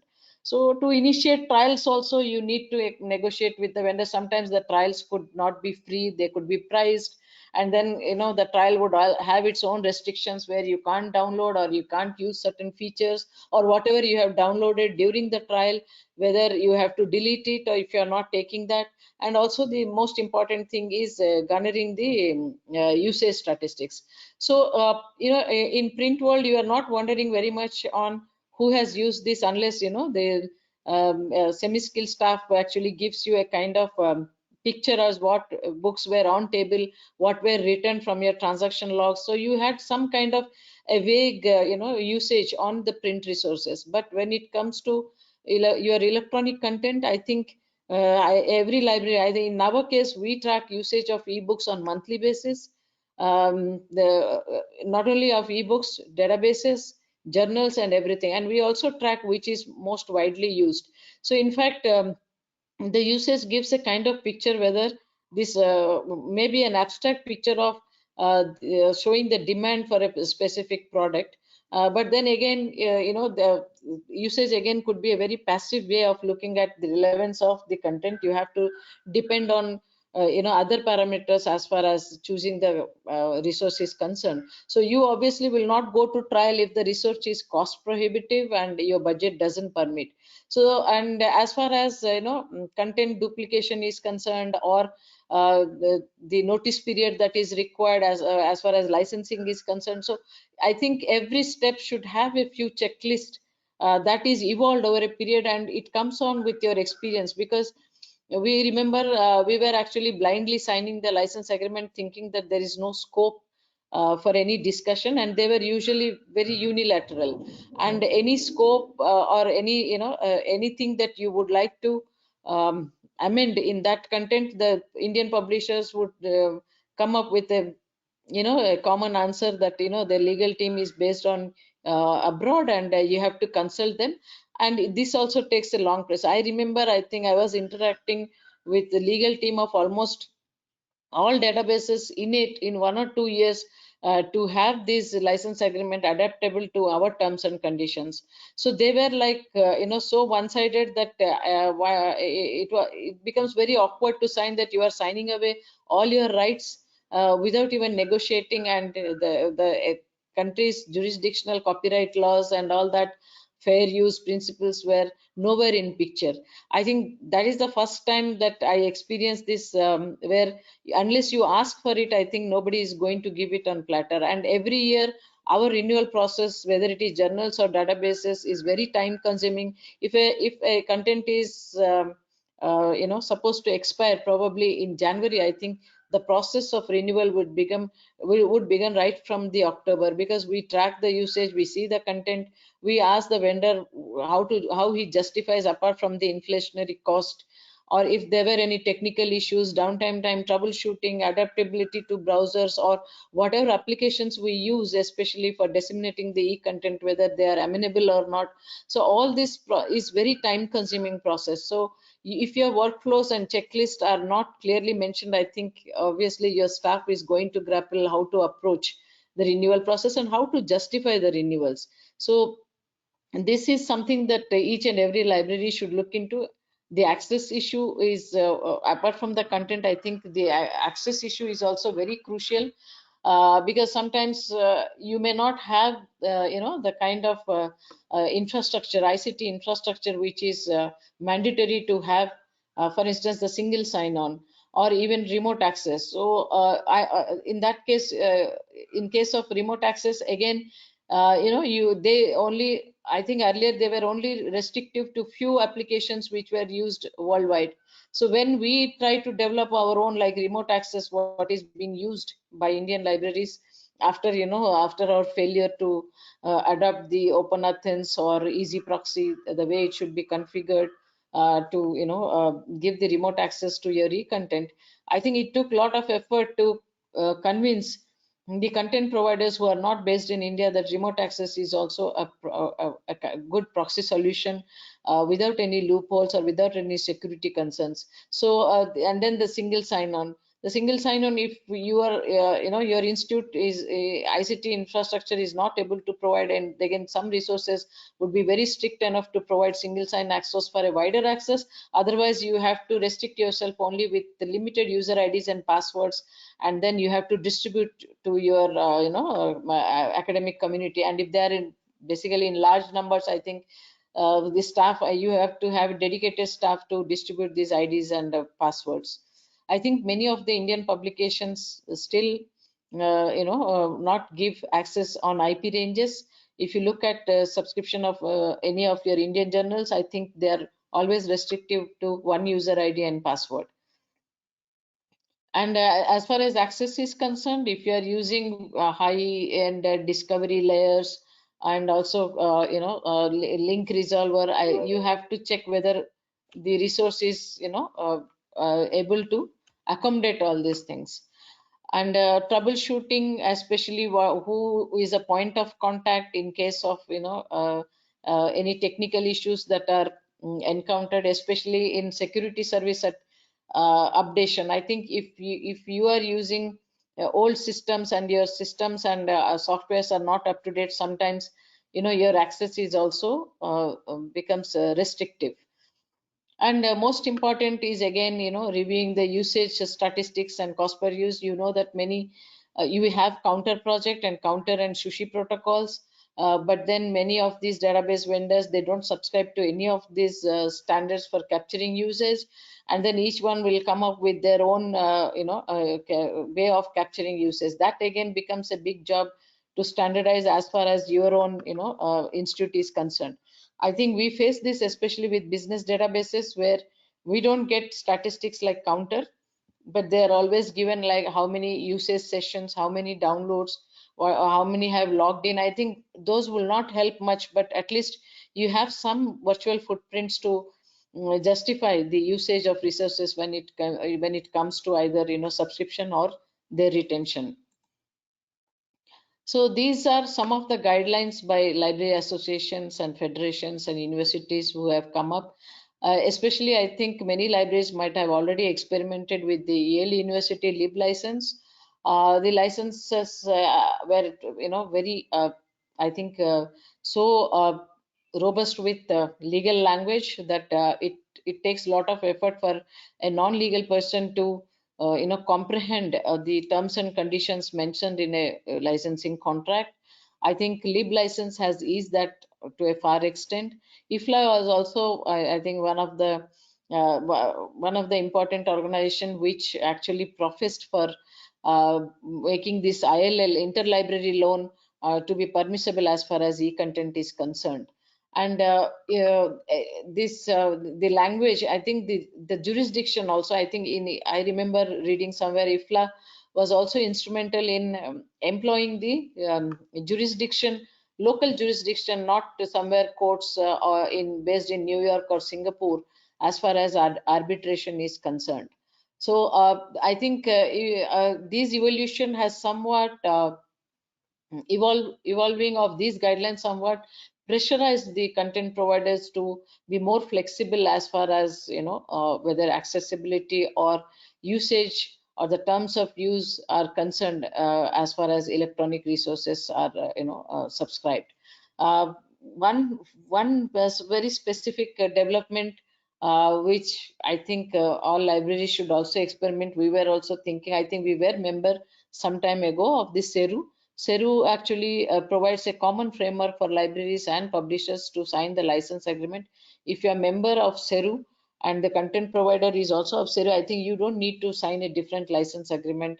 And if you are happy with whatever framework that is provided as far as ebooks and journals are concerned, I think this would be one good option to do away with this, all legalities where the onus of any violation or any kind of unpleasant situation coming out of violation of the contract rests with the librarian. So when you are signing a contract, I think it always gives a kind of a kind of fear that whether you are signing all your rights or what will be the implications if something is violated and who becomes answerable. So these things are very carefully to be negotiated in contracts. That makes your job easier. What we do in IM Library is we just take some 6 to 7 headings what concerns us, whether it is privacy, whether it is usage, whether it is interlibrary loan, or whether it is using the content for classroom course packs and classroom distribution. I think some of the things we give in our language, and we ask them that if you convert into legal language, then you just see that these aspects are already covered in your agreement. That is how I think we were able to manage. And I think over a period of time, maybe I think 3 years now, close to 3 years, I think we have expanded the application of fair use doctrine into majority of our e-content, except for a few where the interlibrary concept is still not widely acceptable, and the data and text mining rights as far as the electronic journals or ebooks are concerned. So here I think I'll just discuss a few things what we do in IM libraries. So while acquiring, we just evaluate our budgetary requirement. We have budgetary meeting on estimates every year in November, and we revise the budget in the month of July. And every year, I think based on the contract agreement with the vendors, we get a projection, whether it is inflation or change in platform or content. I think we have never overshoot our budget. And as far as possible, we don't agree to more than 2 to 3% of annual increase unless and until there is some change in the content and also some improvement in the user experience as far as the platform is concerned. But again, these sometimes it happens that there is no change in the content, but still the providers insist on increase in budget. That you have to manage and justify whether if the usage gives you a kind of picture that that particular content is widely used for that specific period or not. So the license and business terms, I think we have our own checklist and we try to implement as far as possible. And most of the time they do oblige, except for this interlibrary loan. I think this is one of the issues that we are grappling with. And if they are not agreeing to anything, we insist on the suggestion of 5 framework, which is developed in US to allow the Indian libraries at least to share 5 articles in a year from the latest collection. And invoices, again, you have to do a lot of taxation related documentation on TDS or GST. And if you're processing your invoices, then again, whether they're overseas or whether they're internal, if you're internal agent, whether he is authorized to sell the content or not. I think all these things comes into picture. And when you create orders, I think for databases we don't do, but we still use for ebooks and e-journals, we still use our traditional ILS to process the orders. And the content analysis, yes, if we are trying to purchase any resource, even a business information resource, we would like to know a complete profile, and we try to get that in Excel format, and we just try to do a content duplication with our existing collection, unless and until as the collection is unique and is not available in any other resource, we don't proceed with buying that. And as far as software and hardware requirements are concerned, all of them should be browser compatible. And if there are mobile apps, then we also test for that. And if there is any updation or version changes, that is also being done regularly.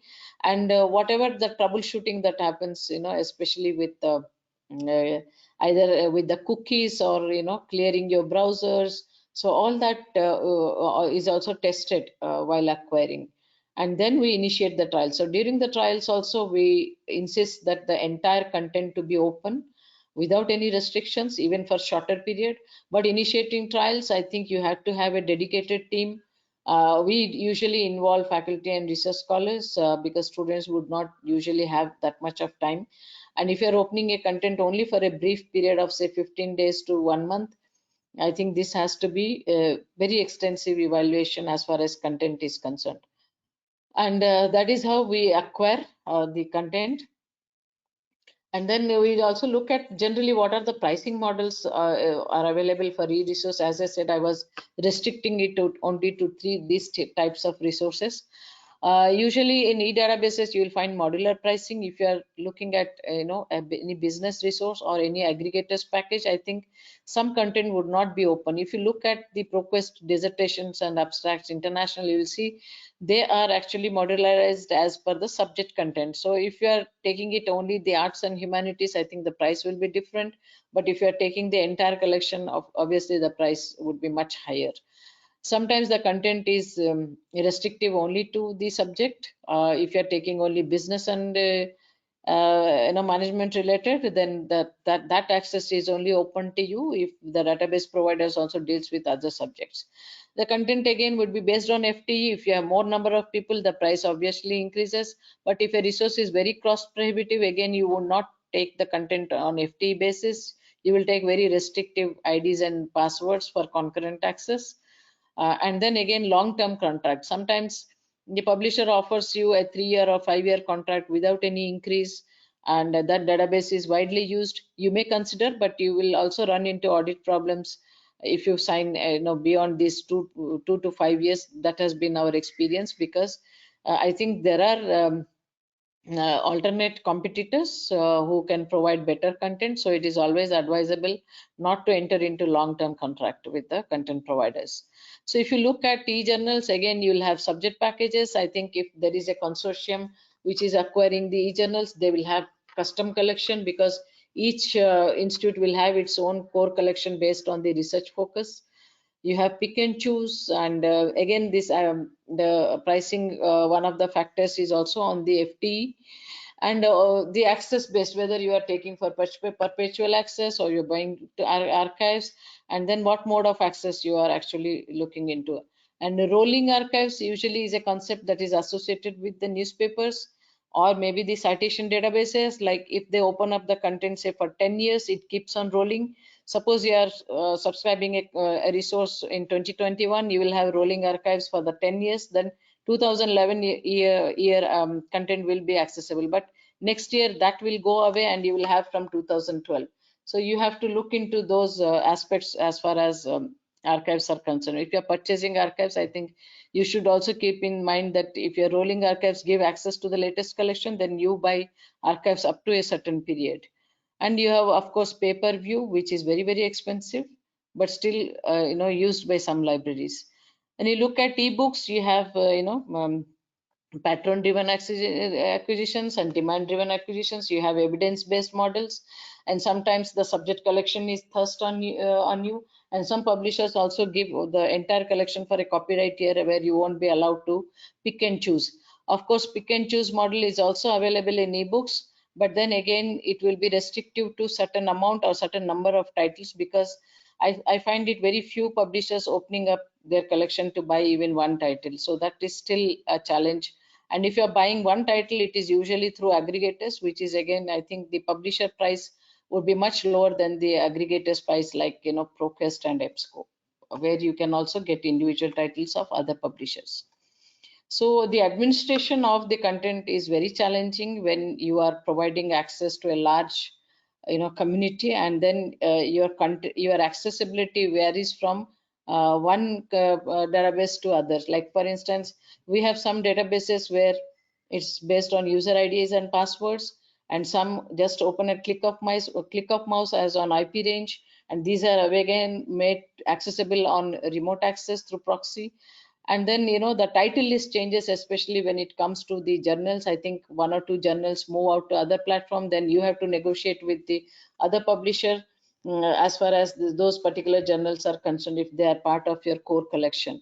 And then the access restrictions, I think it becomes an obligation for us when you sign a license agreement, as far as the access is concerned. What is it that is allowed as far as the content is concerned, whether they are allowing ILL, classroom distribution, or data mining, or text and data mining rights, or reproducing the content for any personal research like conference or writing a book. And then the URL maintenance. So you probably would not have much of the solutions as far as URL concerned. Suppose you are buying a package of say 600 journals, it's not possible to check URLs each and every day, whether they are accessible or not. Suppose the publisher gives you a complete package of MARC records, and if one letter is even missing in any of these, I think that that particular resource will not be accessible. So the administration part is also very crucial, and you have to keep on checking for these checklist, and also the workflows when you disseminate the content.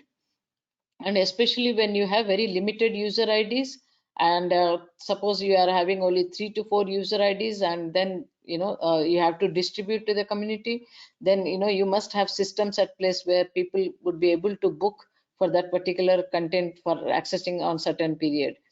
So these are some of the challenges that they keep changing. Also, I think every year we try also to include the issues which are not faced last year. So every year I think the new issue crops up, and this becomes very iterative. And every year probably I think all our checklist and even the milestones in a life cycle keeps changing. this is about the remote access, single sign-on, registration with public code. I think this is where you have to manage the access based on what kind of access actually you have negotiated for your e-content. And the term last is about licensing and negotiating. So this is a legal document. I don't know, when you talk about license agreement, I think many times I came across this where I have conducted also a workshop and conference on copyright and licensing restrictions. When we are signing a contract, we just try to understand how it is, whether it is tenable in Indian courts. What are the laws that are invoked as far as licensing contract is concerned? The contract law comes into picture, the copyright law comes into picture, the right to education. I think it cannot be discussed in isolation when you are facing any kind of arbitration issues as far as the violation of contract is concerned. So tenability at the court of law and all, I think I will not go that far, but as far as compliance is concerned, I think whenever you will find any unusual activity as far as the access is concerned, which is prohibited in the contract, then you lose the access to that particular because your access probably will be temporarily suspended for 3-4 days for you to examine and investigate where this violation has happened. So I think for this reason, I think you have to be very particular as far as the license agreement is concerned, that how much of the violation or the onus of violation is placed on your head or on your community. That has to be properly worded in your contract.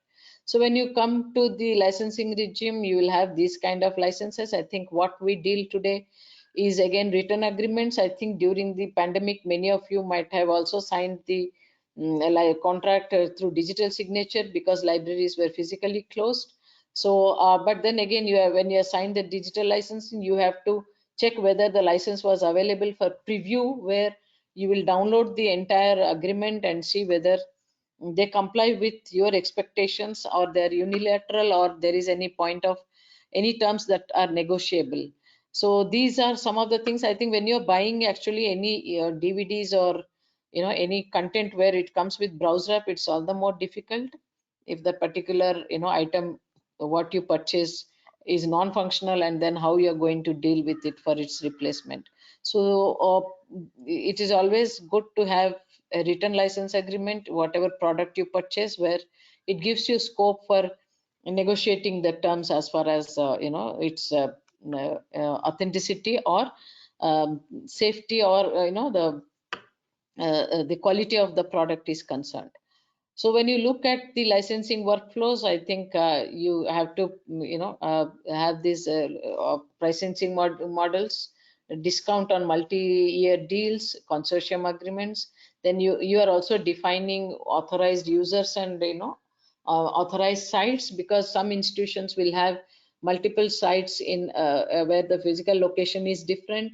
Then the licensing terminology also changes, because all these terms have to be predefined as and I think they are actually they constitute the first page of license agreement, where each and every component is defined before you enter into agreeing on who constitute your authorized users and what are the authorized sites that are being used.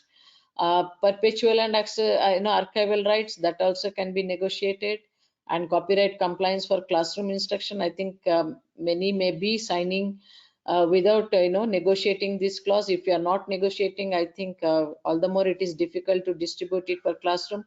Don't assume that as print resources, it's better not to assume that what is applicable in print resources may not be applicable for e-content. The publisher will definitely come to know, because you would be tracking your IP and also its usage. And the performance measures for licenses, you will find one or two clauses where the performance measures are also clearly defined for both licensee and licensor. You come across the DRMs and open access reporting and APCs, especially in e-journals and e-books, that also have to be carefully negotiated. And as far as integration with your discovery layer or open access, open URL and counter compliance is concerned, I think that should also be negotiated before. You should, I think even while enabling the trial, you should check with the publisher whether they are counter and sushi compliant, and what version of the what version of counter and sushi compliance is subscribed by the publisher. But if they are non-compliant to these standards, I think whatever standards that you expect, they have to be clearly defined, which might be included in the contract agreement.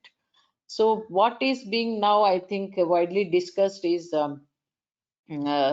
widely discussed in the literature is not to have any master licenses where your products, your terms and conditions, access are not defined very specific to the content that you purchase. So they will have a master license agreement, and in that agreement you will find only the product that you purchase will be mentioned somewhere in very small letters, and all the terms and conditions will be uniformly applicable irrespective of what content is purchased. That I think one must carefully avoid not signing any master licenses. Usually I think in business information we encounter a lot of these master license agreements.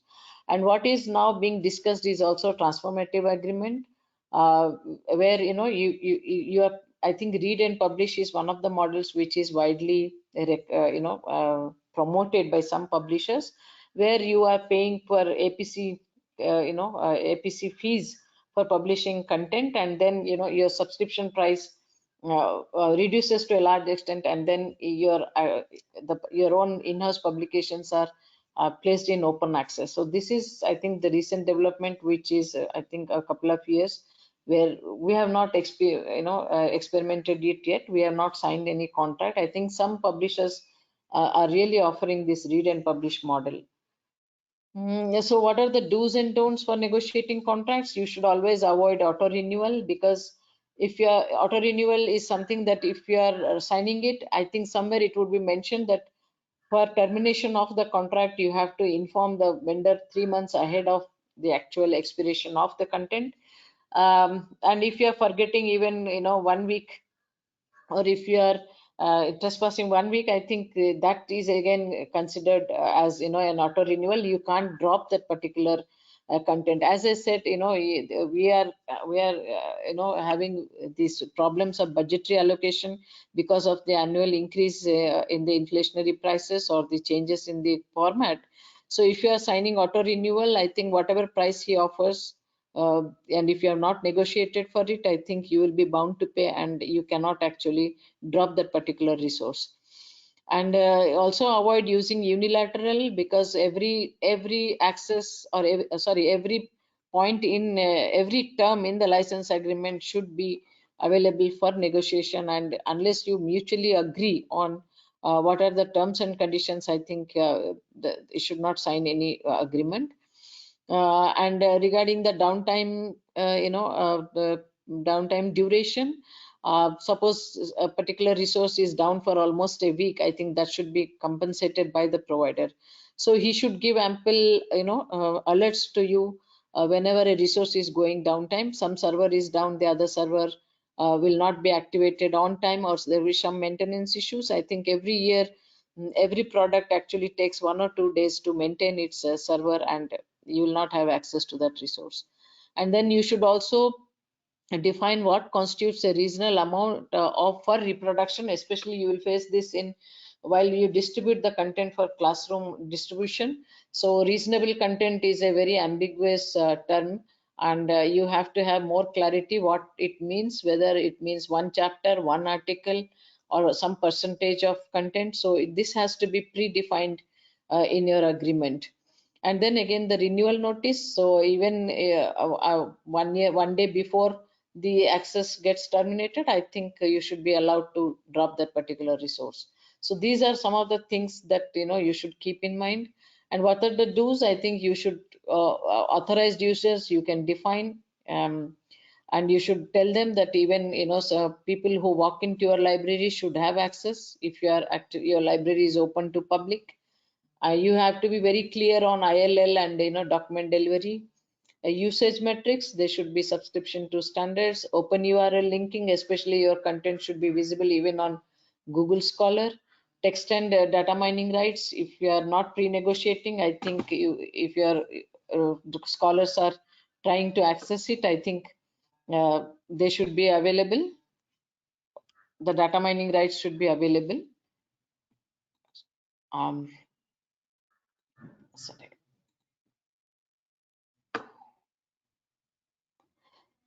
And dissemination, I think in our place we have discovery, but we are the first library to implement lean library. It is a full text browser extension, which is very helpful when people are accessing content, especially from off-campus network or maybe on-campus network. When your subscribed content you are not having in your collection, I think an open access version of a specific content will be available, and then this browser add-in will pop up and ask, actually prompt the user whether he would like to see the alternate version of the article that he or she is looking for. So all these tools, what you have, I think when you are trying to acquire or subscribe e-content, you should discuss with the vendor about its destination at various platforms, on remote access, on URL linking, link resolver, and integration with Google Scholar. So these are the things that expands the visibility of the e-content, unlike your traditional ILS, which exposes only the metadata and the URL. So these are advanced searching, having searching techniques. So as far as the framework is concerned, we have developed our own to suit the local variation. We have this, 6 milestones, and each of it will have its task. So this gives a clear picture for the staff working in that specific, functional division who manage the electronic subscriptions, what he or she is supposed to look into whenever the request comes to purchase any content. So we try to do the subject and content analysis in our pre-acquiring acquisition process, and while providing access, we just see the IP addresses are up to date, the holding list is given in full, and the searching and linking service what is offered by the vendor, the open URL, remote access, and your A to G listing also. I think all these, if there is an interface with the access librarian, I think the staff from the e-resource and access can work closely together to have these integrated in different platforms for visibility of the content.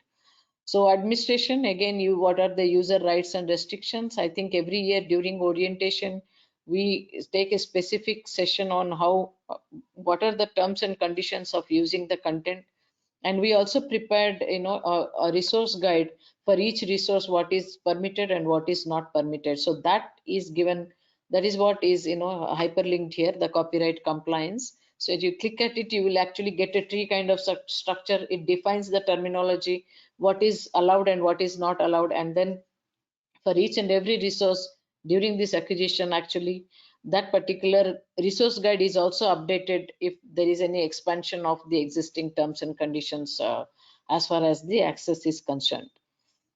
And looking forward, I think what should be more concerning for individual libraries is if you are integrating a lot of open access content, for dissemination, subject specifically, then your ERM systems or ERM framework should be able to accommodate that.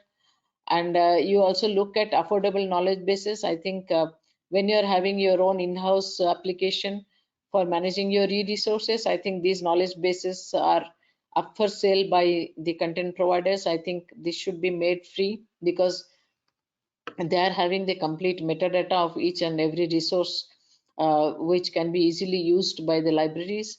And then the liberal licensing regime, accommodating more of fair use doctrine, and standardization of workflows. Of course, I think if the workflows are standardized and vetted by your universally by audit and legal teams, that makes the librarian's job much easier, that you are not flouting any norms or you'll be subject to any audit and legal scrutiny if these are universally accepted, as a standard for your workflows. And of course, accessibility and delivery of e-content, I think it takes a lot of effort in doing the merging, and we don't have the applications so robust or so user friendly that you don't have to individually do, because whenever you are if you are not having proper knowledge base, I think whenever you are acquiring a new content, integrating that into these online platforms is a very big task. And then I think transformative agreements is something that we should look into, where libraries where they're having huge in-house publications can really benefit from that. And the text and data mining rights, I think even if you negotiate for text and data mining rights, what is required by the vendors is you have to inform much in advance where they will whitelist the IPs, and then they allow you to undertake this activity. And this is basically for research scholars. I think if you don't have these rights, there's no point in acquiring so many databases or ebooks where you can't even do a mining to understand the pattern for any specific research. And of course, one of the burning issues is the usage statistics, the sushi and counter. I think counter 5 have come into picture, which has reduced the number of the reports that is usually generated. But again, I think this standard, we must insist all publishers to subscribe this to this standard, where whenever we compile usage statistics, I think they should not be questioned further by any, or they should not be amenable for any further audit and legal scrutiny. So that's it from me, and thank you for hearing patiently for almost, I think, 40 minutes. I'm now open to questions. I'm sorry, I think I extended my presentation by 15 minutes. But I, not to, I didn't feel like stopping you, because this was truly an enlightening talk by you, and so exhaustively covering everything concerning electronic resource management. It was truly a knowledge enriching and knowledge enhancing session. Much grateful to you for your presence, for sharing such a vast wisdom that you hold with you. And thank you so much for taking out time to share. You are full of, it's like you feel like listening to it, and everything that you said with lot much of wisdom, with lot much of experience that you hold with you.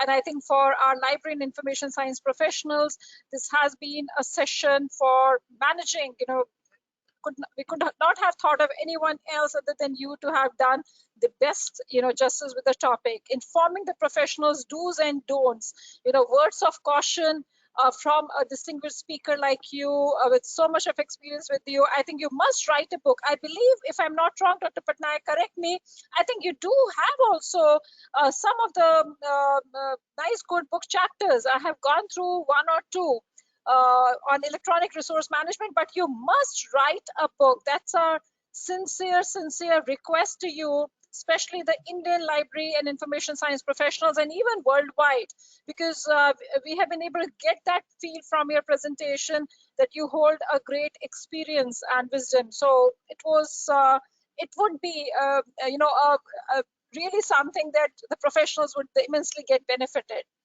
So do you have any plans to write a book? To ask you the very first question, Yeah. Dr. Patnaik? Yeah, Great. we are planning actually. I think maybe Happy it will come in another 3 months. Yeah. Oh, that's great. That's really great to hear about it, Dr. Patnaik. Give us a chance to have. We do have, Delnet has a book talk series. So we are making a humble request to you. Give us a chance to have that program of the book launch done by Delnet. Wherein I'm 100% all the attendees who are there, and we will get many more, and it would be, I'm really glad and happy to know that you are already, and it's like 3 months, that means already the book must be in the press now. So heartiest congratulations for that, and it's really indeed a great honor and privilege that you are there with us and you have shared such a vast. I could see so many hands being there raised because everyone is wanting to ask you the questions. Floor is open for questions, and as you could see that, let me firstly go for the very first attendee, K. Varatharajan, who may like to ask a question. K. Varatharajan, please kindly quickly unmute yourself and ask the question. K. Varatharajan, could you please unmute yourself and ask the question? if you're not able to do, I would just say once, because we have lot many of the attendees who are wanting to ask a question to our distinguished speaker. This is for Vasundhara. Vasundhara, could you please, yes, Vasundhara, you are connected right now. Vasundhara Aradhile. Hello. Hello. Yes, Vasundhara, you are connected right now. Hello. I'm sorry for this. Dr. Siba Balaraman is wanting to ask a question. Yes, Dr. Siba Balaraman, you're connected. Dr. Siba Balaraman, you are connected. Please go ahead and ask the question.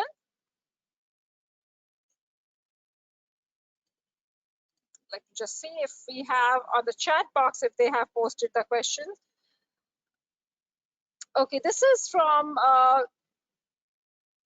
okay, this is coming from Dr. Senthil Kumar, who wants to know from you, Dr. Patnaik, that we are spending a lot much of our expenditure on e-resource subscriptions, but the students and staff members are not utilizing it to that extent. How do you feel we should improve the user utilization of these resources? Okay, this is about the usage. So one of the challenges that we also faced is expanding the visibility. So that is when we were forced to take the discovery services, and of course, the Lean library also helped us to increase the usage by 20%. But what I would suggest is, I think if you look at our website, you see that for each and every resource there is a handout, and there is a illustrated guide. We also developed a lot of subject guides, especially for our business and information. We have developed a company research guide, country research guide, and industry research guide. So under each of these guides, you will find that where you will find this specific information and in which database. And we demonstrate this these guides, and also take these orientation sessions for each and every resource. Sometimes it's a series in a month, where it is not mandatory for the students to attend, but we demonstrate this, and that is when we get a lot of responses on the usage. And the second thing is, we use a lot of these channels, for instance, Ask Librarian and chat, and also to do these Zoom sessions, hand holding them, how to use it. And especially during the project time, you'll see our library metrics. I think there's a huge jump in the usage as far as databases is concerned. So that is when they submit the projects, they submit the queries, then we just don't give the information, we just briefly give information, and we give them pathfinders as to how should you proceed with the information. So it all depends on a lot of efforts to conduct these programs. And initially you may feel that users are not interested, but you have to, when you take the first orientation session and then you tell them how vast is the information and how authentic is the information that you use from library resources and not from Google, that also actually convinces them a lot to rely only on library resources and not on what is freely available. Thank you so much. And we have yet another question now. Mr. B. Ramesh is wanting to get connected with you. Mr. B. Ramesh, please unmute yourself and ask the question. Mr. B. Ramesh, please unmute yourself and ask the question. If not, let me just go to Dr. Kuppuswamy Maniakam, who is wanting to say something. Dr. Kuppuswamy Maniakam, please, yes, we are connected. Yes, ma'am. Am I audible? Yes, very much you are audible, Mr. Kuppuswamy. Okay, please go ahead. Okay, good evening. Good evening. This I had presentation well. It shows the macro and as well as the micro level. What are all the difficulties arise in the making license, making subscription with the digital resource. So we learned a lot of things from this presentations.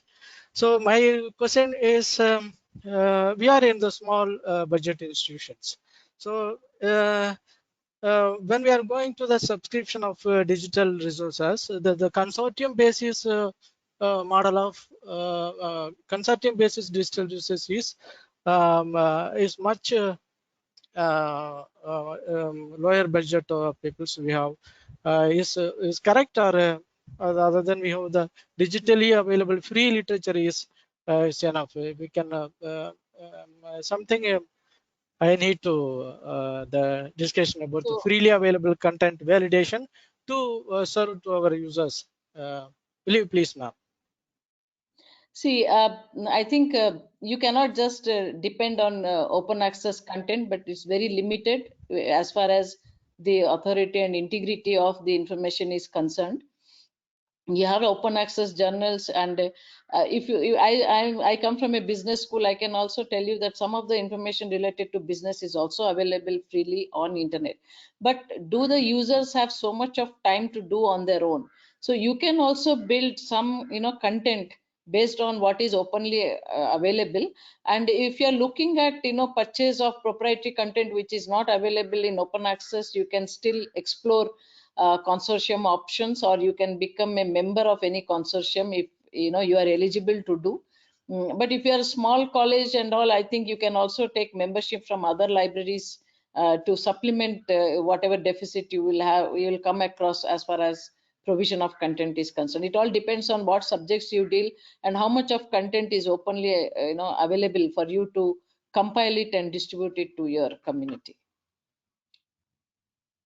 Thank you very much, Dr. Patnaik. Dr. Siva Balasubramaniam has again raised. Dr. Siva Balasubramaniam, you're connected. You may ask the question. Dr. Siva Balasubramaniam.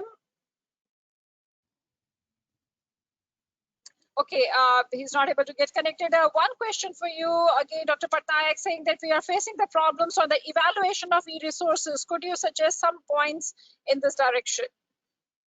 Evaluation of e-resources. So that's what I think when we do evaluate, we do on the basis of content, what content it covers.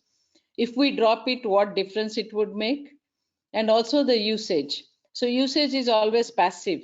And as far as content analysis is concerned, don't do always, you may not be subject expert in all the content what you deal with.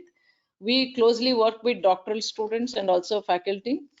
So whenever a resource is to be renewed, we try to evaluate the content and see whether it is duplicated elsewhere or any new content which is unique to it. And we also do sometimes a short survey among the specific area which widely uses that resource, and we actually pull up all these things together and then also do a kind of cost per usage. There are few formulas to do the cost per usage. If you go through literature, you will know. We do these evaluations as far as retention of subscription is concerned. Two last questions for you, Dr. Patnaik. I'm being flooded with the questions in the chat box, and one question coming from Dr. Rekha D. Pai, the Chief Librarian at Manipal Institute of Technology in Manipal, saying, Madam, which software do you use for the remote access? We are using remote access by which is distributed by Balani Infotech, which is developed by a company ECLAT from Ahmedabad. So I think you can contact them, ECLAT or Balani Infotech. Yeah. Yes. Remote access. Yeah, remote access. Thank you very much. There's yet another question from Dr. Tilotma Ray from Calcutta, who would like to say, how should we follow ethical issues in the area of e-content and e-books? What are the ethical issues? I didn't understand the question, but if you look at purchase ethics is you have to be transparent in your dealings and doing the due diligence. Like if I am purchasing a specific database and there are 4 competitors to that, then I will invite everybody and I will do an evaluation check myself as far as content is concerned, and who is giving the maximum content at the least price. And if you are selecting any agents, then I would also like to evaluate the agent's experience, also take the complete profile of the agent, how far he is in the business, whether he is having any technical team, whether he is authorized to sell or not. So whatever purchase process you are involved in, you should have a written policy document, which is, again, I told, I think in my presentation, that should be validated by your audit and legal team. And if you are having any questions, probably you should consult your institute's dean, registrar, whoever in charge, and take a written consent of whatever practices you follow, and get all this deliberated at library committee meeting, minute it. And then I think as far as you are transparent, I don't think there should be any issues with ethics. Thank you very much, Dr. Patnaik. And it has really been a great honor and pleasure. Thank you so much for interacting also. And it has definitely generated much of interest. My only request now comes to you is once your book gets published, we wish it comes out very soon, as you said, 3 months time, you should think about giving a special discount to NACLIN 2021 participants who are there. They are all our library and information science professionals, and that would be something that we really look forward to. So a special discounted price for your book, and everyone would feel, enriched with going word by word, and you have shared, we are able to get that glimpse of what is going to be there in that book. It's indeed a great honor. That was on a lighter note, I was requesting you to do that. So we greatly admire your efforts and also your desire to share your vast expertise with our professionals. That's the need of the hour, because as we could see that there is no standard guidelines, there are no standard manuals that they can follow, and certain thing comes with your own experience once you do. And it's really wonderful to know that you have documented it in the form of a book, and which would be, everyone would definitely be wanting to have it in their own on their own library shelves, and that would be a kind of the document that they may like to refer every moment. So thank you so very much once again, Dr. Patnaik, for taking out time for us. And because the next session was of Delnet, and I was wanting to say that you take the entire time what is being assigned for the Delnet presentation, because your was the one definitely that everyone has felt so much benefited out of this, and we wish you the very best. And it has been a great honor and pleasure for us that you have been able to take out time for us and interact and share your vast expertise on this platform. Thank you very much, Dr. Patnaik. On behalf of Delnet, a small memento which is going to come, and I'm requesting our Bangalore unit, my colleague Mr. Owen Safapuri, to come down and to deliver it to you. So I'm not going to send it across in a box and sending it to you directly. Requesting our colleague from Bangalore to come and to give it to you as a token of our very warm sincere gratitude to you. Indeed, much grateful to you, Dr. Patnaik. And looking forward to have your book launch. After 3 months, I'll keep a tab, then the book gets published, and it would be a great honor for us to have it on this platform. Give us a chance to do that. Thank you. Thank you so much for your kind words. Thank you. No, Dr. Patnaik. It's great honor for us. Thank you so much. Thank you. It was really a great honor and pleasure to have listened to such a great advice from Dr. Patnaik, having such a vast experience and expertise on the subject that was evident, in her presentation. Profound pleasure now to me in welcoming once again Mr. Saurabh Prajapati, and I think it's a time for us. Saurabh, you need not to. You just take your time, whatever time that you want to take it. So we don't really want to hurry up your presentation, because all of us are also now wanting, after listening to Dr. Patnaik, now comes the live example of, she also referred in her presentation about Coral, and also mentioning that there is a greater need that we should have in technical expertise in handling Coral for as an ERM software. Firstly, let me have a pleasure in introducing you all to Mr. Saurabh Prajapati, whom I have been interacting with for almost last 7-8 years, and always have found him to be the one. It's not highly energetic, highly committed, determined, and always ready enough to help the user community. Very happy to see the country really requires the young library colleagues, professionals like him around, and who are going to really make the difference. And he's doing it, feeling very proud of him and the way the excellent work that Mr. Saurabh Prajapati is being involved with. Thank you very much, Saurabh, firstly, in joining us today. And indeed, God bless you. And it's a pleasure in making you all know that Mr. Saurabh Prajapati is a deputy librarian since 2014. of Ravi J. Mathai Library at the famous IRMA Institute of Rural Management, Anand. Prior to this, he worked in Dhirubhai Ambani Institute of Information and Communication Technology, Gandhinagar, and British Library. He earned his MLISC from Gujarat University and currently pursuing a PhD from Sardar Patel University, Vallabh Vidyanagar. He has qualified the UGC NET. That's evident from the spark that he has in him, and the Gujarat State Eligibility Test for Assistant Professor in Library and Information Science in the year 2017. Mr. Saurabh has more than 16 years of experience in library and information management. In 2020, he visited the University of Texas and presented his paper at the Electronic Resources and Librarians Conference in Austin in USA. Mr. Saurabh is a recipient of the Students Award at the Electronic Resource and Libraries for the virtual event which was held in 2021. He has also won ALCTS, a division of American Library Association online course grant for library professionals from developing countries in 2020. His areas of interest includes electronic resource management, web-based information services, marketing of library services, and automation of libraries. We really feel so proud of you, Saurabh, and we welcome you once again to NACLIN 2021, and we look forward to your presentation. Requesting you to kindly take your session forward now.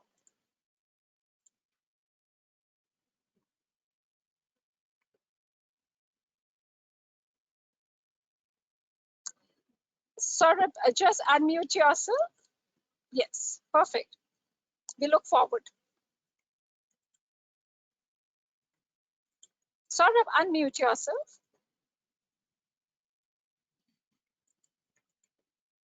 Am I audible now? Yes, very much, Saurabh. Okay. My screen is also visible? Well, very much, Saurabh. Okay. So yeah, good afternoon, one and all presented here.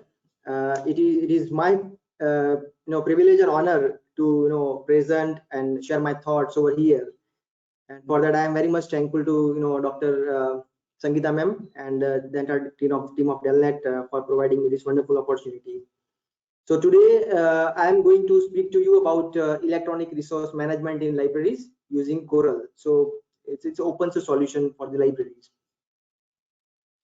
So in my agenda, I'm going to cover about the introduction of the Coral, then what the basics of electronic resource management system, then what kind of electronic resource management products are available in the market. So that also I'm going to name a few. I'm going to cover that. Also, the basic core of this presentation is on Coral. So basically, whatever experience or whatever knowledge I have on Coral, I'm going to share that with you all. So what are the modules and features are available of the Coral? So that is also I will demonstrate at the during the presentation. And learning objective, of course, yeah, basic understanding of the core of ERM and ERMS and Coral. So that is open source electronic resource management system. So Dr. Rama Patnaik madam has already covered most of the very detailed aspect of the ERM and the ERMS area. So if you look at the university and institution these days, so most of the resources, most of the budget which we are spent for the acquiring the content is basically we are spending more and more electronic. So if I talk about my library, earlier Ravi J. Mathai library used to subscribe more than 600 plus print periodicals. I'm talking about decades ago. But these days we are shifting towards electronics. So nowadays we are not subscribing that much 600 plus electronic 600 plus print journals, but nowadays we are shifting towards converting most of the journals into electronic journals, so that it can be accessible to our users. Our user can access it from anywhere and anytime they can access. So, and likewise, I'm sure most of the academic libraries, not only academic libraries, public libraries also, these days are spending nearly I would say 70-80% of the library expenditure on electronic contents, especially when we talk about post-pandemic post-pandemic situation. So we are rather forced to acquire more and more electronic contents, so that our user can access whatever resources we are subscribing. They can get benefit of the of the contents, and they without any interruption they can use library resources. So when we say acquisition or acquire of the material, our primary role and responsibility is to organize, preserve, and manage. That is what we are hired actually. We as a librarian, our primary objective is to acquire the material, and we have to provide we have to organize, and then we have to preserve and manage the resources. So, but when it comes to the electronic resource management, so now it is inevitable part of any academic library system. And if you must have have a glance of from the Dr. Rama Patnaik madam's presentation, that it is widely accepted that ERM is one of the most complex and varied aspect of our library profession. So when we say electronic resource management, it is very complex. So you must have gone through the life cycle of the electronic resources, and each life cycle, each stages have their own features and functionalities. So and now let's quickly have a definition of the ERM and subsequently ERMS. So ERMS may be defined as an activities performed by library to manage investment in electronic products. So more finely we can say that electronic resource, it refers to several specific management areas like acquisition, access, trials, statistics, user statistics, cost, renewal of the resources, and all that. So these are the areas which we can say that ERM, when we say electronic resource management, it certain kind of activities we have to perform. And how we can perform? With the use of software we can perform such activities. So that is why ERMS comes into picture. When we say ERMS may be defined as a software solution that are very effective in the management of electronic journals and databases, from acquisition to licensing and troubleshooting. So that's the definition of ERM and ERMS. So now the question is, do we really need a software solution to manage electronic resources? And the answer is of course yes, because electronic resource, when we say electronic resource management, it is very complex and the non-linear structure of the contents. So problems can be only we can manage the resources through the use of particular ERMS. And how we can manage the resources? There are certain stages like workflow management, licenses, statistics management, administration, acquisition, and interoperability. So these kind of features and functionalities, when we say we have to manage, so our traditional library management system, it does not support such functionalities. Like you cannot create your workflow in the Koha or Lipsys or whatever library management software you're using. So that is why we need dedicated ERMS, so that you can have particular systematic management of all subscribed electronic content. This already it is covered by madam, so I'm not going to explain you because it is already discussed. Here you can see terms also, madam has also covered the terms, techniques for electronic resource management system. So here you can see first model is basic model, which was introduced in 2008, and later on it was revised to term 2.0. So basically only preservation, the last stage preservation is added into the term 2 model. So yeah, so now when it comes to the electronic resource management system, so these are the products, open source solutions. So first is Coral. Coral is again an open source electronic resource management system. Likewise, there are another two products which is currently exist in the market actually, ERMES, which was again which is developed by these are Coral is also developed by the libraries.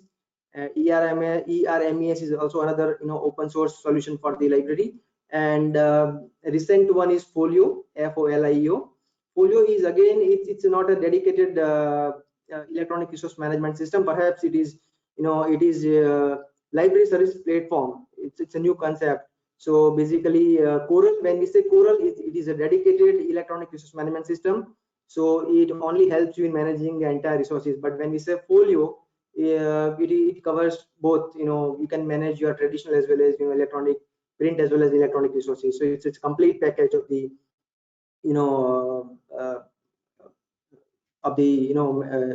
print as well as electronic resource management system.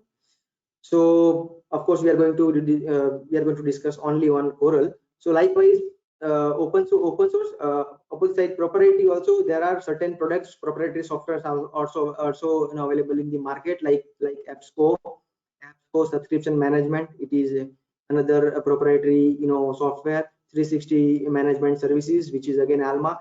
When I visited USA, most of the I was interacting with libraries over there, and most of the libraries, they were using Alma programs. So Alma has again facility of managing print as well as electronic resources. The sample tool, digital library suites, TDNet, Discover, WorldShare, BioCLC, and Gold Rush. There are many more products available in the market. One can always go through this one. Coming to the Coral, so Coral stands for basically centralized online resource acquisition and licensing. So it's a full form of Coral. And when we say Coral, why we need Coral? So basically it is one of the open source software available in the market, and basically Coral has different modules. Just a moment, I'm not able to see my PPT here. Yeah, it is one of the most popular and stable matured version of the ERMS. When we say Coral, there earlier there were quite few products like COPS, Researcher. It was also introduced in 2006 by Simon Fraser University, but now they are not supporting. So likewise, there is one more product. So they have developed, but these days they are no more actually. But when we say Coral, it is the only software which is available as of now, and which is stable and mature ERMS. So, and it is again available under general public license version 3. So anyone can download without any subscription fees. It is publicly available. You can download, you can customize as per your need, as per your requirement. And it is practical for all types of library, all types and all sizes of library. Basically, if you are having small library, you can also manage. If you are having big setup of libraries, if you are in academic library, you can use it. If you are managing public library, you can use it. So Coral has that capability from small to big size library, and from academic to public libraries, research special libraries. Anyone can use Coral for management of electronic resources. Coral consists of 5 modules. All 5 modules are both independent and interoperable, and that facilitates the entire life cycle and workflow of electronic resources. That means Coral basically has 5 modules, and each 5 modules are interoperable. You can directly switch over from one modules to another module, and it is also independent. That means, suppose if you want to use Coral only for licensing, you can very well use only licensing module, and you can download and you can customize licensing module only as per requirement. Suppose if you want only management module, you can use a management module. So in that way, it is very flexible, very interoperable, and very independent as well. As of now, unfortunately, when we talk about India, unfortunately, vendor support is not available. But of course, Coral has its own community and list server. So if you're facing any issues or any if you need any support, you can always post your query on the Coral platform. Now let's go to the release of the release milestone of the Coral. So basically, it was developed in 2008. Coral project initiated and developed by Esberg Libraries at University of Notre Dame, and as I mentioned, it was developed by library and librarians only, so you can very well rely. The first module released in summer 2010, and that was licensing module. So only beginning they have developed only licensing module, and later on they have come up with another 4 modules. In 2000 May 17, they have released 2.0.1 version. In 2018, they have come up with 3.0 release. In 2018, they have come up with integration with Koha, integration of Koha with Coral, because a lot of universities are using Koha open source solutions for library management. So Coral, they have also tried, and they have tried to combine both the software. They wanted to integrate, and as of now they have integrated only vendor parts, and they are still working on many more development and integration part of the Koha with the Coral actually. One more solution also, the integration of AppSco knowledge base. Earlier it was not there when the Coral was introduced, but now Coral supports knowledge base. So you can directly import your holdings and AppSco knowledge base directly into Koha. Subsequently, in 2019, February 2019, Coral 3.0.1 was introduced, and the recent one is Coral 2020.02, released in 2020. So when we talk about Coral modules, so basically Coral has 5 modules: resources, licensing, organizations, user statistics, and management. So these are the modules of Coral, and how these modules helps to manage electronic resources. So you can manage and track electronic resource subscription, whatever resources or whatever electronic journals, electronic books you are subscribing. You can manage your subscription through this Coral. You can manage and store all license agreements, user statistics of electronic resources. So when you are signing any license agreement, currently most of the libraries are managing all these tasks either through emails, or you can store in one of the folders, and you can then use email for the renewals and all that. So but Coral has facility, you can systematically organize, you can systematically track your electronic subscription, you can systematically manage your licensing, you can store your license agreements at one place, and also you can manage your user statistics. So it will help you in whether the particular resource is subscribed by your library is worth winning or not.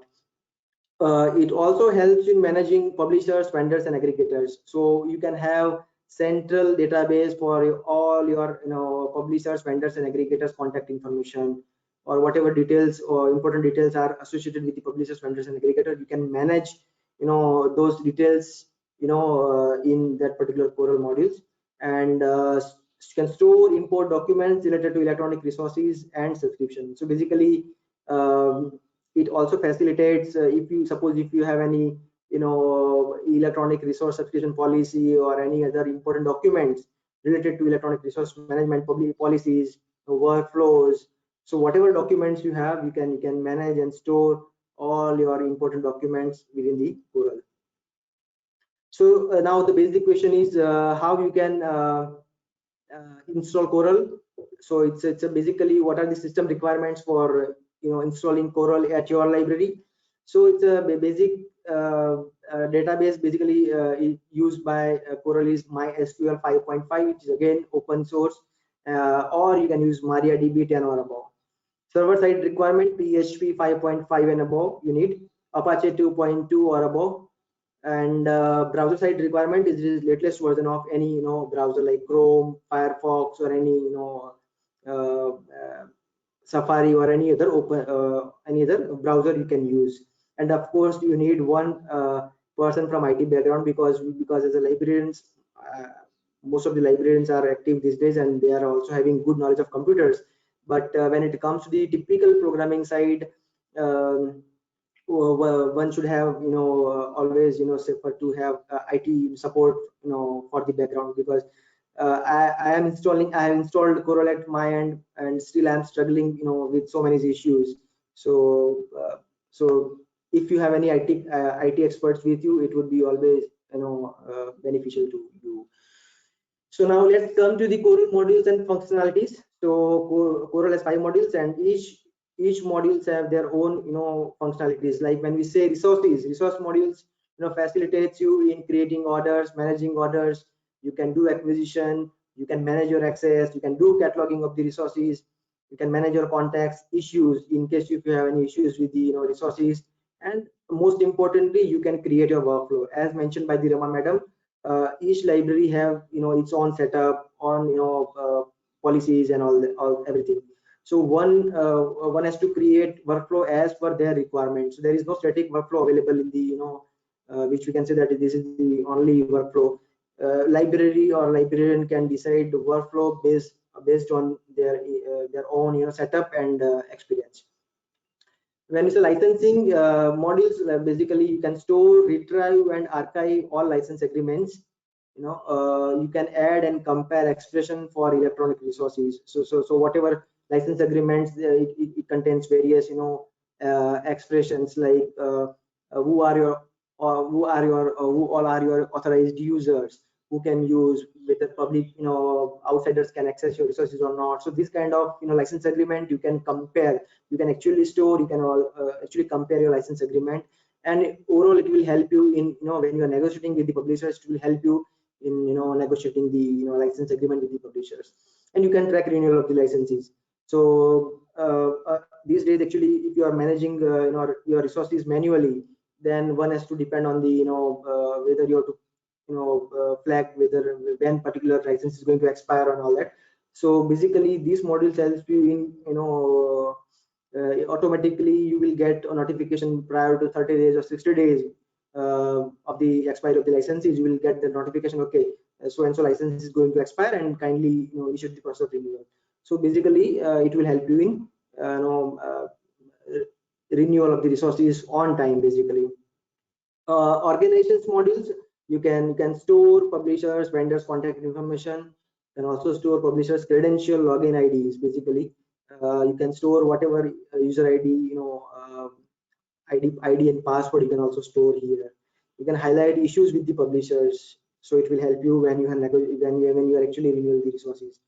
User statistics, fourth module, it helps you in managing Coral basically supports counter 5. Recently recent version of the Coral, it supports counter 5, latest counter 5 license edition, counter 5 user statistics standards basically. So it will help you in managing counter and SUSI based compatible usage reports. So if publisher supports or subscribe to that counter or SUSI compatible, one can get that report and manage all reports. Management, you can manage important documents, IP ranges, whatever your institute IP range, policies, procedures, whatever important documents you have with the management of electronic resources.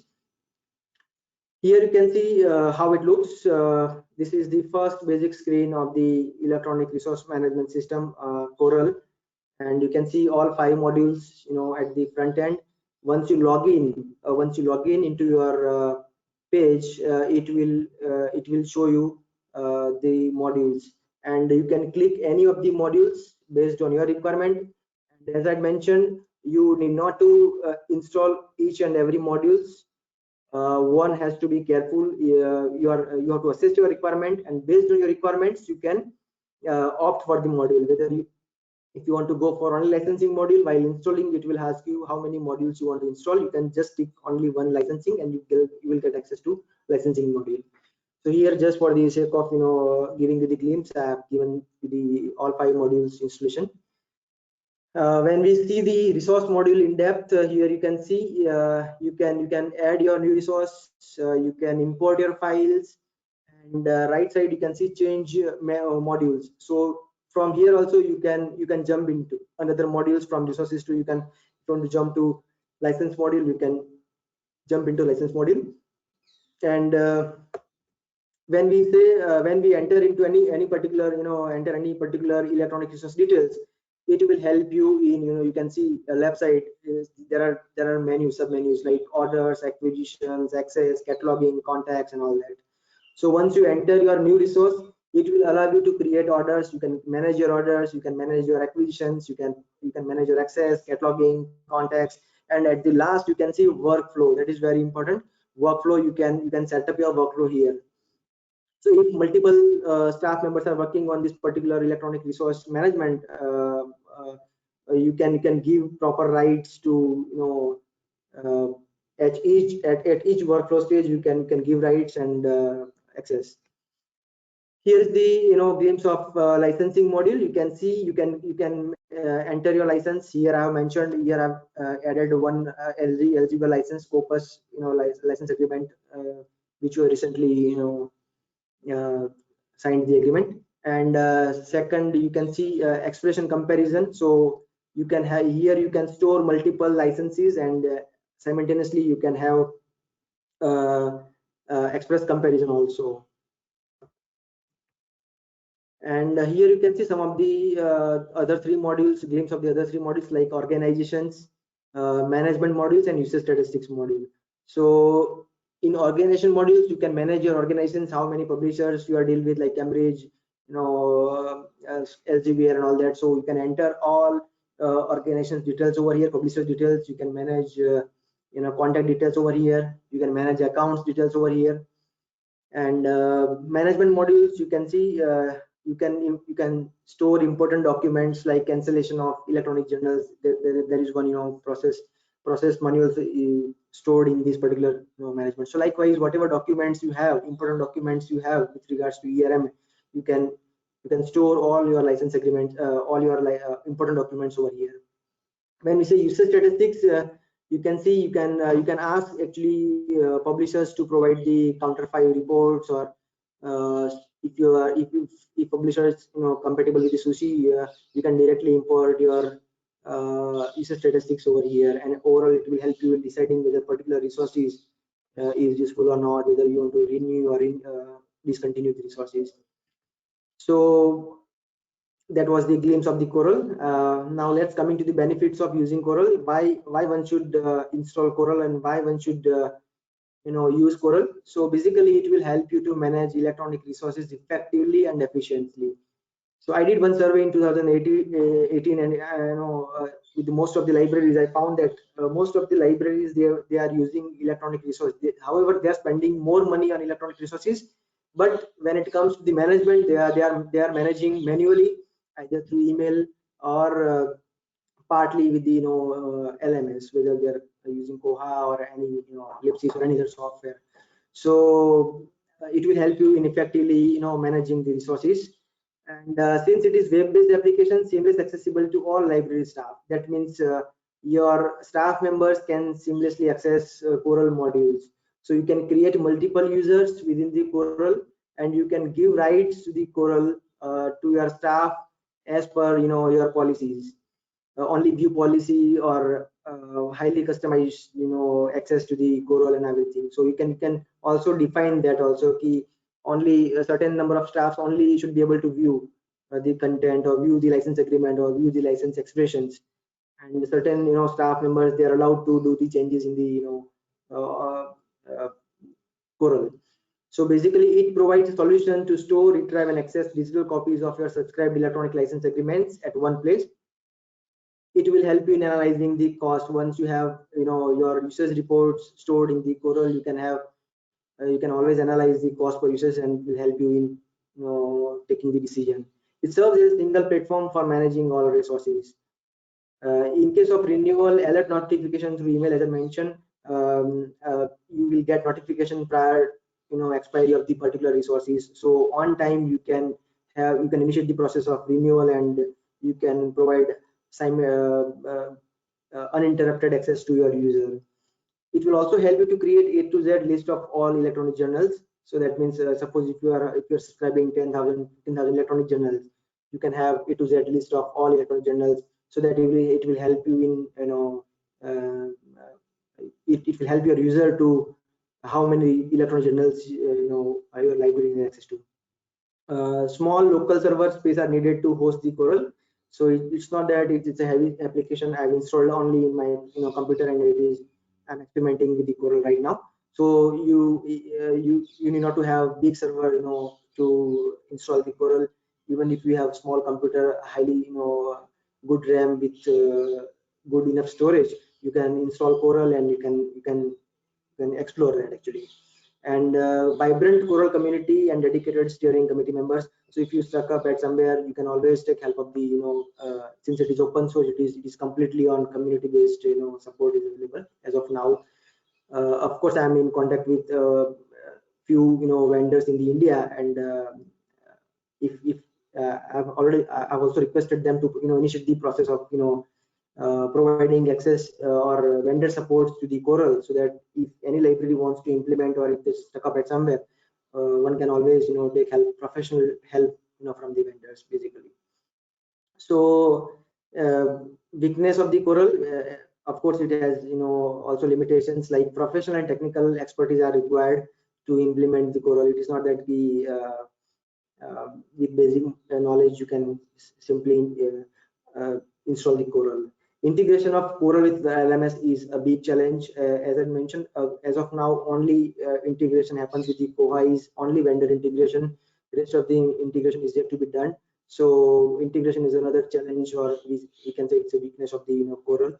Limited ability to upload batch load records. Suppose if you are subscribing huge number of resources, so at a time you cannot import all the it has some limitations like 10,000 records at a time you can import. Lack of documentation, training, and tutorials. Still, we are struggling with the training materials or tutorials on. Of course, Coral has prepared documentation and it is available on their website. But still, dedicated in-depth training is required, because ERM itself is a very complex area, and one need to really understand first and then implement as per the requirement of the library. It's a big challenge for the librarians these days actually. And as I mentioned, no professional vendor support is available in India. So to sum up, make yourself prepared for the change. So of course, if you implement the Coral, certainly it will bring you a greater deal of change to your library. So if you are managing manually, of course, one should critically look at the Coral, and since it is open source, there is no harm in implementing the software. But before initiating the implementation, one should conduct a thorough assessment of the existing system and infrastructure. Also define what level of integration you want to achieve. So that is first, one has to critically assess the requirements. And implementation of Coral not only transform the work of library, but also open the, because in India still we are managing the resources through only LMS. But if you implement or if you use electronic resource management, which is needed now, so if you implement, certainly it will bring a lot of transformation in your library. Although Coral has already made a mark on libraries, but still there is a long way to go for a truly effective resource management system in India, particularly because libraries in India are still not using any ERMS, dedicated ERMS. Of course, a few libraries like IIMs and other libraries, they have started implementing, but none of the libraries in India, they have fully implemented or using any dedicated ERMS for the management of electronic resources. So still there is a long way to go. And here I have come across with another interesting report published by OCLC Research. So if you get some time, you can always have a look at the report, which is very interesting, remembering the Dr. Ramnath. If anyone wants to explore more about Coral, I have given you some of the links, official websites and list forum and other technical documents, how to implement if one wants to install Coral, how one can install on Linux or on Windows platform. One can use these links. These are some of the references. So there is no single ERMS that fulfill the requirements of library, because electronic resources are by nature complex and continuous and dynamic. So with this note, I would like to end my presentation. Thank you so much. Thank you, Mr. Saura, for introducing Coral for such a wonderful presentation on this, because you yourself is working on this, and for introducing to the professionals this open source electronic resource management. And it's really heartening to see that the work that you are doing, and you have also highlighted that there are no vendors as such for providing any support on Coral. We have been the ones at Delnet. We explored this around 8-9 years ago with Kraft and Coral, both of them. It's nearly 6-7 years ago. We tried doing that. We have been able to also do it, but we didn't really do much later. So I think it's a time for us also, as a recommendation of NACLIN 2021, we may like to again revisit this open source software, and then to have some test beds across the country in our member institutions, wherein we can try to have some hand-holding done in the implementation and to see how the customizations and other things. But thank you so much, Saurabh, for bringing this to the attention of all our professional colleagues. We could see that there are a couple of professionals who are wanting to interact with you and to ask you with a question. So I'm going firstly with Mr. Dudal Rajeshwar from CMR College in Hyderabad. Mr. Dudal Rajeshwar, you are connected and you may ask your question to Mr. Saurabh Prajapati. Mr. Dudal Rajeshwar, could you please, you are already connected. Can you just kindly ask your, please ask your question to Mr. Prajapati? Please post your question in case you are encountering any problem. There is a question for you, Mr. Saurabh, and this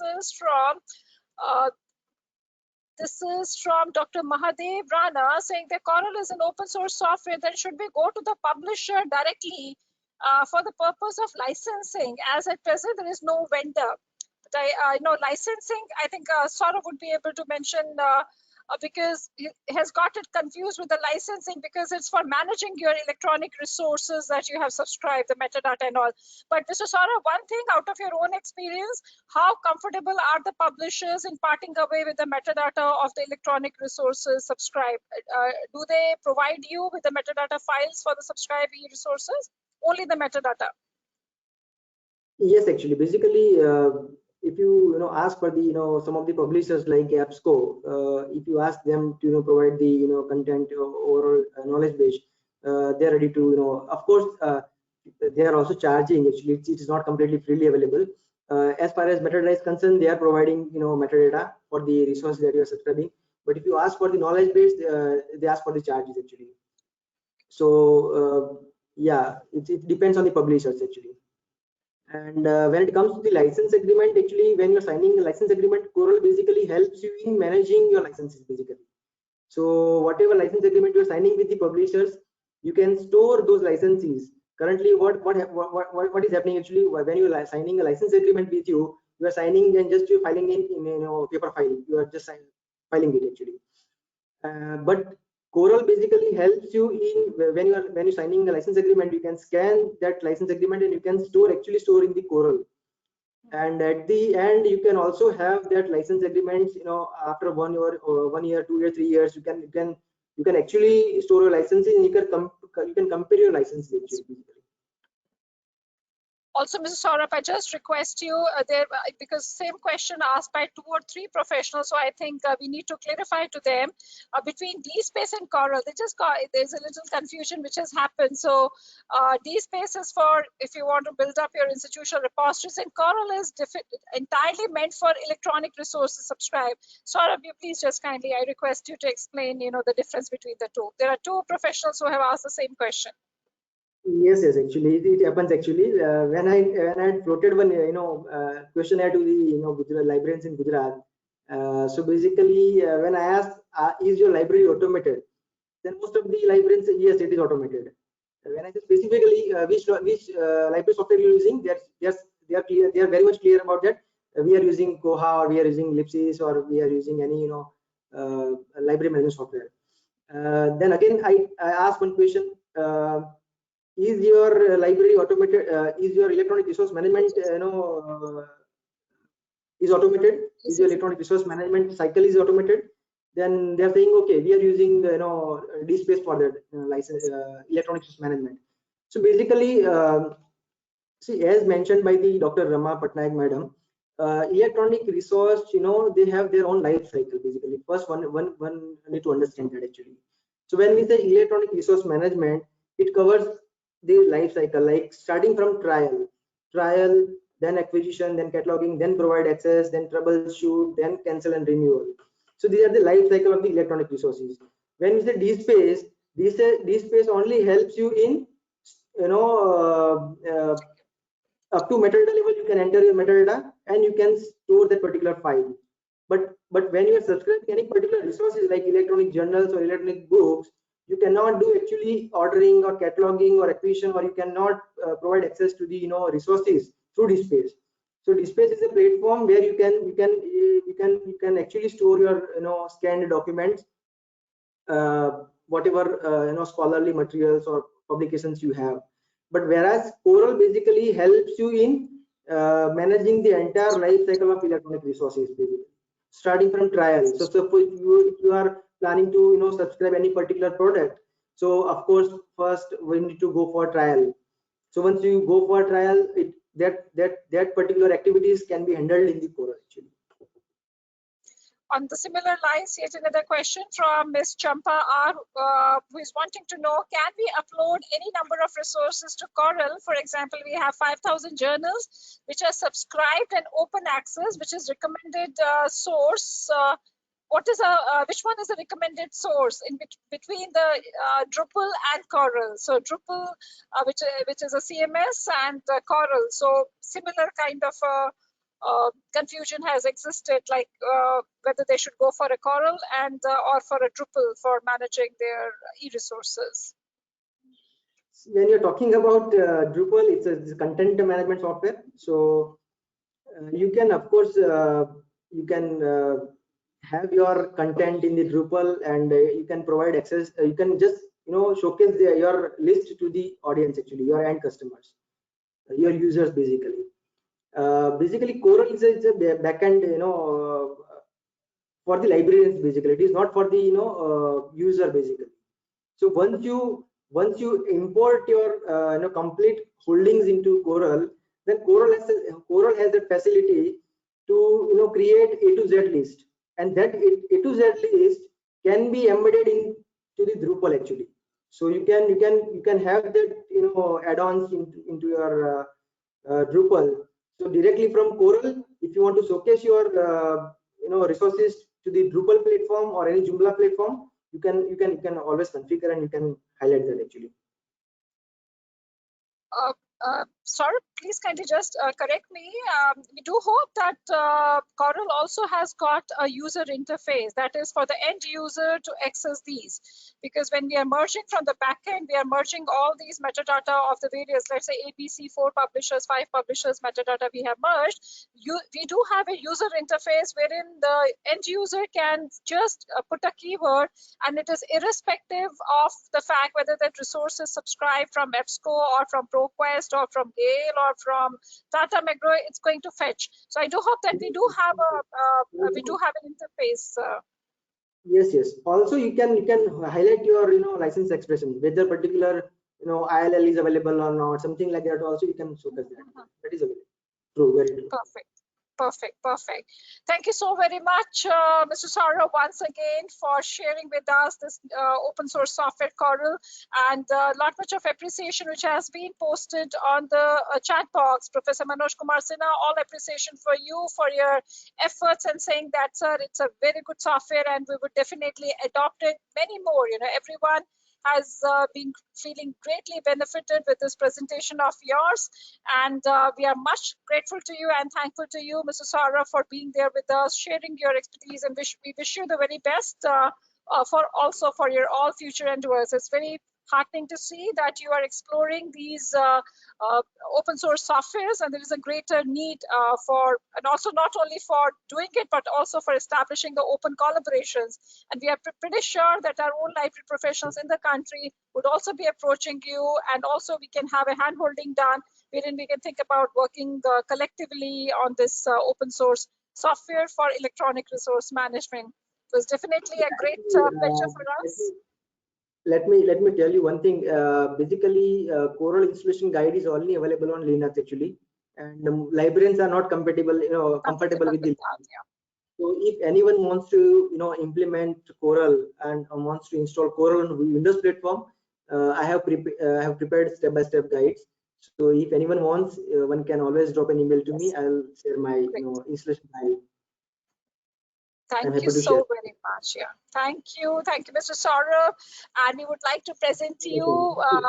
It's with great appreciation for you and for your wonderful work that you are doing. And we wish you the very best. And may you keep on contributing immensely to the profession the way that you're doing. Wishing you all the very best. And thank you so very much for being an integral part of the 24th National Convention on Knowledge, Library and Information Networking. Thank you very much, Saurabh. Much appreciative. And may God bless you with enough abundance in energy and abundance to carry on, your wonderful work that you are doing. Thank you very much, Saurabh. Truly appreciative of your presentation today. Thank you very much. Thank you indeed. Thank you very much. With this, we are on the closure of technical session 3 on e-resource management. And now we are inching towards our session, which is centered around Delnet, that the organizers of the conference, NACLIN 2021. And it's an immense pleasure for me now to welcome our colleagues who have joined us from Bangalore, Mr. O.N. Safapuri. I'm requesting him firstly to switch on his webcam. I'm also requesting Mr. O.N. Safapuri, a consultant at Delnet Coordination Unit in Bangalore. Also would like to request, we welcome you, Mr. Safapuri from Delhi. It's wonderful to see you online. I just request you to please unmute yourself. I also would like to extend an invite to Dr. Neela Deshpandeji, our coordinator at our Pune unit. Dr. Deshpande, very good afternoon and welcome. It's indeed a pleasure to have both of you. And I'm just trying to check. Dr. S.S. Murthyji is taking care of the Delnet Hyderabad unit. And since he has a session tomorrow in the valedictory, so we have two of the colleagues, and Dr. Murthy will be interacting with each one of you tomorrow during the valedictory session. So it's a profound privilege for us to welcome you to the special session, which is on Delnet. And the session, why we have included this session in NACLIN. We never used to do it earlier, but for the last 3-4 years, we remember, means last year also we couldn't do it. We have been, at times it was happening in the earlier conventions, that the entire conference was held, that is the NACLIN 24th convention that we have it now. And some of the non-member institutions were not even knowing about that what this organization is. They always used to remember NACLIN, and it was Dr. Kaul, who then started. He used to always say that, Sangeeta, let's better make them aware that what is Delnet. They should know. They should not. Delnet is doing the conference, but what is this all organization all about? That has made it, to think about it, and then we included Delnet as a part of our small presentation on the Delnet services that what we are doing. The reason for being there online with each one of you is to make you a little acquainted more about Delnet resources and services. We welcome each one of you to this session, and also a special welcome to the Delnet member institutions, our own library professional colleagues, the librarians and others who are being there. Hearty welcome on to our two officials representing the Delnet Coordination Unit in Bangalore and also in Pune. It's a special pleasure for me to welcome both Dr. Neela Deshpandeji and Mr. Omkar Safapuri. And also in absentia, I would like to also welcome Dr. S.S. Murthyji, who is taking care of our Hyderabad unit. So I would just like to orient you what we intend to do in this session is, we will just try to give you a little glimpse about the Delnet resources and services. Especially many of you may not be really knowing about the Delnet resources and services, so we just really want to acquaint you a little bit. And then Mr. Omkar Safapuri and Dr. Neela Deshpande would also like to address each one of you. And we would like to have an opportunity during NACLIN in this session also to get some inputs from our own member institutions who are also a part of the NACLIN, and they have been very kind in gracing this occasion and being there with us. So we would also like to exchange and get some of their views, about Delnet. So it's a profound privilege for me, firstly, to give you a little glimpse about our services, and we will try to show you online. Not many of you definitely would also be from the Delnet non-member institutions. You are not the members. You may think about joining in, or you may think about exploring, at least having even a trial access to Delnet, and we'll be very, very happy to do that. So we have sharply around 40 minutes with us. I will like to take maximum 15 minutes, and very briefly I'm going to, because the session we had kept it for 1.5 hours time, but our previous sessions, they were so much, they were full of, new knowledge and new information that we never felt like, curtailing down those sessions. And Delnet, we would just like to give you a little glimpse, and then we request you give us a chance to even give you a trial access to these resources and services. And so what I would just like to brief you is, firstly, so just for 15 minutes, we are going to talk about, and then we'll show you online about our resources and services.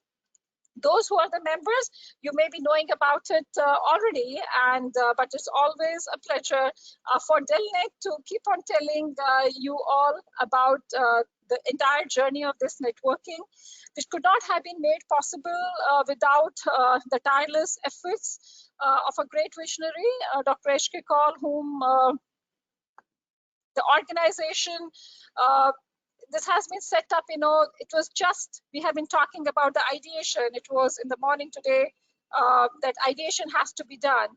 What you see today of Delnet, that was out of an idea which got germinated in the mind of no one else other than the great visionary, Dr. H.K. Kaul. He was the one who visited the countries, including UK and USA, and also France, way back in the late 1980s. Around 89, 90, he visited UK, USA, and was greatly fascinated by the library networking, which was in the very initial nascent stages at that time.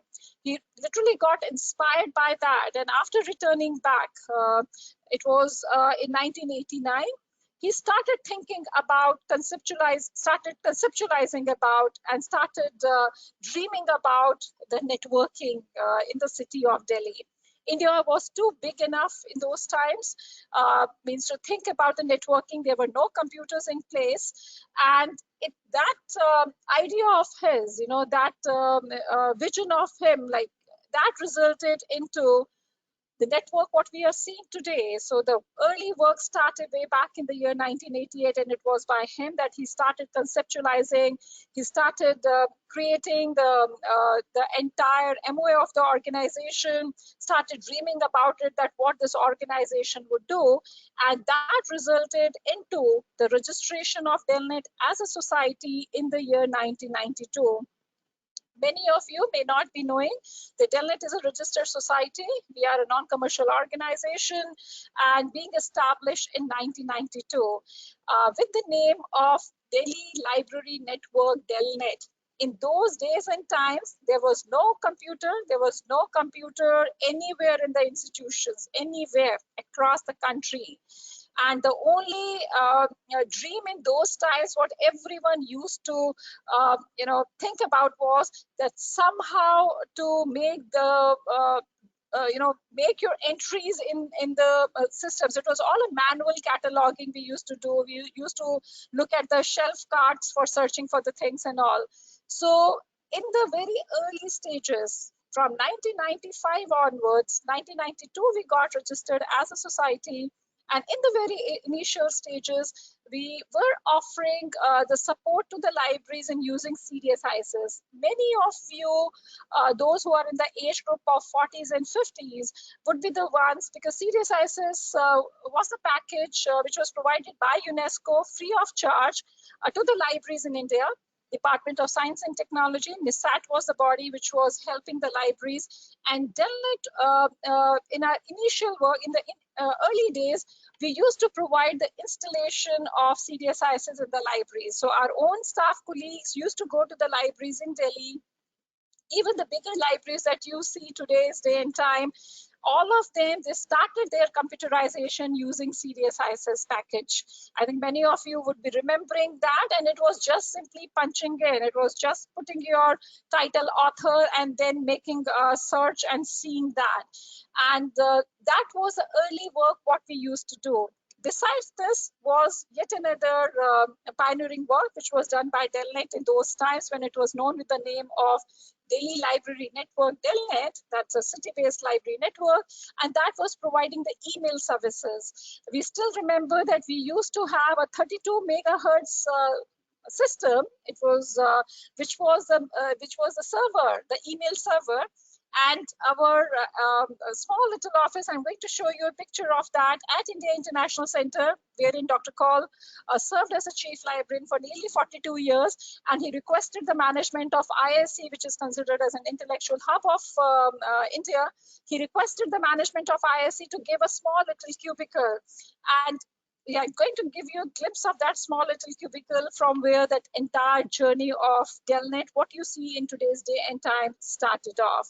So it was started off as a city-based library network. In the initial 2 years, DST was the body DSR who was supporting it, giving a small meager amount of 50,000 rupees per annum was the support. And yes, since 1994, National Informatics Center came to the rescue of Delnet and started offering a support. Since the year 2001, Delnet is a self-reliant body which is helping, and you're seeing, the growth of this network. And we dedicate this entirely to the tireless efforts of Dr. Kaul and to his extraordinary leadership and vision, which has made it possible for this network to grow and become the largest library network in today's day and time with the name of Delnet Developing Library Network. The name got changed in the year 2000 as we were able to move out of Delhi, and we had our internet connectivity came from NIC. We made our online services became available because we developed our web API facility. And very heartening to inform you that in today's day and time, 7,330 libraries with our main head office here in Delhi in JNU campus. All of you would be aware about it, wherein we made our own infrastructure and building. We shifted in the year 2005, precisely on 6th of October 2005, from that small little cubicle at ISC, wherein the early work of Delnet was undertaken. And today's day and time, as I have already introduced our colleagues, we have our units in Bangalore. Delnet also has now its own office. We are in the process of now getting our interior work done. It's a very massive, big, wonderful infrastructure that now we have in Bangalore also. And along with that, now we have in Pune our office and also in Hyderabad. So this is the single largest library network which is there, and the main objective remains. So just for your information, many of you would be knowing about it, that a number of city networks got mushroom in the country. So Delnet's journey also started off as a city-based network with the name of Delhi Library Network and turned into a developing library. It was a very conscious effort of the great visionary Dr. Kaul to make it as a developing library that is every moment full of challenge, every moment full of excitement, every moment you are trying your best to see to it that you have more wider coverage of the libraries and more content to be made available through resource sharing. So resource sharing is what is the entire philosophy of the organization. And what we are seeing it, we are having an expert sharing, it's an experts knowledge sharing that we are doing it for since yesterday through this platform of NACLIN 2021. And that too, Dr. Kaul was the one who conceptualized this and the entire organization of NACLINs, because the sharing is what is something core to the Delnet's organizational philosophy. When we talk about a resource sharing, the entire aim is to help each other, whosoever is in need, and because that creates a kind of that gives an avenues for more collaborations, and we strongly believe in that we have to help each other. So it's not your user and my user, it is our user. What as a family, a big family of 7,330 institutions spread across India and even outside India strongly believes in. So we are going to show you a little glimpse of this entire thing.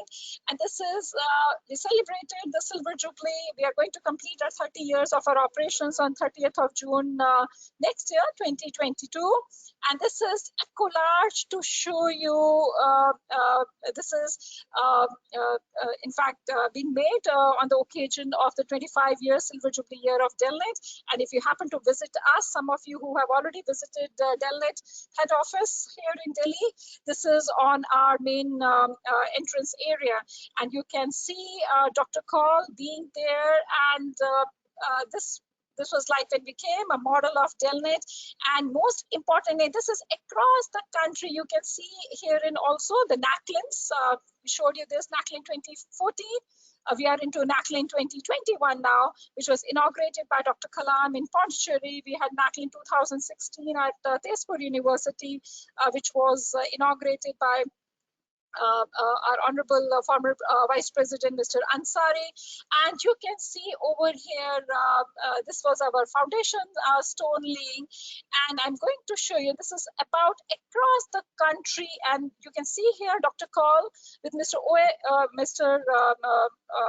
Sheshagiri, and Sheshagiri, again, yet another visionary from National Informatics Center, the Director General of NIC, which is now a full-fledged ministry. And so you can see here the two visionaries who have been instrumental in making the two organizations and making them self-reliant organizations. So this is across the country. You can see we have our institution. Many of you would be from these institutions. We have the programs which are being held across the country. So just to give you a glimpse, I'm just going to show you a glimpse. This is more than inspiring. Whenever you think about Delnet, do think about it as an inspirational story. I don't ever think that there can be any better inspiration other than Delnet. You can see these were the two small cubicles. You can see here, these are the two small cubicles what Delnet has in the early stages till the year 2005 at India International Center, wherein Dr. Kaul, the man behind this entire networking of libraries, making Delnet as what we are, we owe it to him. It was all because of his tireless efforts that we have been able to come to this stage. And you can see here, these were the two small cubicles wherein this entire work of networking started off in the early stages. You can see here, a lot many of youngsters would not have even seen how the modems looks like. We used to have an LTS, local LAN terminal servers. Those technologies are no more there. We used to have our email hub over here, and we used to offer email services to the libraries in Delhi. These were all being connected, with the DOE, Department of Electronics. Xmail was a service which was there as a first email service in India was the Xmail, and Delnet used to offer that to the libraries in Delhi for over the years. And then came also the RANIC email services. So just to tell you that these were the two small cubicles with hardly any space. The moment you used to open the door was the end of the the room. And even we used to have our colleagues sitting outside on these tables, and even the back side of it as we started growing. So even one table only, so one side, both the sides of the table, they used to be used by us. So that's to tell you that if we remain determined, if we remain committed, things, they really move. We have to put in our efforts on, and the perseverance always help us in achieving what we desire to do. So our focus has always been on the 5 C's, what we say, and out of 5 C's, definitely one is the content on which we always put keep ourselves focused, and other one is the the customer, each one of the user who is using our services. decides the cost at which we are offering. So yet another important C remains the cost. Just would like to share with you that the DILNET membership charges, they're uniform, whether it's a university, it's a college, it's a medical hospital, it's a R&D organization, the charges remains the same. So at the time of joining in, you pay us 19,470 inclusive of GST. The annual renewal goes for 13,570 inclusive of GST. And these rates, you will get amazed to know, for past 21 years, we have not increased these rates because our entire goal remains to fulfill the needs and requirements of the user and also to fulfill the UN Sustainable Development Goal, that is an affordable access to information. So this is, and we talk about all the leading institutions of the country. They are being networked through DILNET, even outside India. We have members in Sri Lanka, we have members in Nepal, in Bhutan, in UAE, as well as in US. So the content remains the major important focus areas for us. Connectivity, these all resources, they remain accessible 24/7. So we are quickly going to give you a glimpse of that when you become a member, what are you going to get. So I'm just skipping this slide because of paucity of time. We will just like to show you online our resources and services, because that would give you a kind of a clear indication of the coverage of our resources, which can be used when you join as a member of DILNET. So also would like to share with you that last year DILNET received an IAP award for excellence in public services, which was announced by Honorable Vice President of India. And we owe it to Dr. Kaur, dedicate to him, and also to each one of our member institutions. This is our discovery portal. Also, if any one of you are from the schools, if you are librarians or the administrators in the schools, I would like to mention that we have developed an exclusive portal called as a DELDRESS portal for schools. It's it has got a lot much of content for the schools, so you can always approach us if you want us to get a trial access activated. I quickly like to show you, this is our new discovery portal. And you talk about any institution, whether we talk about the IITs or NITs, or you talk about the leading IMMs of the country, you talk about any institution across. We have more than 400 universities.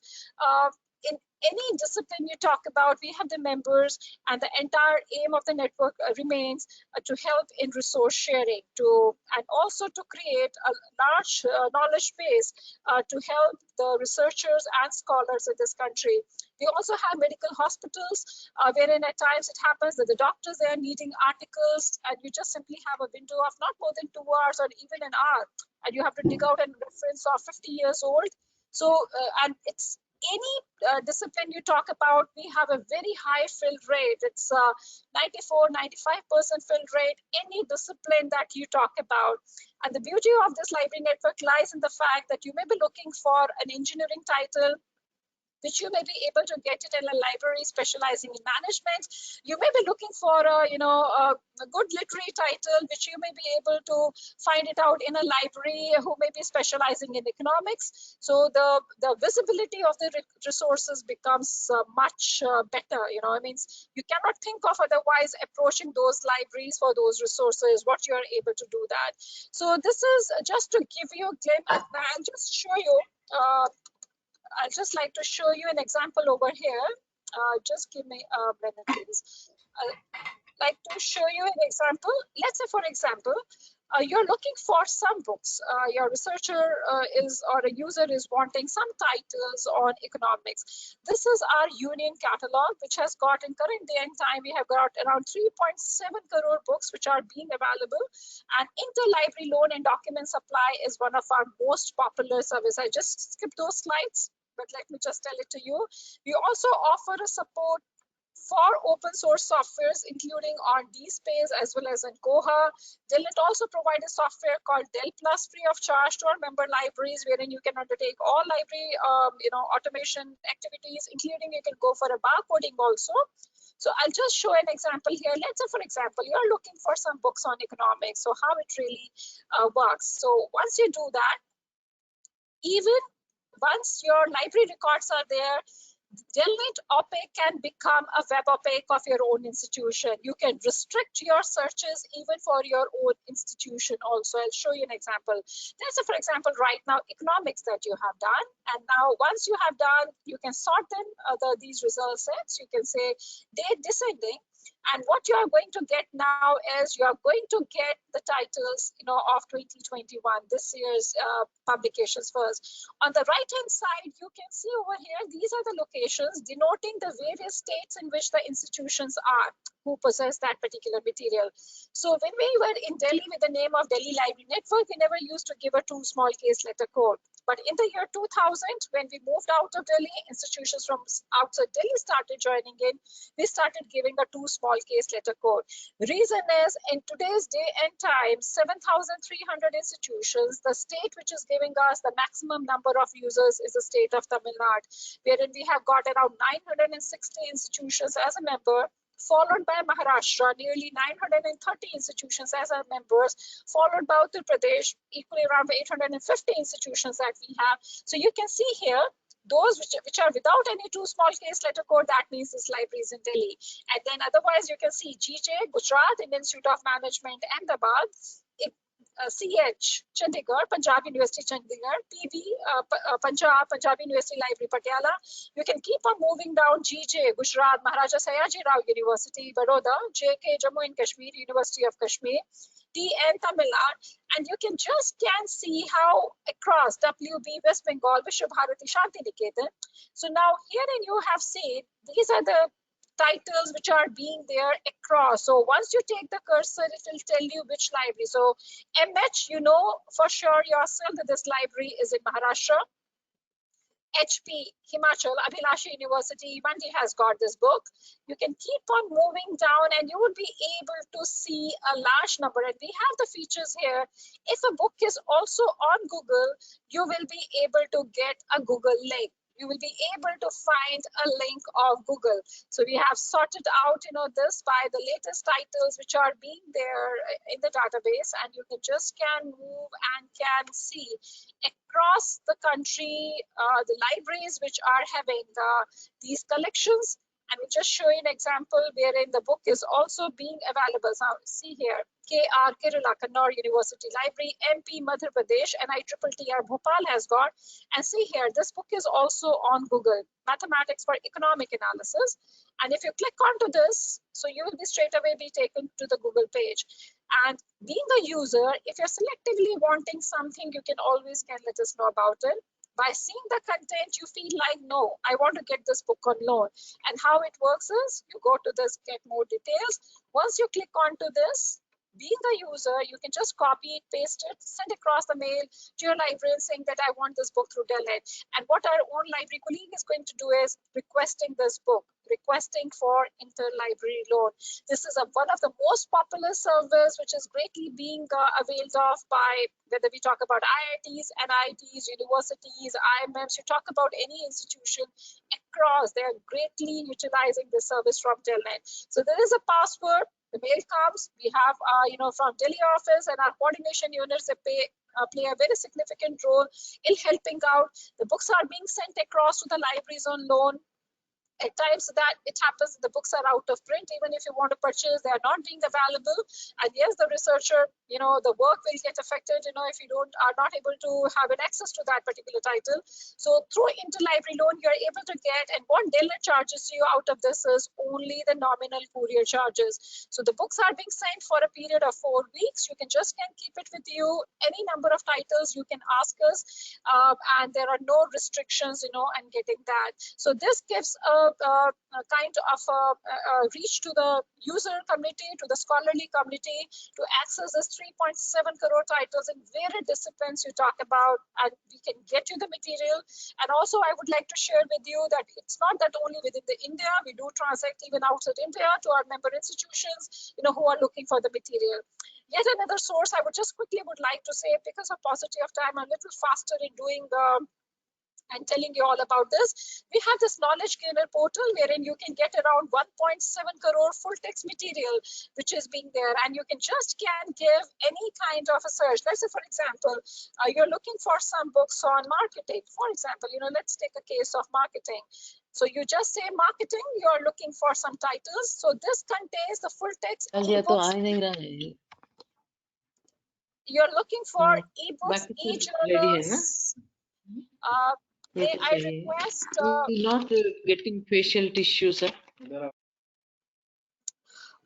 So you can see over here, you can say a day descending, and once you say the day descending, so you are able to get the hits over here. So 53,649 such hits are there, and it tells you also that how many articles, how many institutional repositories, and how many ebooks you are able to get it. You can just for example, you can go to any of these, and you are able to get all these titles. You can go to any one of them, and you would be able to get the entire titles as such. So you can see here 203-page long title, Deciphering Markets and Money. The entire book is in front of you. You can use this down arrow key, and you would be able to download and save it. So herein it comes. If you have downloaded the book, you can always utilize it in whatever way you are wanting. Similarly, so these are all the hits. You can always go. This is just quickly to give you a glimpse of that. We also have a large number of e-journals in varied disciplines. You talk about right from engineering and technology, large number of e-journals, and they are all being there on varied subjects. You can go for any of the listings that you are wanting. You can always go for the respective ones, and you can follow any of the links. So you can see it tells you also within bracket how many journals are there, and they are all the full text journals in any discipline you talk about. So right from agriculture, architecture, arts, commerce, Ayurveda, dental, education, homeopathy, fashion, management, mass media, medical. Some of you who are from the medical libraries, you can see, and we have the leading institutions making the best use of this. This is just quickly to tell you, and you're most welcome.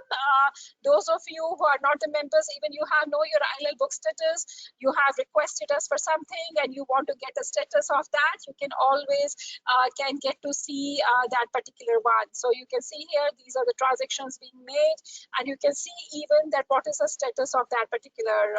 And as I had shown it to you, let's say any of the, even you can give your own library location, and you can, let's say, Vishwa Bharati Shantiniketan, and you're just looking for the books in a particular library.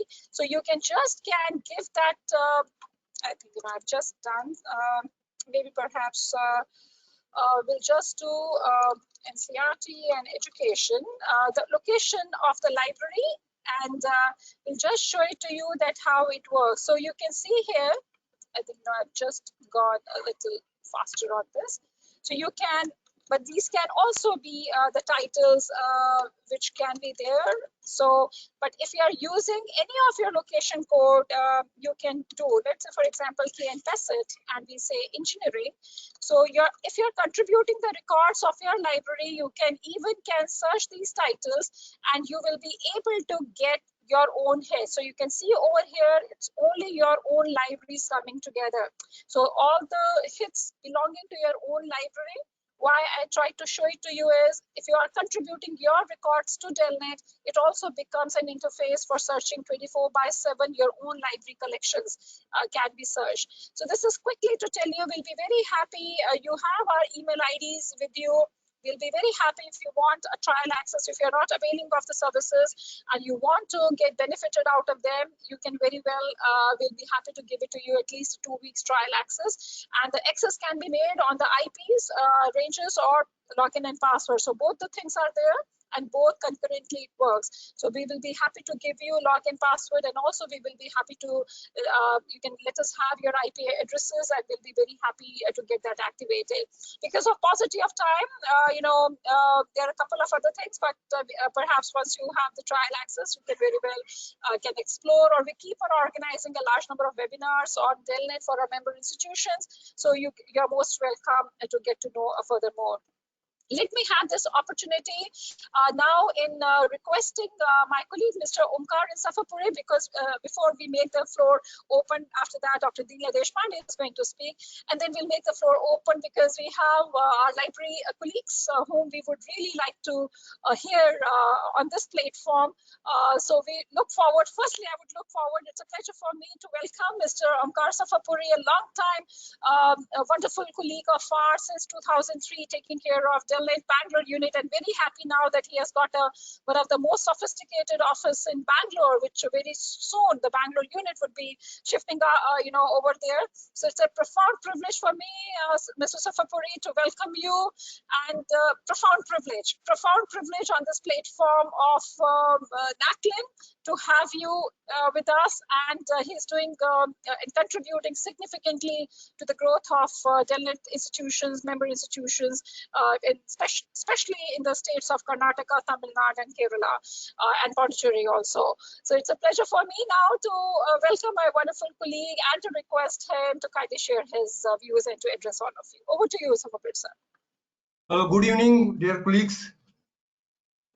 Firstly, thank you very much, Dr. Sangeeta, to give me an opportunity to come to this forum of NACLIN 2021, probably which I am for the first time addressing this prestigious conference of information science experts.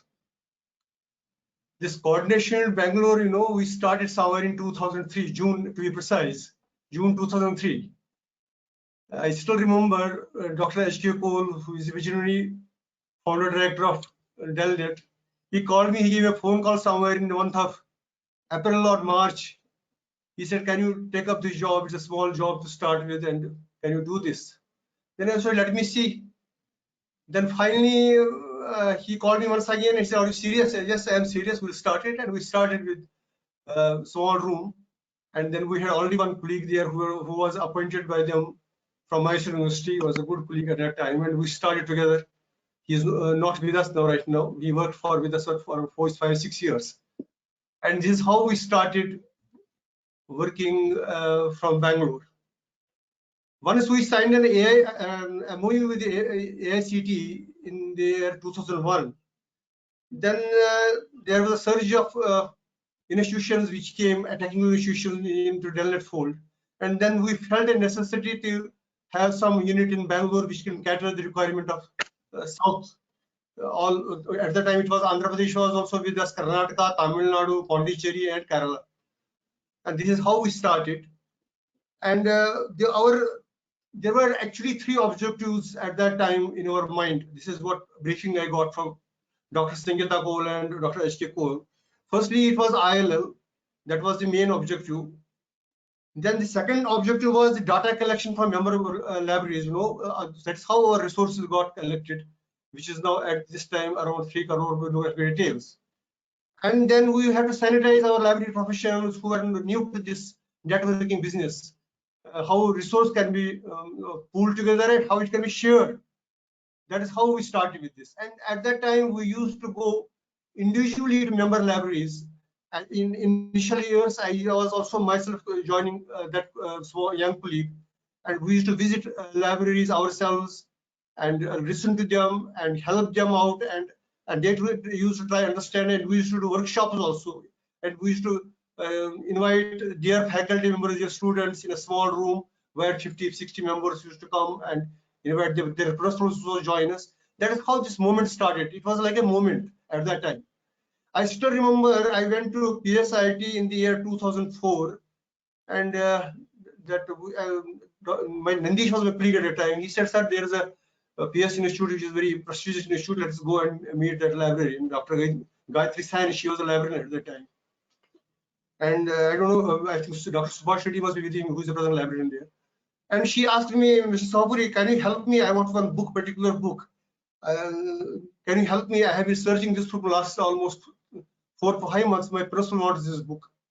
Then we searched their database. We said, yes, ma'am, we have this book in our database. And we'll try to arrange this book as soon as we go back to office. And can you help us? We didn't give a promise. I told him, I don't give a promise, but we'll try our best. By the time we reached office hour 3 o'clock, and we called the concerned librarian. I still remember it was a model engineering college. It was a government college. It was now today in Kochi. And I requested the librarian. He said, "It's a very rare book, sir. I cannot give to you. And we have only one copy, I think." "Yeah, one copy," she said. "Then if you can talk to my principal, then probably he may be able to help you." And then what happened? And then I spoke to principal. Principal said to me, "Yes, sir, okay, but can you send me a fax?" At that time, internet was not so much prevalent at the time. Then we had to go all the way from our office to some, around 15 kilometers. It's called Malleshwaram here in Bangalore. There was a where we used to have this what do you call this, cyber centers. And I send him a fax, and immediately within 10 minutes he replied me, "Yes, I'll send a book." And within 3 days book was available. And we went, I sent my colleague physically, when you give to Madam Dr. Gayatri Singh this book, and she was so happy. Immediately she got so excited, she went to principal's cabinet, took me along with me, let me wait to principal. And then how we started, the people, institution got motivated, and we started having such a wonderful relation, which is even continued today. If, now that is one of the most active library or library institution, which is even present today also. Similarly, we have a lot of stories to share with you. One book, which was a rare book, it was a probably novel in St. Aloysius College, and some library. In fact, Dr. Sangeeta Kaul informed me, "I want this book. Can you arrange a book?" It is in St. Aloysius College, and we called the librarian, Mr. George. At that time, he was a librarian, and he said, "Wait, this." He called me back. I will check it up, and within 5 minutes, he called me back. He said, "Wait, this book is around 90 years old book. How can I give to you?" "I don't know, we want this. Can you help me really out? Could you help me?" He said, "I can give you, but if you have to give me assurance." "Yes, I will give you a personal assurance. You send me this book to you, and by some reputed courier, and I'm sure you this book will be returned to you within one week time." And we had to send it to somewhere in North India, some place. I don't remember now. And immediately when I got that book, I handed it for about 10 minutes to see this book, to see this 93 years old book. We sent it to that librarian, and it came back, and finally I was a little relieved at a time the book has gone back to the gentleman. So likewise, this is how we have been working here, and how resources are being shared with our member libraries, how we work regularly on ILL. This is our main agenda. Then we started. I will share you first which are the libraries in in Karnataka which are very active. First comes PSIT, as I told you. Then we have a Manipal Institute of Technology. Then we have this one Manipal Institute of Technology is there. Then PSIT is, of course, I told you. Army College Engineering, which are all prestigious institutions. Amrita School of Engineering. Then Kasturba Middle College. They are in Karnataka, very active members. In the Tamil Nadu, we have NIT Trichy, as you know, it is a famous institution. PSG Institute of Technology, Coimbatore Institute of Technology, Asaram University. They're all prestigious institutions. They are very, very active. They take books and give books also, both lending and borrowing. That is the beauty of resource sharing. Then Sri Ram Engineering College, then Banari Amani Institute of Technology. I'm just giving an example, which are the prevalent. Then in Kerala, we have Mahatma Gandhi University, which is very prevalent, and they give us articles, maximum articles. Then St. Gitt's College of Engineering in Kottayam, ILM College of Engineering. Then Amrita Vishwa Parishad College, Amrita Vishwa Parishad University, Kollam is there. Then Malayalam University, Manapur. Then Amla Institute of Medical Sciences, Thrissur. They are active members. Then Kannur University. And in Pondicherry is the French Institute of Pondicherry and Pondicherry Engineering College. And this is how we have been working, and this is how we are carrying forward. This is a missionary work for us, for me at least personally, because I feel if a request comes, it has to go, it has to be attended. What may come, book has to go to the concerned librarian. And in fact, we get calls from the librarians in the night also, because I have a mobile which will on my site, and we see to them and we call them next day, my book has been dispatched or book is being attended to it. And I request all the non-members who are present in this forum right now, in case you have any requests before you become the members, you can just send us a request to Dr. Sangeeta Kaul or to me in person. We'll see to it that help is being provided. And with the result, this movement, this is what we have called resource sharing movement. This will be carried forward to the logical ends, and it's happening now. It is going on like a movement. When we started in Bangalore around 2003, 18 years back, we had hardly 350 members. Now, with the grace of God, it is 7,500 members. And we are increasing, growing day by day. Every day, one institution joins us, almost on average, if we see. And South, the maximum we have an institution of Tamil Nadu, which are very active, if you see, compare state-wise, we see. Of course, Andhra Pradesh was there at that time. Then we started in 2009. Sorry to interrupt. Andhra Pradesh, which is getting the requirement of Telangana and Andhra Pradesh, now present Andhra Pradesh. But at that time, we were getting the requirements of Andhra Pradesh also. And it is going on. This is going on. I request to appeal to all of you. You please, if you have any request, whether members or non-members, we see to it. Okay, the request comes, because ultimately we want knowledge to be shared. This is our mission. This is the mission of our director, who is the founder director, who was a visionary. That is how our country as a nation will be progressive. Because where knowledge is there, there is a progress. That is the ultimate aim. That is how we work as a mission. So it is for us a mission, not for a job. So with this, I thank very much Dr. Sangeeta again, and thank all the attendees who have listened to me patiently.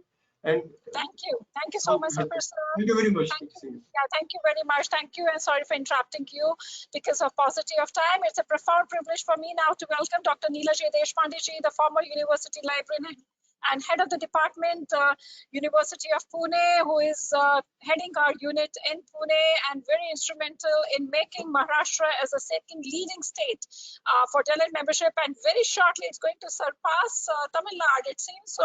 And it's all because of Dr. Deshpande's presence and wonderful work that Madam is doing, for DELNET. It's a pleasure for me, ma'am, to welcome you, and I have pleasure in requesting you to kindly address our attendees today. Please, over to you. Thank you, Dr. Sangeeta. Good evening to all my library professionals and the members from Maharashtra. I am very happy to meet you all on this platform.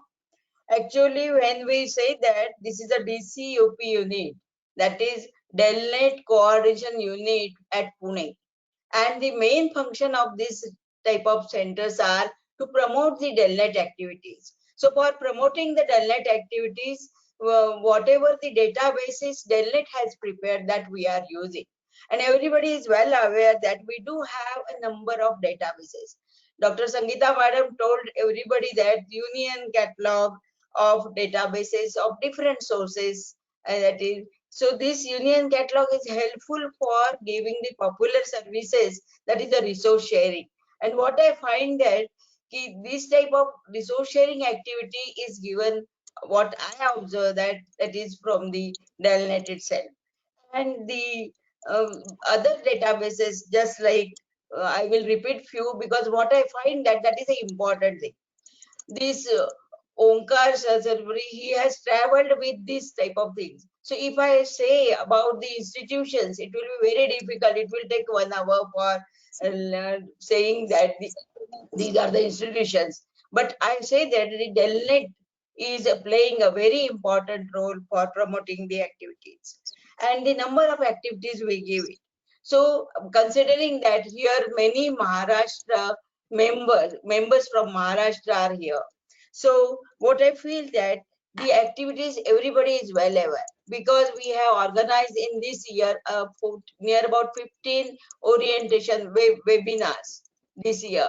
And because of that, they have become trained in giving the services to their users. So what I expect that the large databases we do have, DELNET is having large databases, so that should be used extensively. The main function is that should be used extensively, so that you can able to give the services to your users, and DELNET is promoting that type of activities. The DELRACE, Madam said that DELRACE is newly introduced at this level for schools, school-going students, another one. So this DELRACE also you will find that it will come very nicely, and all the school-going children will arrange it. The other databases, like lot of databases, but here I would like the knowledge gainer portal. The knowledge gainer portal, which is a very effective portal, and this as our Dr. Rama Patnaik, she told us that for making more use, you have to use the expanded visibility and subject category. So all these librarians from this from the members, they should use the subject guides and others, so that these resources can be used extensively. See, the frequently updation of databases. What I find, frequently updation of databases is very much needed. And this can be possible only if you will send your databases to our headquarters as well as to our regional centers. So this will be helping for updation of union catalog also. A number of orientation programs, time to time orientation programs, you can arrange it. And what I find that, so as we give the directives to many orientations, another one, so that it will be useful for extensive use of DELNET activities. So the number of databases that can be used and the number of objectives, what you will find that to promote the resource sharing among the medical libraries. This is the main activity, what I find that to collect, store and disseminate this one. And the more effective is, that is the user statistics. This user statistics, it helps librarian gets idea number of users using the DELNET activities. So this user statistics is very much useful. And DCP unit also confirm the receipt of invoices and the other documents to our headquarters. So that will be helpful for both the sides, for our users also and for our members also. So number of webinars, I know that due to the paucity of time, it will not be possible for me to cover all the points, because I can watch Sangeeta madam's face. That is in short, I would like to say that definitely these regional centers, considering the requirement of users, and that can be disseminate the information in a different forms, and the users what we expect that the users should get more services, so that we are trying to give such type of services to the users.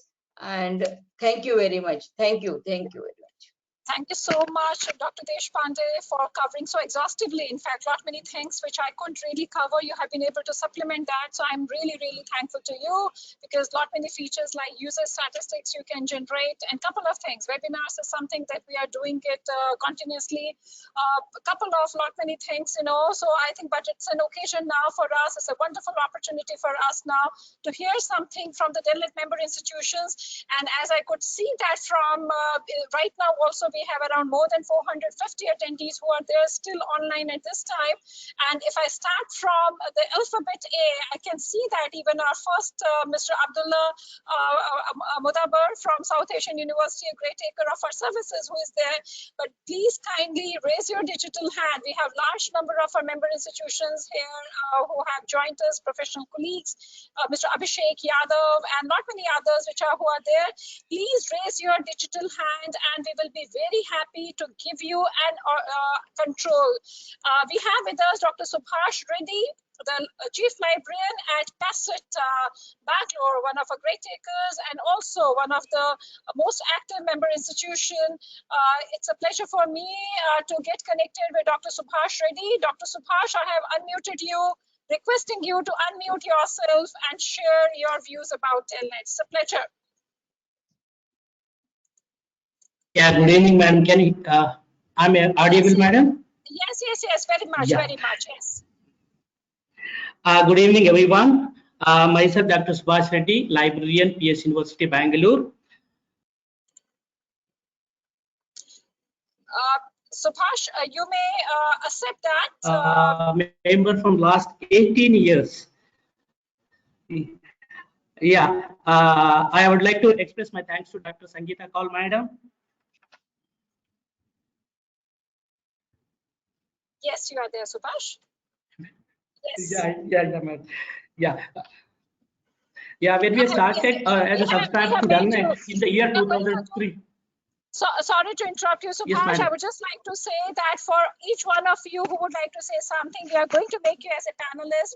If you have a webcam, switch it on so that we can see you. So it's like face to face. At least we will be able to see you after a long time. So pleasure. Yeah. Please, Subhash.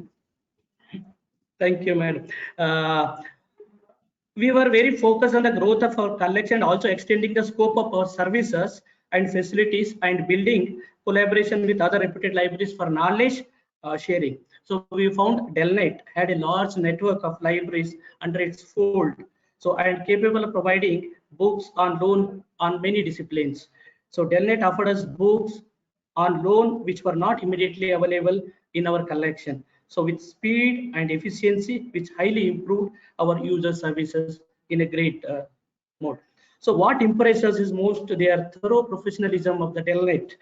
So continuous updates, regular monitoring in uploading for catalogs to their database and organizing knowledge sharing sessions with its our member libraries by hosting workshops and seminars. So we had pleasure of jointly organizing few workshops with Delnet.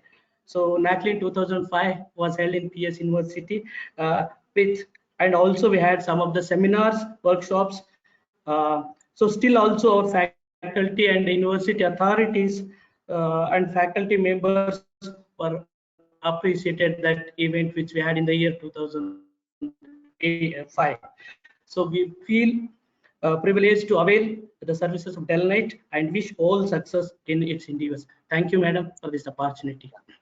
Thank you very much, Dr. Subhash. Thank you so very much indeed. We always value this collaboration with PESIT and with all our professional colleagues over there. It's a moment now for me to request Dr. Shraddha Kala. I can see that she is there, and I request her. Dr. Shraddha Kala, could you please unmute yourself and Dr. Shraddha? Shraddha is not going to do that. I'm very happy to see that we have also with us Mrs. Sheetal Deshpande, Dinanath Mangeshkar Chief Librarian at Dinanath Mangeshkar Hospital. It's such a wonderful pleasure that she is there with us, requesting firstly to Mrs. Sheetal to accept our invite through this panelist. So if I get a chance to, also if we can get a chance to see her. We have unmuted you, Sheetal, and requesting you. We look forward to hearing. We look forward to hearing from you, Sheetal. Mrs. Sheetal Deshpande, Chief Librarian at Dinanath Mangeshkar Hospital, and I must truly appreciate the wonderful work, the most sincere work I have come across in the medical libraries. She's just there 24/7, helping the medical fraternity to help in the treatments of the patients, and we truly feel blessed to have this wonderful association with her. It's a pleasure to welcome you, Mrs. Sheetal, and may I request you to share your views. Thank you so much, Dr. Sangeeta. Thank you so much for your kind words. You are so kind. My work is just a drop of water in a sea. If I compare my work with Delnet services and all these things. Thank you, Dr. Deshpande, to giving me the chance to share my experiences on this platform. It's always pleasure to participate in NACLIN, dear friends.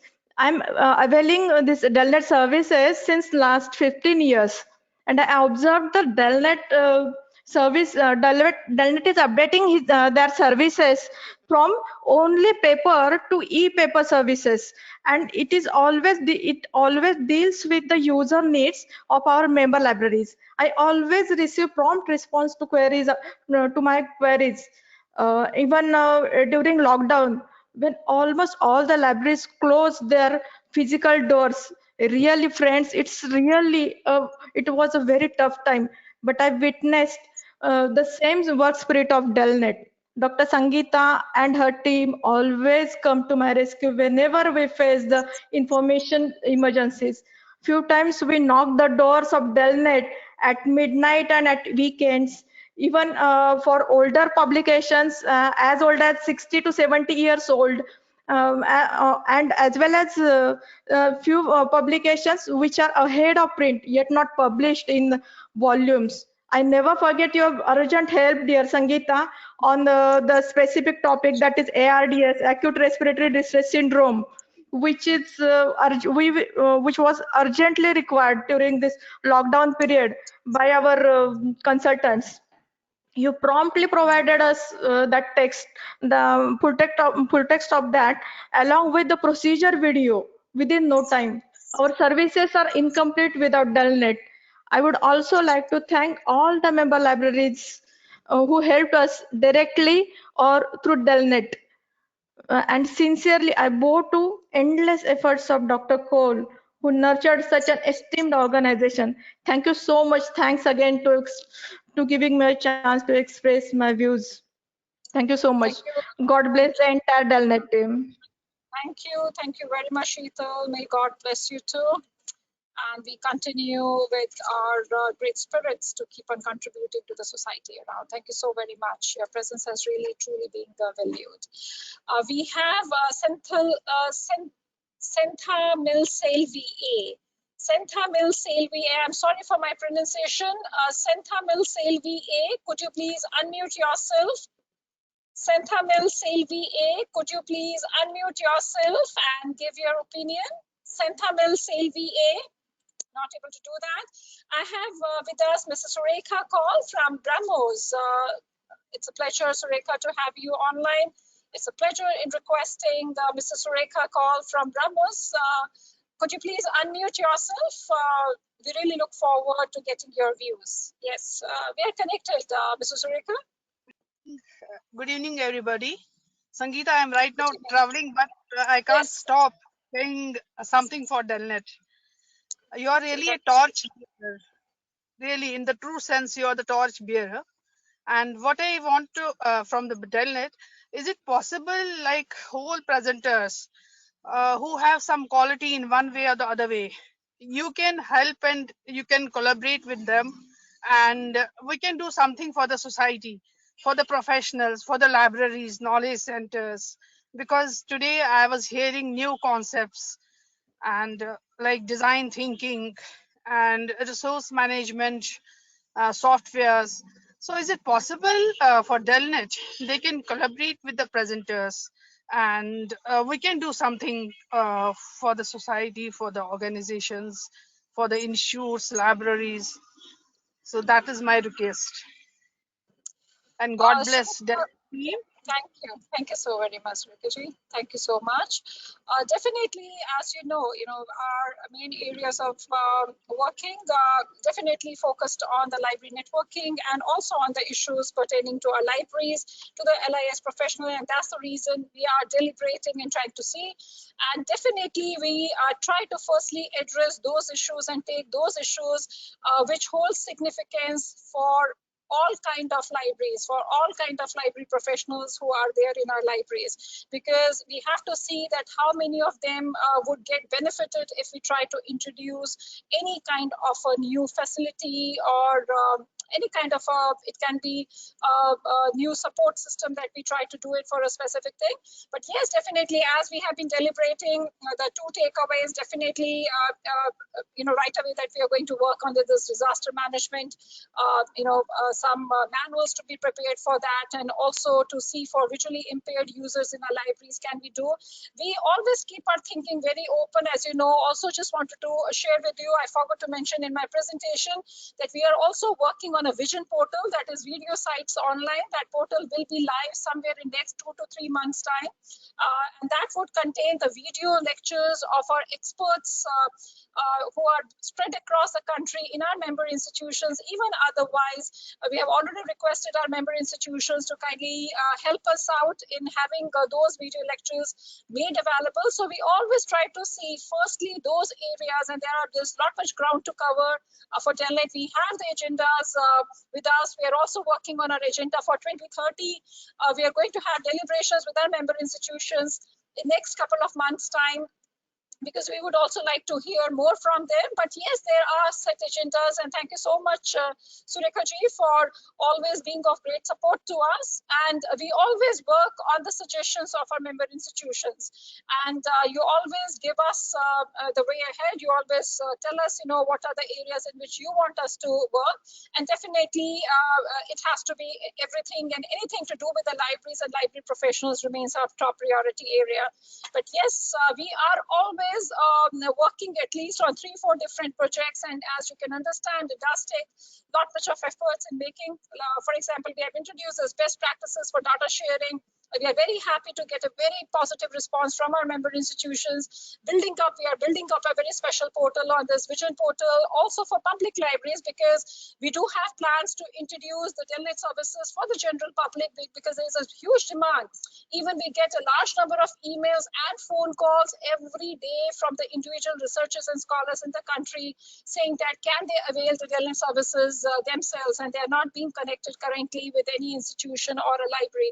So we do have plans that is on 30th of June, the 30th year of establishment of Delnet, to introduce the Delnet services for the general public, to create a Delnet Digital Knowledge Center for as a public library of Delnet that would be. So we are working, and please do keep on giving us suggestions, and we are there always to look into it. And those wherein we find that yes, when we talk about 7,300 institutions, if that holds a great value for all of them or majority of them, they remain our top priority areas. But yes, we have the agendas with us, and with the blessings and also the support that we are receiving from our member institutions, we are pretty confident that we would be. And we are always on the move. We are always at least on 4-5 projects. We keep on working and seeing to it. And the cooperation, wonderful cooperation and support that we receive, it is beyond any expression. We would not have been able to come this far without the splendid support, stupendous support that we receive from the institution, the administrators, and most importantly, our own library professionals who have always been putting their faith and trust in Delnet, and you are the strength for us. So thank you so very much, and we can assure you from Delnet that we are always wanting to realize what all you desire us to do. So thank you so very much indeed. Anyone else who may like to say something, we would truly appreciate anyone in our esteemed attendees who may like to share anything that you may like to say on this occasion. We would truly value that. I'm just going through this listing. If you want to say something, please raise your digital hand and we will be very, very happy. I can see we have a number of our colleagues who are there from our member institutions, and it's a pleasure. But maybe perhaps I think majority of you, because it's already 5:15, you may be perhaps now en route to home, and that's the reason, because you may be traveling and you don't really want to get connected at this hour, so that may be the reason. But it has been great honor and pleasure to interact with each one of you through this platform of the 24th National Convention on Knowledge, Library and Information Networking. It's a request to everyone. Those of you who are not the members of Delnet, you want to utilize and see the services, we'll be very happy if you just drop us an email. We'll be very, very happy to give you trial access and have a look at the services. You have any questions, always please feel free enough in doing that. Also, it's a request to all our professional colleagues to keep on giving us suggestions, tells us what you feel are the kind of the areas in which Delnet should contribute. Though we are going to have somewhere, we do have plans in the month of February to have the deliberations, and that would be for the Agenda 2030 for Delnet. So we are working on that what we intend to achieve and do in these next 8 years' time. precisely 9 years time with us. So it's a decades agenda with us. And we would truly appreciate and value your participation and also giving us, telling us, because you are the ones who are in the libraries, who knows every moment challenges that you are also encountering it, and will be very, very happy to address all those issues. So it has been a great honor and pleasure, and I would like to take this opportunity to thank both Mr. O.N. Safapure and also Dr. Neelaji Deshpandeji for being there, and also would like to thank Dr. S.S. Murthyji, who is taking care of the Delnet Hyderabad unit, taking care of the entire AP and Telangana region. We are going to have him tomorrow in our valedictory session. And yes, we have Dr. Murthy sir is there right now. Sir, I'm happy to see you, and it's a pleasure. I was missing you. I'm happy that you are there. Sir, I request you, if you may like to, sir, say something on this occasion. Yes, sir, we are able to hear you. Yes, sir, you are very much audible, sir. You are very much audible, sir. I would like to. I would like to.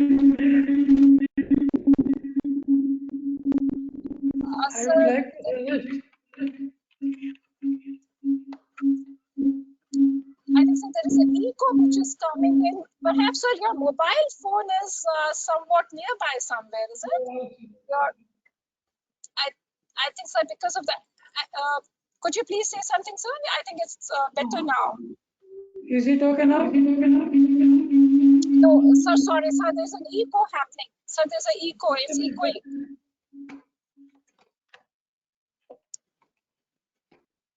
Sir, it's. I would just like to convey to Dr. Shraddha Kala from IHMR Jaipur and also Monica Mukh to kindly remain tuned in. We are just going to come back to you because you have raised your digital hands. Please kindly, I've just noticed it. You have just done that. So we're just going to come back to you once we hear from Murthy sir.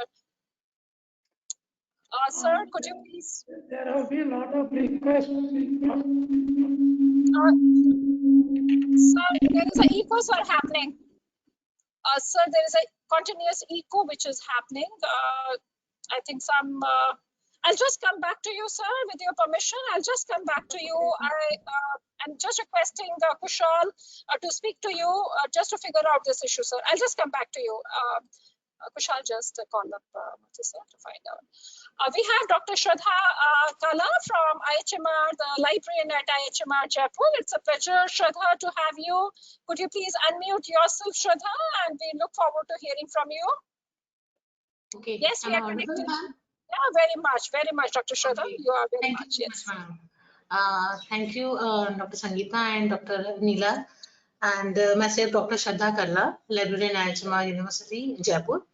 So we are member of Telnet since 18 to 20 year, maybe 20 year almost complete hone wala hai. And there is a lot of say, but time is short, so I would like to say thanks all the member libraries and a Telnet team for this webinar and this a very good topic, and the all research the all speakers are very good, and the title is topic is very good, so thank you so much. And we use ILLA, interlibrary loan facility, almost every month, and all readers and all faculty members very happy with your service, and it's very appreciated, and thank you so much for your services. Thank you so much. Thank you so much, Dr. Shraddha, and you have taken me back around 20 years back to the period of 2003, to be very precise, when Mrs. Lata Suresh was heading that IHMR, and that was the first time, that was very early stages of Telnet moving out of Delhi, 2002, because the name got changed in 2000. We started having members in 99 August or September, and I remember those beautiful times. Yeah, IHMR just adjacent to the Jaipur airport. You know, you have that wall is there nearby. Yes, I remember those times, and we had the first time, even in our collage, to show it to you. We do have a photograph, and let me just take this opportunity to show you that photograph, wherein you would be able to see Lata Suresh being there, in that, and that's being there in our collage, because why we had put that photograph, we have got I'll just show it to you. You'll be happy to see this. This is to show you that photograph is being a part of our collage, which is, if you visit Delhi office here, and I will just spot this photograph wherein we have Srini Pereira. You can see here, if you zoom left hand side, you can see Lata Suresh sitting here, and this is at IHMR only on the left We're hand not side. able to see, ma'am, your screen. You are not able to see the screen. Let me just have, let me just do that. I think I've not done the screen sharing, and perhaps because of that, let me quickly do that. Okay, just give me a sec. Just give me a minute. Yeah. Are you able to see something on the screen now? Yes. Okay. So here it comes. And this is a part. This is on the extreme left hand side. You can see me speaking. Yes. And you can see Lata Suresh sitting here. And here it was Srini Pereira from University of Paradenia, Sri Lanka. Yes, who I was know, I know.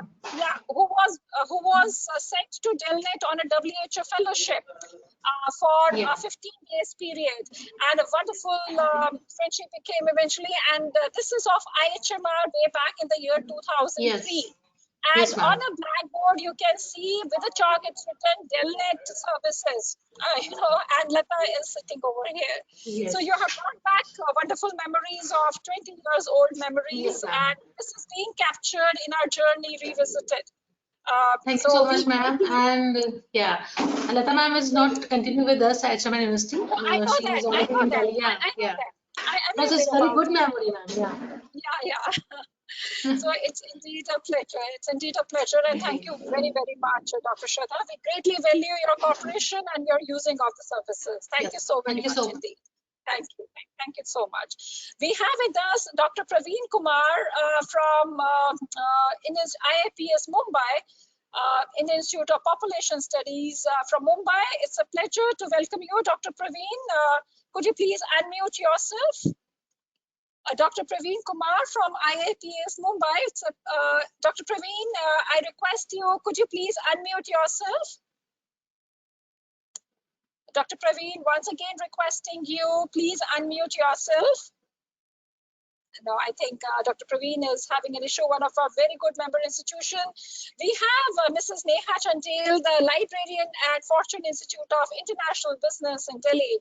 Pleasure to welcome you, Mrs. Neha, to NACLIN 2021.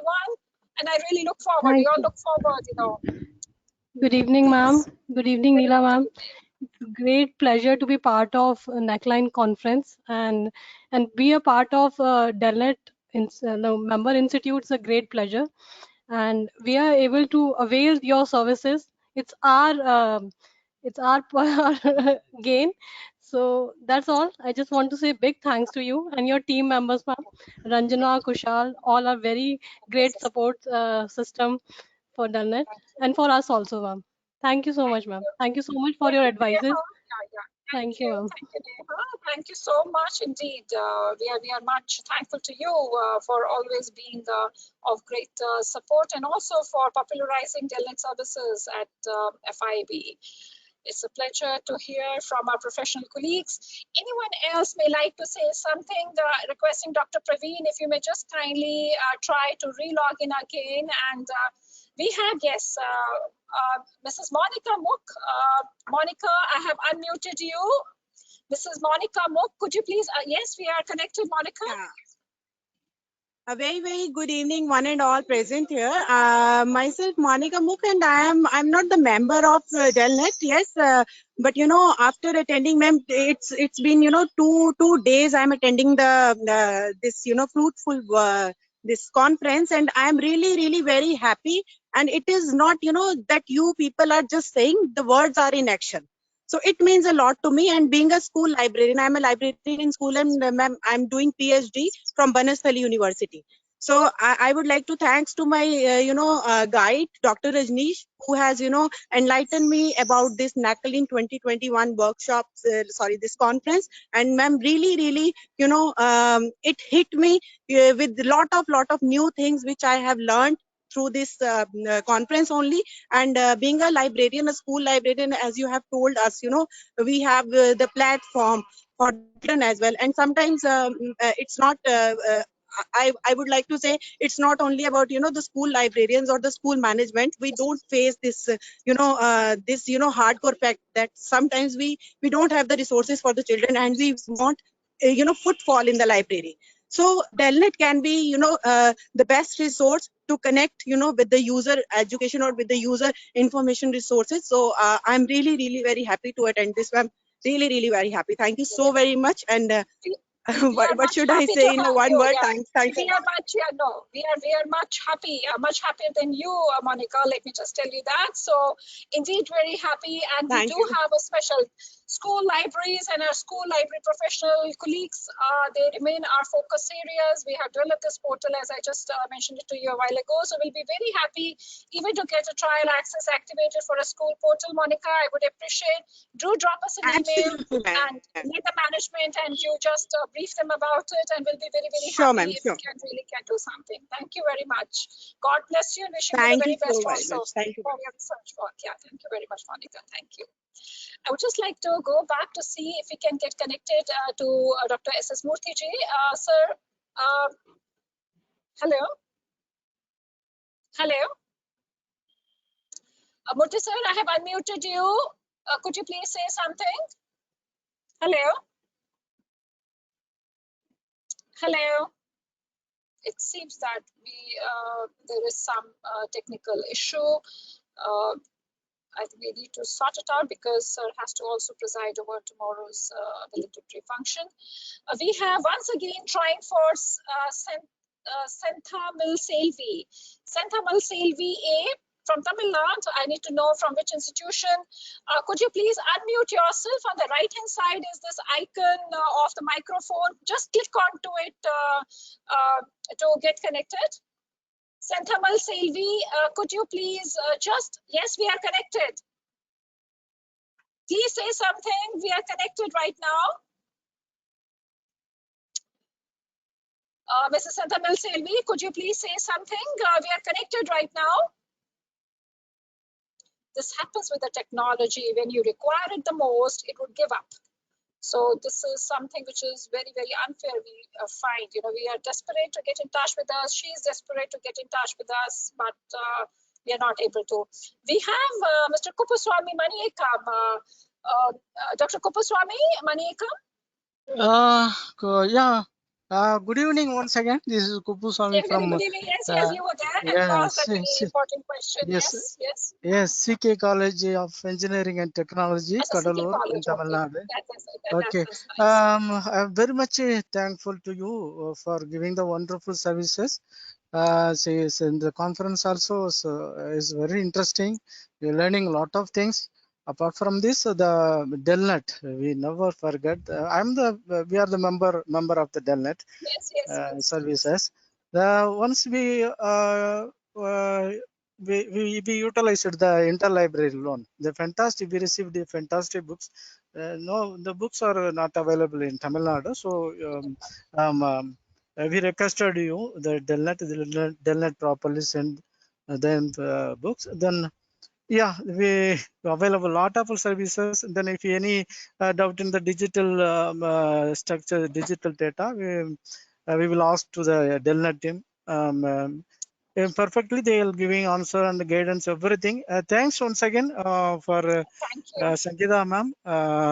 Thank you very much for the service. We always greatly value our collaboration, our association, and we look forward to the same in the days to come. Thank you so very much for joining in, and truly appreciative and admire that. Thank you very much. Thank you so much. Thank you indeed. It means a lot to us. I'm just, I can see that we have a number of our other colleagues who are also there. Any question, any inputs, we would really be wanting to hear. So please do kindly come forward if you want to say. Again, trying to establish a connection with Murthy sir. Sir, we are connected. Murthy sir, we are connected. Could you please say something? Hello. Hello. Hello, sir. Yes, we are able to hear you now, sir. Are you able to hear me? Sir, yes, we are able to hear you, sir. We are able to hear you. No, I just only wanted to suggest that Yes, sir. there is a lot of demand for practical training in using our services, like using the Dell Plus software and developing their own databases of internal publications. Though their training programs are shown on video or online, we are providing, but they want somebody to physically, practically make them do it. So is that possible to do in this present situation? Sir, no visits, sir. Otherwise, also, sir, it's not feasible for us to send our people physically to the libraries. We also want the librarians to become a little more self-reliant. We are there. We are offering the support.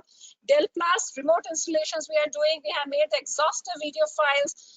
And we also want our library professionals to little bit come ahead. We cannot send our people to punch in their records or send our people, to do the installations, which can be achieved. And in today's day and time, sir, physical visits, sir, that's not possible. Even otherwise also, sir, to cover up even AP Telangana, we can't depute.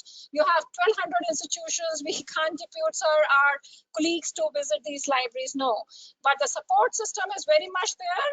And if we have these individual visits that the professional colleagues they do, it's fine enough. But exclusive, sir, one by one sending to the institutions, it's not feasible, because the ultimate work of doing it, helping them out, can definitely be done in an online. What we are doing it, all these Dell Plus installations in today's day and time, even otherwise we have been, sir, doing it. And the libraries have to, sir, come forward, and the professionals have to come forward and doing it. Organize for a small group at least. So, small groups, sir, for small groups of 5, 6 participants arranged in service for the libraries of nearby institutions. Sir, individually sending is not, sir, feasible enough. We have got an exhaustive video, sir, tutorial on Dell Plus for 1 hour time. Such libraries, ask them, sir, to drop us an email. We'll send them a video file which gives them. We are doing, sir, the installation remotely. We are converting their records, putting it online, making it, logging in into their systems and doing it. But, sir, sending someone to these institutions, whether it's a pandemic or it's a normal or extraordinary time, sir, physically to every institution, sir, not feasible. And 4 or 5 institutions, it doesn't, sir, meet the purpose. No, sir, that would not be. Ask such institutions to get in touch with us. Hand holding, we always do that. So whether we do that hand holding being their physical environment or we are doing it online, but sir, in the physical environment, sending the people, our own professional colleagues to individual libraries, that's something which is not achievable, sir. That would be. So please ask them to get in touch with us, but they have to, sir, come out, because if they think the Delnet person would come, he will install, he will also input the records, so that's not feasible, and that we can't do it also at the same time, because database creations and all that, sir, they have to learn the things, and we are there to support, but they have to also, sir, come forward in doing that work. But definitely, sir, do kindly forward a such request to us, and we'll be very happy to, assist them in whatsoever possible good way. And we are already doing it. Dell Plus, sir, we already have 700, 800 institutions, all online installations, database conversions, video tutorial we have made. It's a live video that we have made, sir, of more than 1 hour time. So they can just put it onto an LCD projector in their own institution and let their staff members do. They have any questions? We can log in into the system, and over the phone, sir, voice over we do. So we will get connected to their system, and the colleagues, they even speak to them, to their staff, and telling them, okay, fine, here is what you are supposed to do. But sir, our library professional colleagues have to really come forward in doing that. But you can always keep on informing us about it. Thank you, sir. Thank you so much, and for the immense support that you are offering to us, and also to take care of our Hyderabad today. Thank you, sir. Thank you so much indeed. Thank you. If we have any of our colleagues who may like to say something, otherwise we are inching towards the closure of the session. Please kindly do let us know if you may like to say something. If you are from a Delhi member institution and you may like to say something, it would be a pleasure for us. But it seems so that all of you are now en route. You are off the office, and that perhaps is the reason. It's a pleasure to get connected with each one of you. Thank you so very much for your presence this evening, and especially for this session also on Delnet. Those of you from our member institutions, you are always most welcome to get in touch with us for a trial login password. We will be very happy, and we are pretty confident that once you avail the trial, we will get also the confirmation that you would like to join the network and to be a part of this network of libraries. And we would really look forward to the same. So it seems that we don't have no further questions for the day today. It has truly been a great honor and pleasure. Let me once again thank Dr. S.S. Murthy, Mr. O.N. Safapuri, and Dr. Neela J. Deshpandeji for being there in this session. And my very, very special thanks and appreciation to each one of you for being there in the session. Your presence always, whether it's a virtual or being there, the connections is something that we always cherish and greatly value, and that's what gives us and always an inspiration and encouragement to keep on moving ahead and to keep on contributing for the development of the libraries with the very active participation of each one of you. We have greatly valued the presence of each one of you on the second day of the 24th National Convention on Knowledge, Library and Information Networking, NACLIN 2021. We really look forward to tomorrow, to the third and the concluding day of NACLIN 21, and requesting you all to get connected by 9:45. We logging into the system by 9:30, so you can log in. But yes, the broadcast we will start off at 10 o'clock. So tomorrow's agenda remains. It's an important agenda again for tomorrow, the concluding day of the conference, reskilling for future-ready library professionals, wherein we have again very experienced experts who are going to deliberate on this topic. We are going to have Dr. P.R. Goswamiji, Dr. V.N. Patkar, and Dr. Rajesh Singh. And then we are going to also have a session on digital strategies for digital transformation in libraries, wherein Dr. Shantanu Ganguly and Dr. Nabi Hassan are going to deliberate, followed by a panel discussion. Again, would like to request you for a panel discussion. Be ready enough. You have got 24 hours, lesser than that, 20 hours with you, and be ready enough to engage in an knowledge sharing session, because we would also like to hear from you. How do you feel to make the libraries and we, the library professionals, ready for the future? So future ready libraries and thinking about the things what we have not been thinking about. But yes, we have seen with the distinguished presence of our very expert speakers, we have been able to deliberate on a number of issues and concerns, what all of us would like to take it as a takeaways from this conference, and definitely they are in part of the NACLIN 2021 recommendations. We look forward to having you back again tomorrow, and we look forward also to interacting once again with you. Thank you very much for being there with us today. We have truly greatly valued your presence. Very good evening to all of you. Stay happy, stay blessed, do stay connected, and looking forward to seeing you back again tomorrow morning. God bless you one and all, and thank you so much on behalf of Delnet. I would like to express my very sincere thanks to each one of you. And my colleague, Mr. Kushal Giri Goswami, who is technically coordinating the entire deliberations. We remain indeed much grateful to each one of you. A very good evening. Looking forward to seeing you back again tomorrow morning. Stay safe and do stay connected. Thank you very much, one and all. Namaskar, and God bless you all. Thank you very much. Thank you.